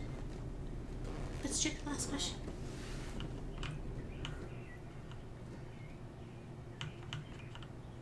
This is more Twitch related. There is a feature on Twitch called Collections, which basically is what playlists are on YouTube. It's useful for organizing VODs, for example, a collection for Undertale streams, Terraria, etc. Do you think you have time to make some collections? Browsing through VODs on Twitch is unfortunately a bit of a pain in the ass. Oh, are they really? Okay, yeah, I'll look into that. If they're not, I don't know if you're going to be, eagerly checking Twitch, and obviously you shouldn't, because it's, that's not something that you should do. But for whatever reason, if you check in a few days and I haven't done it, can you just message me on Discord and say, hey, remember that? Because it's pretty late, and as soon as we're done with the stream, I have to, go upstairs and get Finn back to sleep, and I might forget when I come back. So it doesn't have to be you, Micah. Anybody. If anyone. Oh, it's Riley now. Oh, I'm sorry, it's Riley. Yeah, sorry. Yeah, sorry, Riley. See how tired I am? I'm gonna forget. Yeah, so if anybody, whoa, what the hell, truck dude? What the hell? Yeah, if anyone really wants that feature and I don't have it set up soon, just message me and poke me on Discord, and then I'll get it set up, because I'll probably forget. Yeah, but that sounds good. Yeah, I didn't know Twitch had that. Thank you for telling me. So quickly before we go, HellPeppy95 used 140 bits and says, Lily, can you ask Joe the same question I asked you about story versus characters and narrative versus theme in stories? Since you both write, I'm interested in if you two differ. So what do you think is more important in a story? The story or the characters, and the narrative or the theme? Depends on the story, but in general, I like stories over characters, and I like narrative over theme. Yeah, for sure, but it's going to depend on the story. Sometimes I will watch something or read something for the characters more than the story. That can be really engaging and really fun, but I'm going to say that most of the time it's narrative over theme for me. The theme doesn't really interest me all that much most of the time, and I prefer something more concrete than that. Somebody. We missed somebody, sorry. I just thought of it now. Who did we miss? We missed Catgirl. Catgirl? Remember Catgirl had that picture we were supposed to do? Oh yeah, you did. We missed Catgirl. Yeah, we missed Catgirl. Sorry, Catgirl. Did we miss anybody else? No, that's the only one. That was just a very small very small at the top of the page, and I skipped right over. Okay, so Catgirl, if I remember correctly, has we haven't looked at it yet. Catgirl has an image of a bunch of catgirls, and okay, just read out the question, and then I'll explain if it's not clear, but I think it is pretty clear. Hold on, Finn. Dear Joe, without asking which Nico Para, right? Is that how you say it? I think so, yeah. Is Lily's favorite. Lily, which Nico Para is Joe's favorite? Okay. Safe for work picture of the catgirls. Okay, so we have to look at this picture, and then we have to guess. I have to guess who I think Lily will pick the favorite, and Lily has to guess who I think which my favorite will be. Okay, so let's link it in chat so everyone can see it. Can you do that, Lily? Hold on.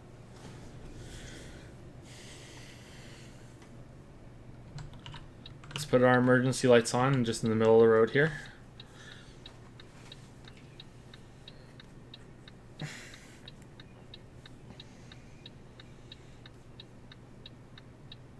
It's safe for work, right? Yeah, she said, yeah, safe for work. Hold on, I can do it right.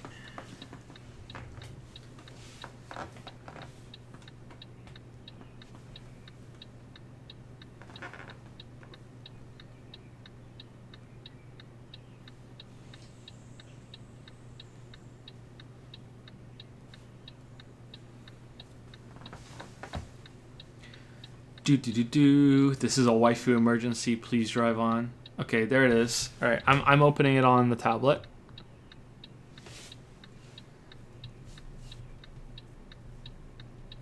Do you have it open? I do. Okay. So there's from left to right. So we have 1, 2, 3, 4, 5, and just so we're clear, chocolate hair is 1, purple hair is 2, light brunette is 3, blonde is 4, pink is 5, and the really light brunette is 6, right? Mm-hmm. Okay. So we have to decide. I have to guess who I think Lily will find the best, and Lily has to guess who I will find the best, right? Yes. Okay, so I have my answer for what I think you will find the best. Do you have yours?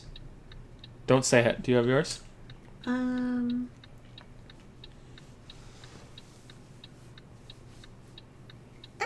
think so. Okay, so how do we want? Oh, I turned the fucking tablet off. Sorry, Finn. Okay, so how do you want to do this? Do you want to different picture? What?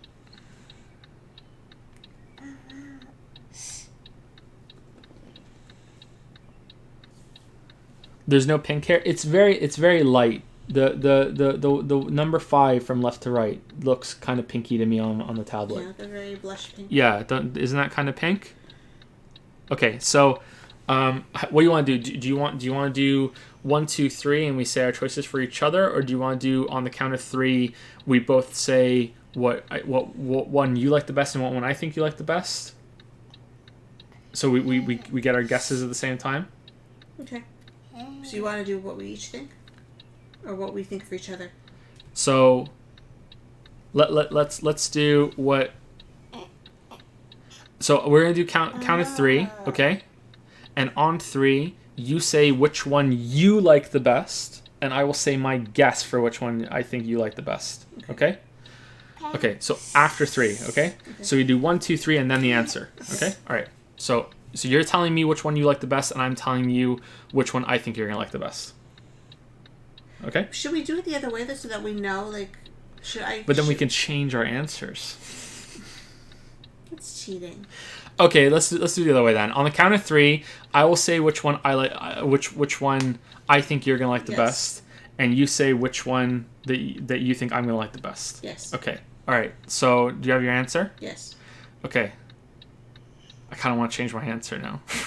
Well, it was between 2 for me, but I think the one that is like I already like that one myself, so I'm feeling like I might be a little bit biased. It's a little bit tricky.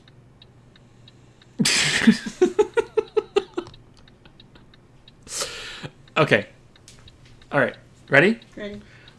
1, 2, 3, 4. 6. 6 being again the redhead one. 6 on the far right. That's the one that's the one I think you like the best. You're not right. I'm not right? Is it 1? God damn it! That's what I changed my answer from. God damn it! Am I right about 4? My favorite 6. Really? Yeah, I thought you liked the choker. I thought we would have the same one. I don't like the eyes. Everything about her, I'll say I like, but I don't like the different colored eyes. I thought her style was more your style. We failed the relationship. We failed. We failed.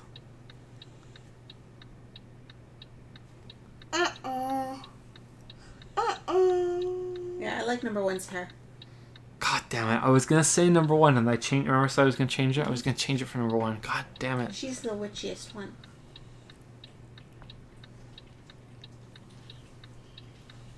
Baba. 4 is the sluttiest one. What do you think about me? She just shrugged.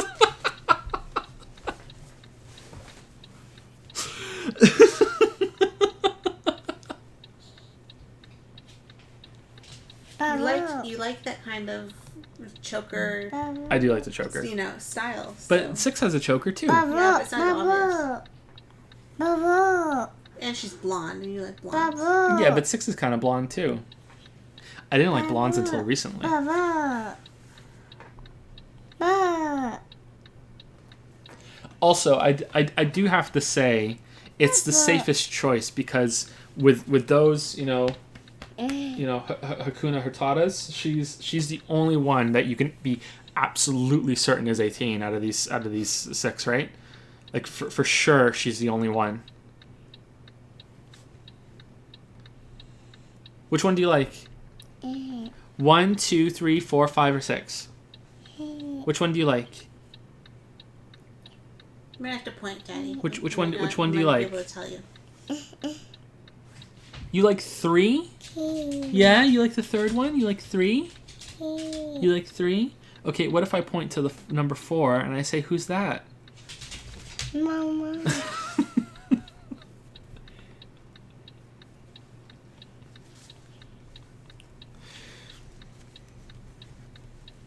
Joe didn't like blondes until recently. Yeah, about I would say maybe a year ago, maybe a year or 2 years. It's not like I didn't like blondes. It's just it's like yeah.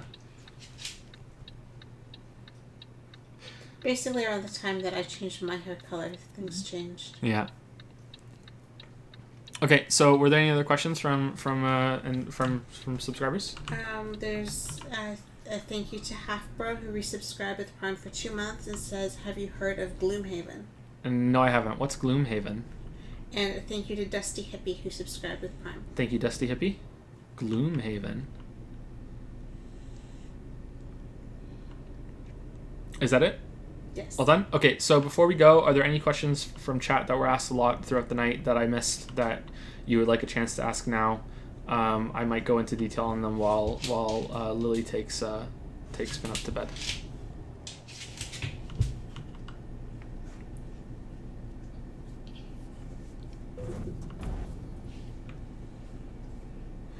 Have your thoughts on Dark Souls 3 changed since the video? Not really, no. Sorry I was late, by the way. Didn't mean to keep you up. I'll try to get my question in early. No, it's okay. Don't worry. I'm sorry that we can't answer all of them. It's okay. There was a set that we're not answering because it came in today, and if it was a little earlier, we'd go for it, but we need to stop, unfortunately. Survival horror game where you are a psychotic, shell-shocked World War I soldier in the trenches, and each time you die, you respawn as another soldier in a different part of the trench, maybe even a procedurally generated trench that's endless as a metaphor to the player's mental state or the futility of war and the duality of man. Combines an idea you had a while ago with the permadeath roguelike horror idea. Is that Gloomhaven, or is that a game that you're just proposing? That sounds like it could be neat. Mama. Will you highlight any more streams? Also, what did you think about stealth mechanics in games and balancing fun and challenge? That's a bit too open-ended for me to answer right now. Sorry. For more streams, yeah, there'll be more highlights. Do you mean highlights on Twitch, or do you mean highlights on YouTube? Highlights on Twitch I should probably do for all of them, but sometimes I forget. But highlights made by Nick will definitely happen. He's making one on Recettear at the moment. Stealth mechanics are usually, if they're not the focus of the game, then they're usually bad. So the stealth has to be the entire game. It can't just be like extra added on top, then it's pretty bad. And I think fun and challenge go together. I don't think they're mutually exclusive. What do you think about the fact that teleporting dogs in Dark Souls 3 aren't fixed? A lot of games like that from Japanese developers don't get patched on Steam. I don't know why. I don't know why there's no support. It's pretty bad. Like they should be, or problems like that don't get fixed even though the game does receive some patches. Yeah, I think that's pretty bad. I would want to fix that if I could. If I could patch my videos without having to re-upload them, I would do it, but I can't. So, you know. Highlights on Twitch, she says. Highlights on Twitch. Yeah, I'll try and try and do that more. Yeah, I'm pretty bad at remembering. Adding all the keywords are the main reason why I sandbag on it sometimes. It's kind of tedious. Any thoughts on Prey Moon Crash? I only played it ever so slightly to make sure it would run, and I'm probably going to stream it as the first stream during the day tomorrow or the next day, as a daytime stream. So far it seems decent, but I'm more curious than enjoying it at the moment. I don't know if it's worthwhile or not yet.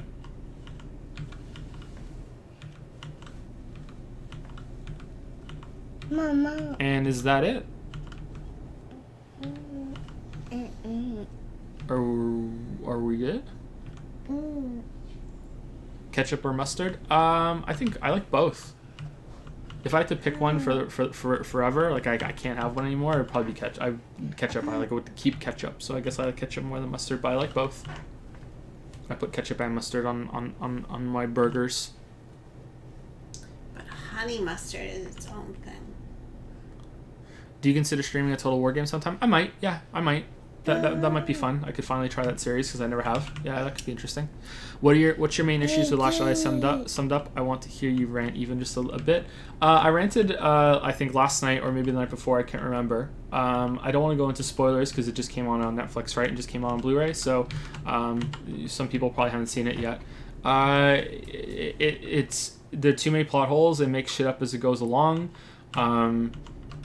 Yeah. There's a scene toward the end of the movie where a character sacrifices themselves in a really, really stupid way, and it just destroys the whole series as far as I'm concerned. You can't have that happen. It just shows that there's no thought going into the writing whatsoever. There was some painfully cheesy dialogue later on in another part where, you know, like something happens with someone sacrificing themselves. There were no real stakes, you know. I don't care about any of these characters. There's nothing is being developed on, you know. Like it was just really bad. Nothing makes sense in the movie, and if it doesn't make sense, you can't get invested, or at least I can't. The main problems. A lot of people have the problems that it twists your expectations from what the Farce Awakens set up, and I'm not really. I don't care about that. Because I can't even begin to wonder about that because I need the story to make sense, and it doesn't make sense. And if it doesn't make sense, then you're not writing. It's not a story. There's no plot. It's just a bunch of events and a bunch of actions. And if that's the case, then you have to look at it separately from all story. You have to look, okay, were the visuals are good? Was the fighting good? And was the dialogue good? And it's like, okay, well, the dialogue was pretty bad. The visuals were really good in a lot of places. And the fights were okay, apart from one at the end that just looked awful. Yeah, I don't know. It's a really, really bad movie. And I'm not even really that invested in Star Wars. And I had time to prepare going in because everyone said it was subpar and it was bad. So I can't imagine how I would have felt if I had taken a day off and you know, made a deal with Lily to look after the kids so I could go and see that in the movie theater by myself. I would have just stared at the screen going, what? But you would have gotten a large popcorn and you would have brought it back. Yeah, it's true. It's true. It's such a bad movie, and I hate that it's been co-opted into this ongoing political warfare battleground within, for lack of a better term, nerd culture. I guess it's spilling all over into all popular culture now too. That, you know, if you don't like the movie, you're a part of Gamergate or whatever the fuck it is. There's nothing about this movie being politically correct or shoehorned with ideology or anything like that ruined it for me. It's just the story doesn't make sense, and it's, if the story doesn't make sense, the whole thing is a waste of time. And I hate that everything's being wrapped up into that same tired fight back and forth over and over and over and over again. It's not even related. It's not related. Who cares? It's not related. And I hate that it's so hard to have a discussion and disagreement about anything without it being wrapped into that battleground. And what side are you on? Because then we have to go to the same back and forth as we always did. It's so exhausting. It's so exhausting. I hate it so much. I hate checking my Twitter feed.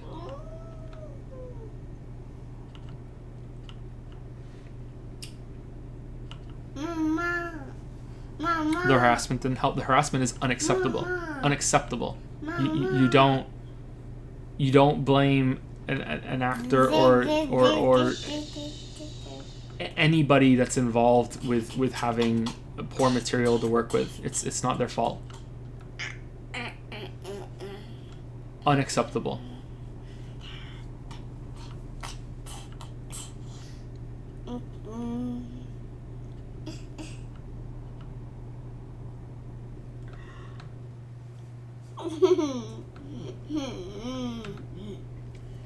When do you expect the next Q&A to come out so I can catch it next time? Not sure.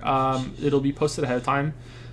We will probably post the question prompt in a week or so, and there'll be a date that's set. Usually it's at the last day of the month or the last Sunday of the month, but I'm not sure if that's going to be the case here now that we're in Moncton. But yeah, it'll be toward the end of the month that we do the Q&A.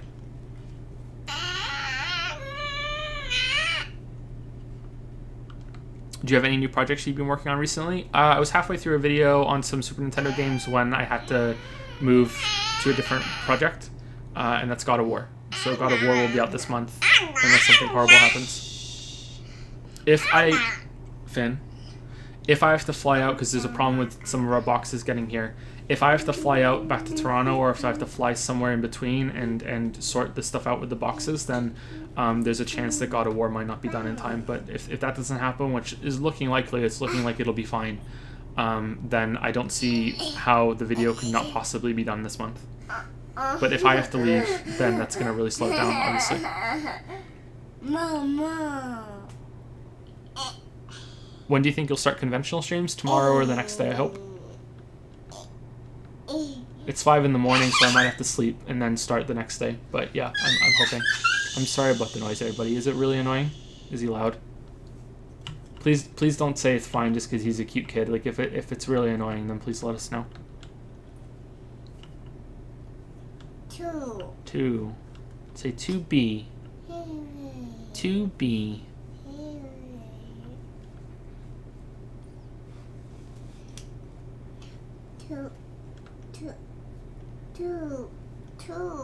There's a 2.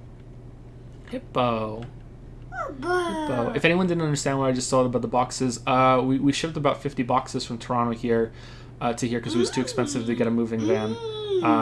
But we wanted to send a lot of our stuff, and it was a lot cheaper to just send it through the post. And 12 boxes got rejected from leaving the post office because they found bugs crawling out of them, which doesn't make any sense because they were the last 12 boxes that I packed when I flew back to Toronto earlier in the month. And they contacted us via letter and said, you need to fly back to Toronto and clean these before they can be shipped out, or we're going to throw them in the trash. And then I called and they said, oh, they've just been shipped out, don't worry, it was just some dirt on the outside of the box or something, and just some simple cleaning did it, and now they've been accepted. So I don't know if there were even any bugs, or if it was just they forgot about them in the back of the post office and they're trying to save face or something. I have no idea. So I don't know what's going to happen. They should be here on Monday. So I don't know. There's nothing that the bugs could be eating on in any of these boxes. So I have no idea. Maybe the pickup guy was on meth. Yeah, maybe.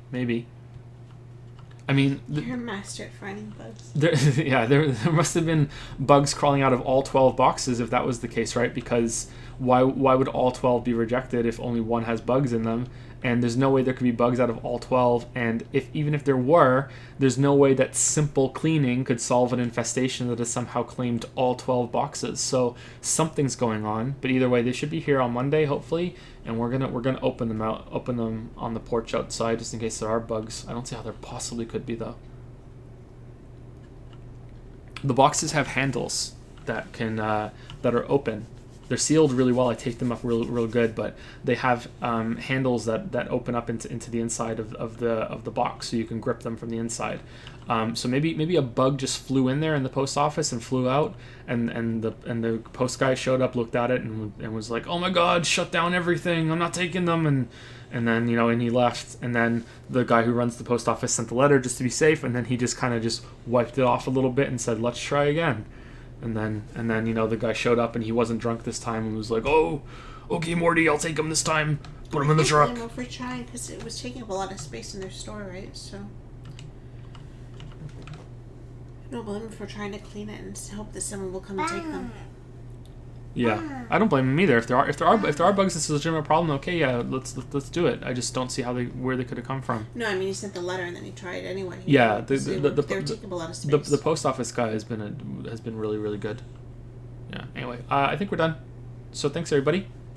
Thank you for putting up with the interruption and Finn being noisy. So this has probably been the most unconventional, kind of off the wall set of Q&A streams so far. Yeah, so thank you for bearing with it. Thank you for putting up with us while we were moving. Proper streams should begin soon, and yeah, there should be a God of War video that's about 2 hours long this month, unless something awful happens, and nothing could possibly go wrong, so I think we're okay. Who knows, but thank you for bearing with us.